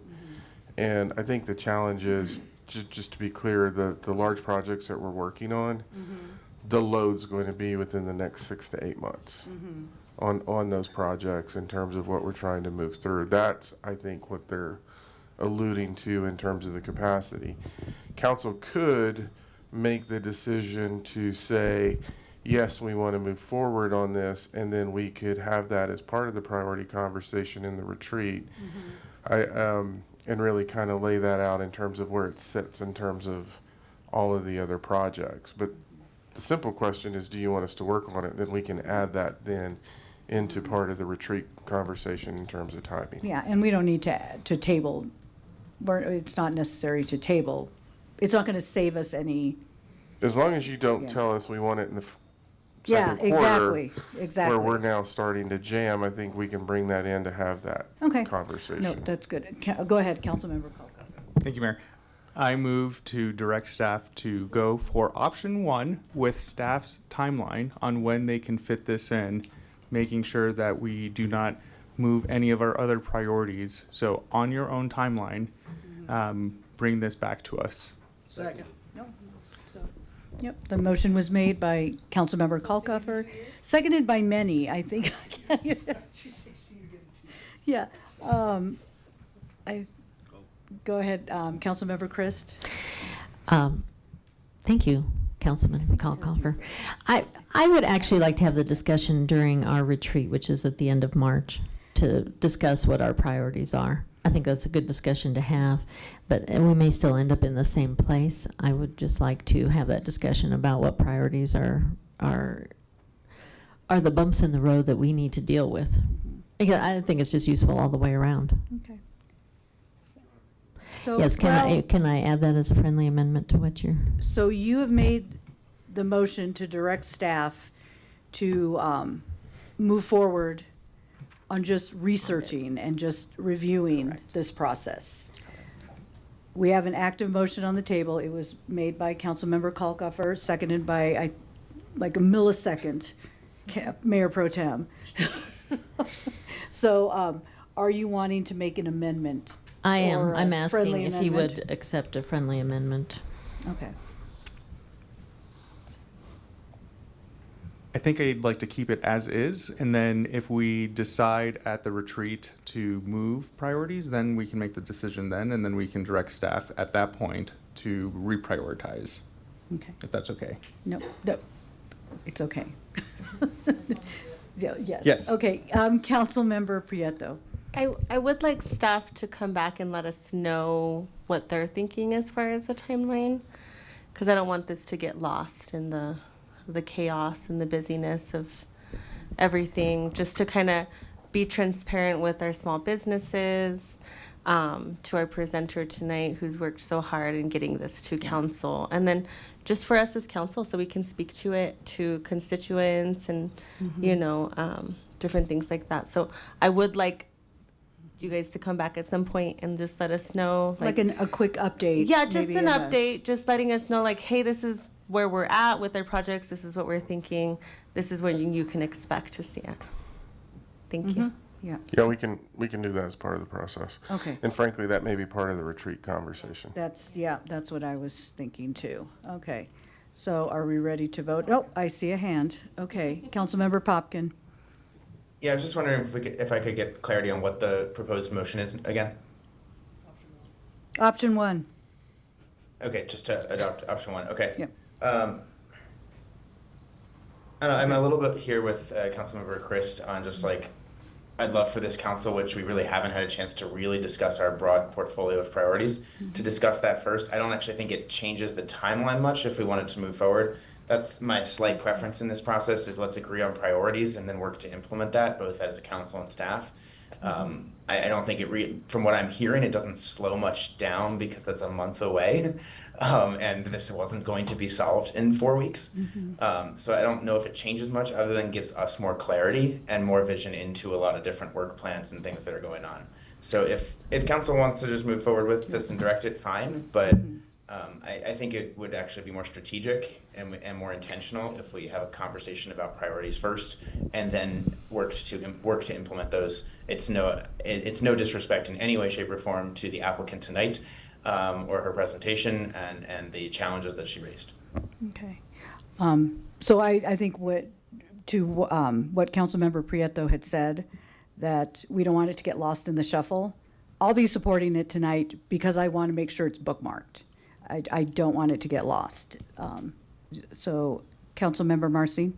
Yeah, just very quickly. I think we can do we can have the broader issue conversation about priorities at the retreat or wherever that conversation takes place. I think either way, Ms. Larner is here and has gone through this process, and we're dealing with a specific element of our code tonight that's in front of us that I think based on the conversation, there's general consensus. So I appreciate the thought from Councilmember Poppin. I would say let's just go ahead and move forward and start the process and see where we go. Okay, let's go ahead and vote. Just a point of clarification for my own identification on this. Wait, hold on.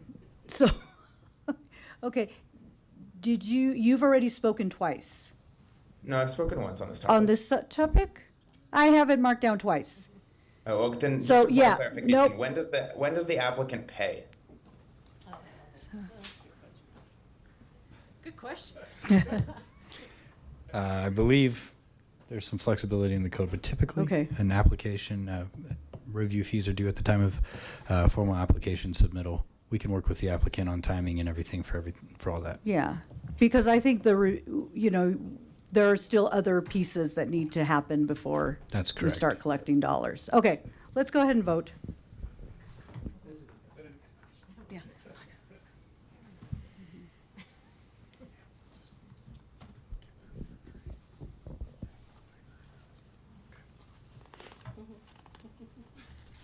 Are we waiting on you, or? I don't know. I don't see anything. Oh, okay. It says waiting, but it's, okay.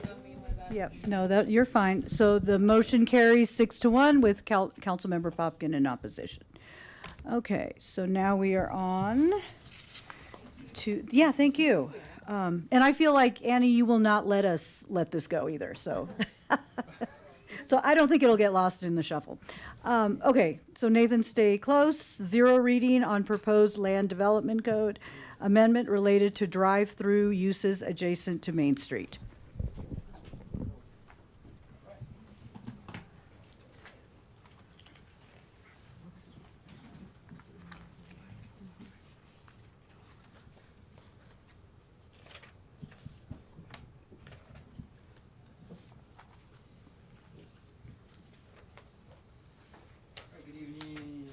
Good evening once again. My name is Nathan Jones, and the next item I am presenting this evening is a 0 reading of another set of proposed amendments to Land Development Code, this time related to drive-through uses on Main Street.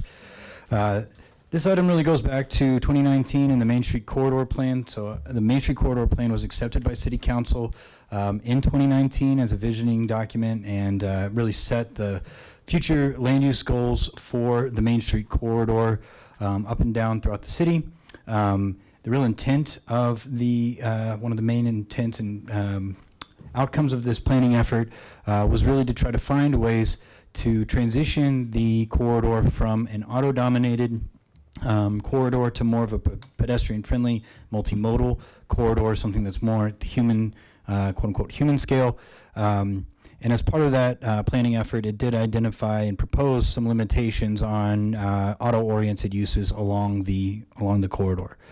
Following the 2019 acceptance of the corridor plan, city staff began working on code amendments that would implement that long-range planning effort and brought back a set of code amendments in 2022. These land development code amendments were particularly they were specific to limitations on permitted uses, parking lot design, and the location of drive-throughs along Main Street, which is the item that I'm going through right now.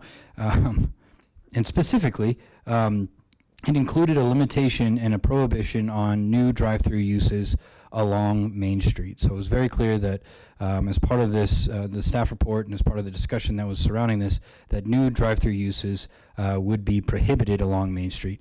However, the actual adopted code language put that prohibition under one of the specific uses, the retail sales. We'll talk a little bit more about that in a minute. But the code language that was ultimately adopted applied that restriction to only one of the many different uses that are allowed along the corridor. Between 2022 and today, city staff have, through working with applicants and members of the community, identified a gap between what we believe the intent of the code amendments was in 2022 and what we believe the intent of the corridor plan in 2019 was to do, which was again to prohibit new drive-through uses along Main Street, and what the actual code language actually reads. So in an effort to further clarify our requirements and processes, we are proposing some code changes this evening to go through the existing conditions of the land development code. So new drive-through uses are already prohibited in the mixed-use downtown zoning district. So that's going to be everything between essentially First Avenue and 9th Avenue along Main Street. So already new drive-through uses are prohibited along that section of Main Street. However, as I just explained, new drive-through uses are only prohibited for retail sales between 9th Avenue and Highway 66. The existing code does not include specific prohibitions for drive-throughs for restaurants, personal services, banking institutions, and other types of uses. These are the type of applications that we've been fielding and questions that we've been fielding from members of the community about whether or not that code provision actually does apply to these other uses. And then lastly, the existing code doesn't explicitly define what we mean when we say drive-through uses. So are we talking about drive-throughs as an accessory use, somewhere just on site, or is it use that is the drive-through actually connected to the physical building in some way? So once again, we've kind of identified some gaps in how our code is written, and have brought forward some proposed code amendments to try to address that issue. There are 5 pieces to the proposed code amendments. First, it would allow retail sales, or add retail sales with drive-through as a conditional use, primarily in the mixed-use zoning districts. It would allow drive-throughs as an accessory use, again within mixed-use zoning districts. It includes use-specific standards for drive-throughs. It clarifies the prohibition for new drive-throughs on Main Street along the entirety of the corridor related to restaurants, banking institutions, personal services, and retail sales. And finally, it includes the definitions that I was describing earlier, definitions for drive-through uses and retail sales with drive-throughs. As part of the backup material here, we did include some red lines to the land development code that goes into more detail on those items. I can answer those if you have questions. I can answer any questions if you have I can answer any questions about those items if you would like. But to wrap up my presentation here, once again, we have 2 recommendations. In this case, staff is recommending that you move forward with these items primarily because of the previous planning efforts that have already been conducted on this particular issue and the stakeholder engagement that has already taken place, and because we've kind of already done the work of identifying the gaps in code. So the recommendation is to move forward with option 1 in this case. Thank you. Where'd you go? I thought 8 was up. Okay, Councilmember Kalkoffer. Thank you, Mayor.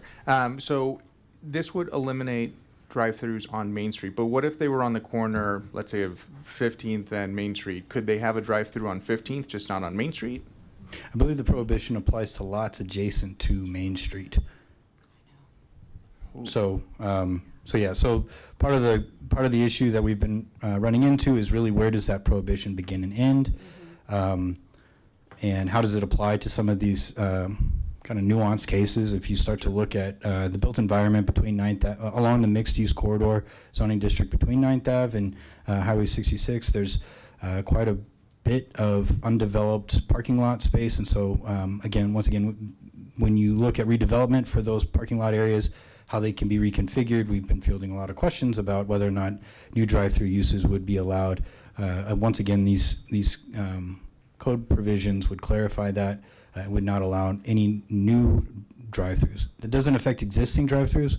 We have a whole other standard related to non-conforming uses that would apply. So if there is an existing drive-through use that would be allowed to continue, it could also be the case that it doesn't have to be the same user. It doesn't have to go from like a McDonald's to it could go from a McDonald's to a Starbucks or vice versa, as long as the use is not expanding and as long as there are no real changes to the impact of the drive-through, it would still be permitted. So this would 100% eliminate drive-throughs, or the applicant would have to come and say, hey, I would like a conditional use to allow a drive-through, or just it would just prohibit it. So so the Land Development Code table of uses includes 3 different types of permissions: prohibited, allowed by right, or conditional. We also have secondary uses, which is slightly different, but in this case, it would prohibit new drive-throughs. So they would have if somebody wanted to propose a drive-through, they would have to, I believe they would have to rezone the property. And we've also structured these, we've also structured the prohibitions to apply specifically to the use. So yes, that's a long answer to your question. Yes, it would prohibit any new drive-throughs.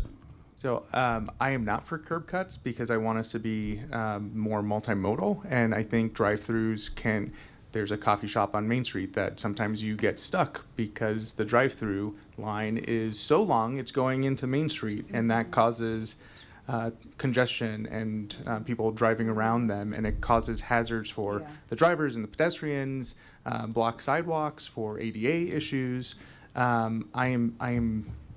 My transportation hat is coming in hard on this one, even though I'm very business friendly too.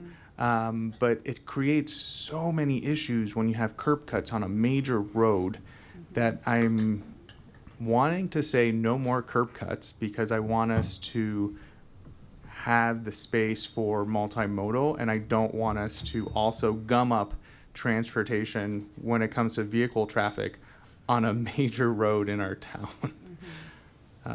So I think I'm going to be for option 1. Thank you. I thought that's where you were going with this. Councilmember Marcin. Thank you, Mayor. Just a couple of quick questions. Thanks for the presentation.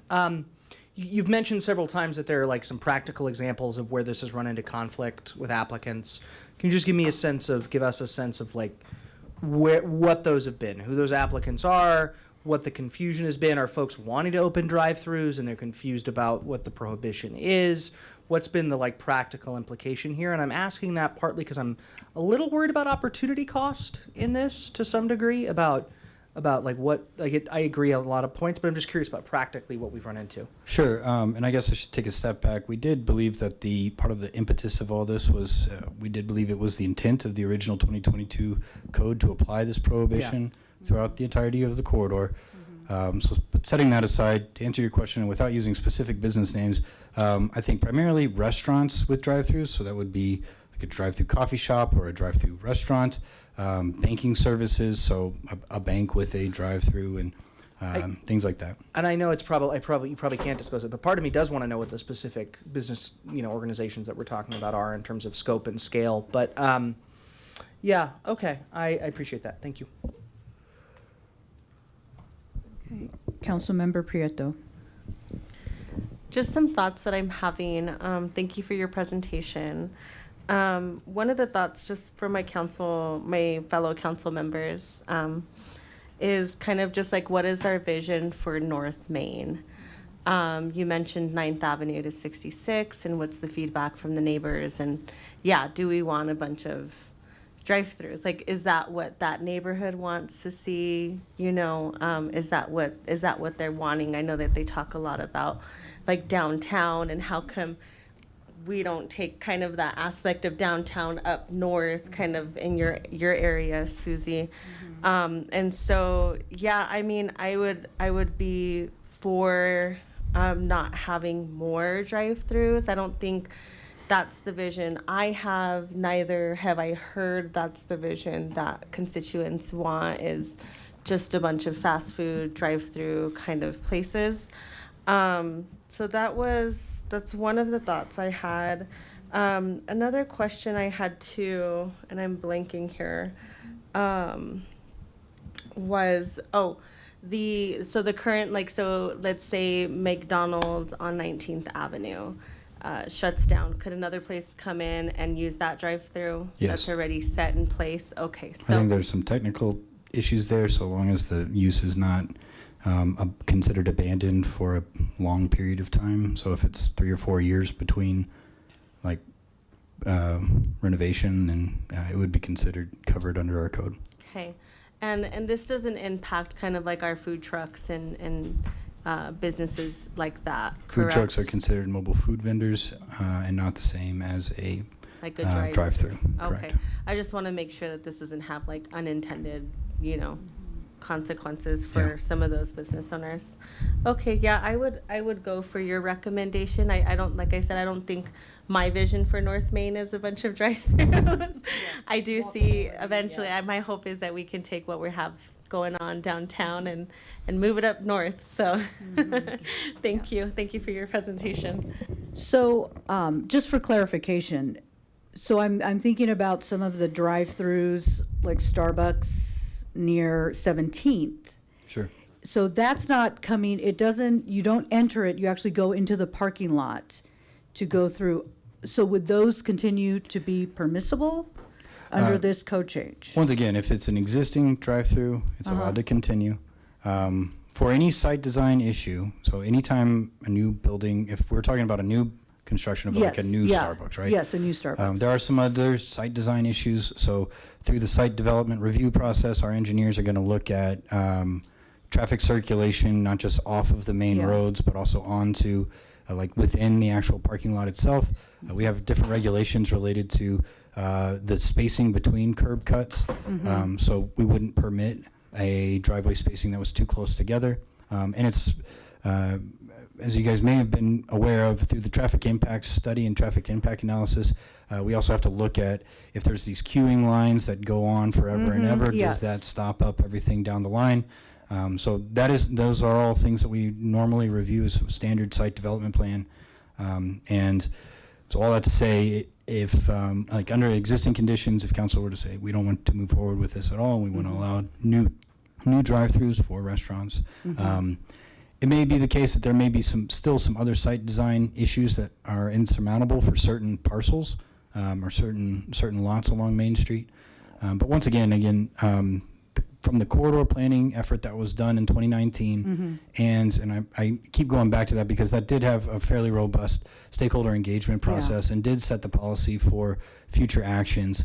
That's, again, once we started to realize or notice that, identify that there was this gap, that's why we made the determination to bring it forward to clarification from this council. And that's kind of when I onboarded onto council, and it was like, some of this looks familiar, and I was like, wait, didn't we pass something like this already? And not to belabor the previous point, I think the previous conversation is while we were talking about time and unintended consequences, because this is, if you're pushing these things through, these are the things we need to be careful with if we're pushing things through pretty fast. Got it. Okay. Councilmember Popkin.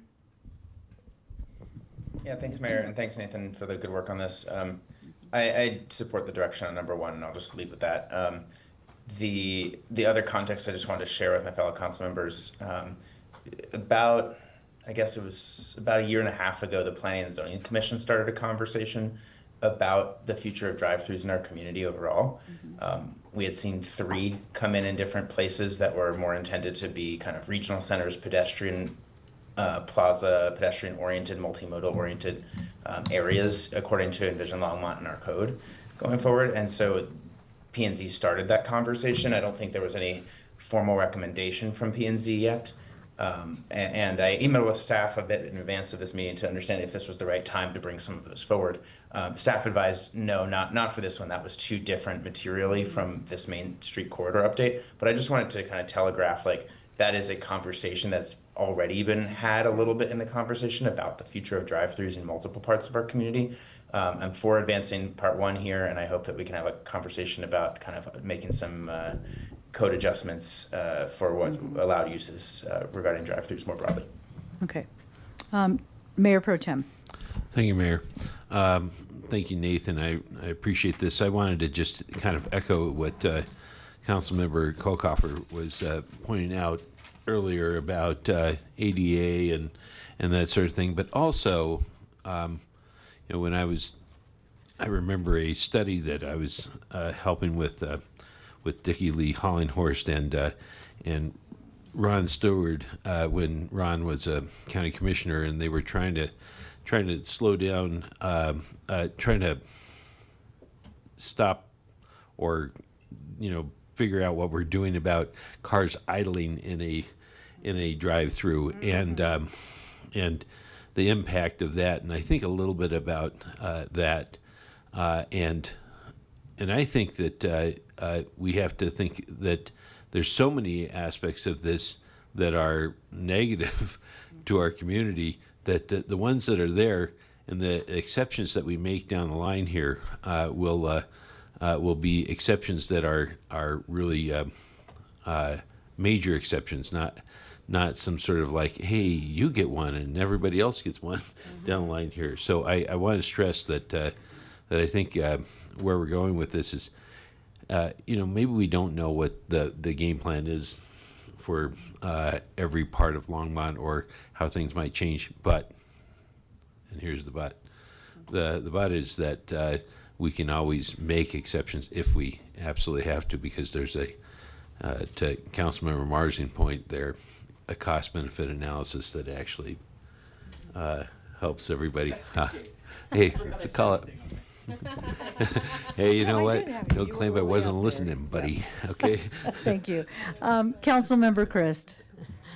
Thank you, Mayor. Thank you, Mr. Jones-Meyer. How many applications do you have for drive-throughs right now on Main Street? On Main Street, none, because we've interpreted that code to apply to all drive-throughs. Okay. Then if I were choosing how to spend your time, I would rather you spent your time on the mixed-use employment issue than reworking the code in this regard right now. Because I think Main Street's kind of full. I don't think we're going to have a lot of new applications. I guess I should clarify my answer then. We have received several pre-application meetings for requests for drive-throughs. Okay. So between 2022 and today, we have received several requests to initiate drive-through developments along Main Street. We have denied them or told them that the use applies to, that prohibition applies to their use. And again, these cleanup efforts, we see these as cleanup efforts. Again, based off of prior discussions that had previously happened. So how much time will this take for you to do? I believe we've already done the red lines, and we would bring these back in the next available council meeting for, I believe we indicated that we would bring it in the next available council meeting for determination. Okay. Because I have also noticed that, and this is to Councilor Popkins' comment, I have noticed that Planning and Zoning has flagged these for us for the last 3 times that they've had this. Then, okay, I'm on board with number 1. Would you like to make a motion? I move that we direct staff to proceed with the proposed land development code amendment and schedule a public hearing. Okay, so the motion has been made by Councilmember Chris, seconded by Councilmember Marcin, and the third disembodied voice, Councilmember Popkin. I couldn't see him. I just heard the voice. Okay, let's go ahead and vote.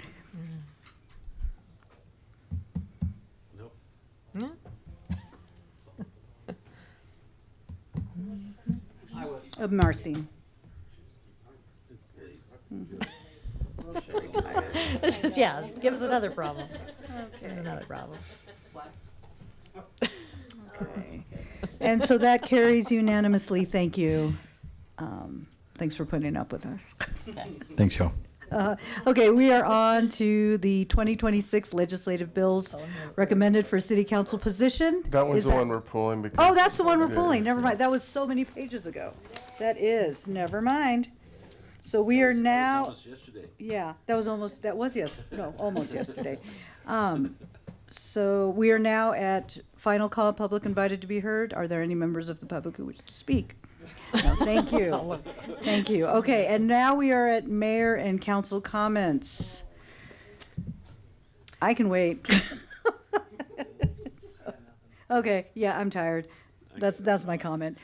Okay, we are now on to, no, city manager remarks. Does the city manager have any comments? No comments, Mayor, Council. Thank you. City attorney?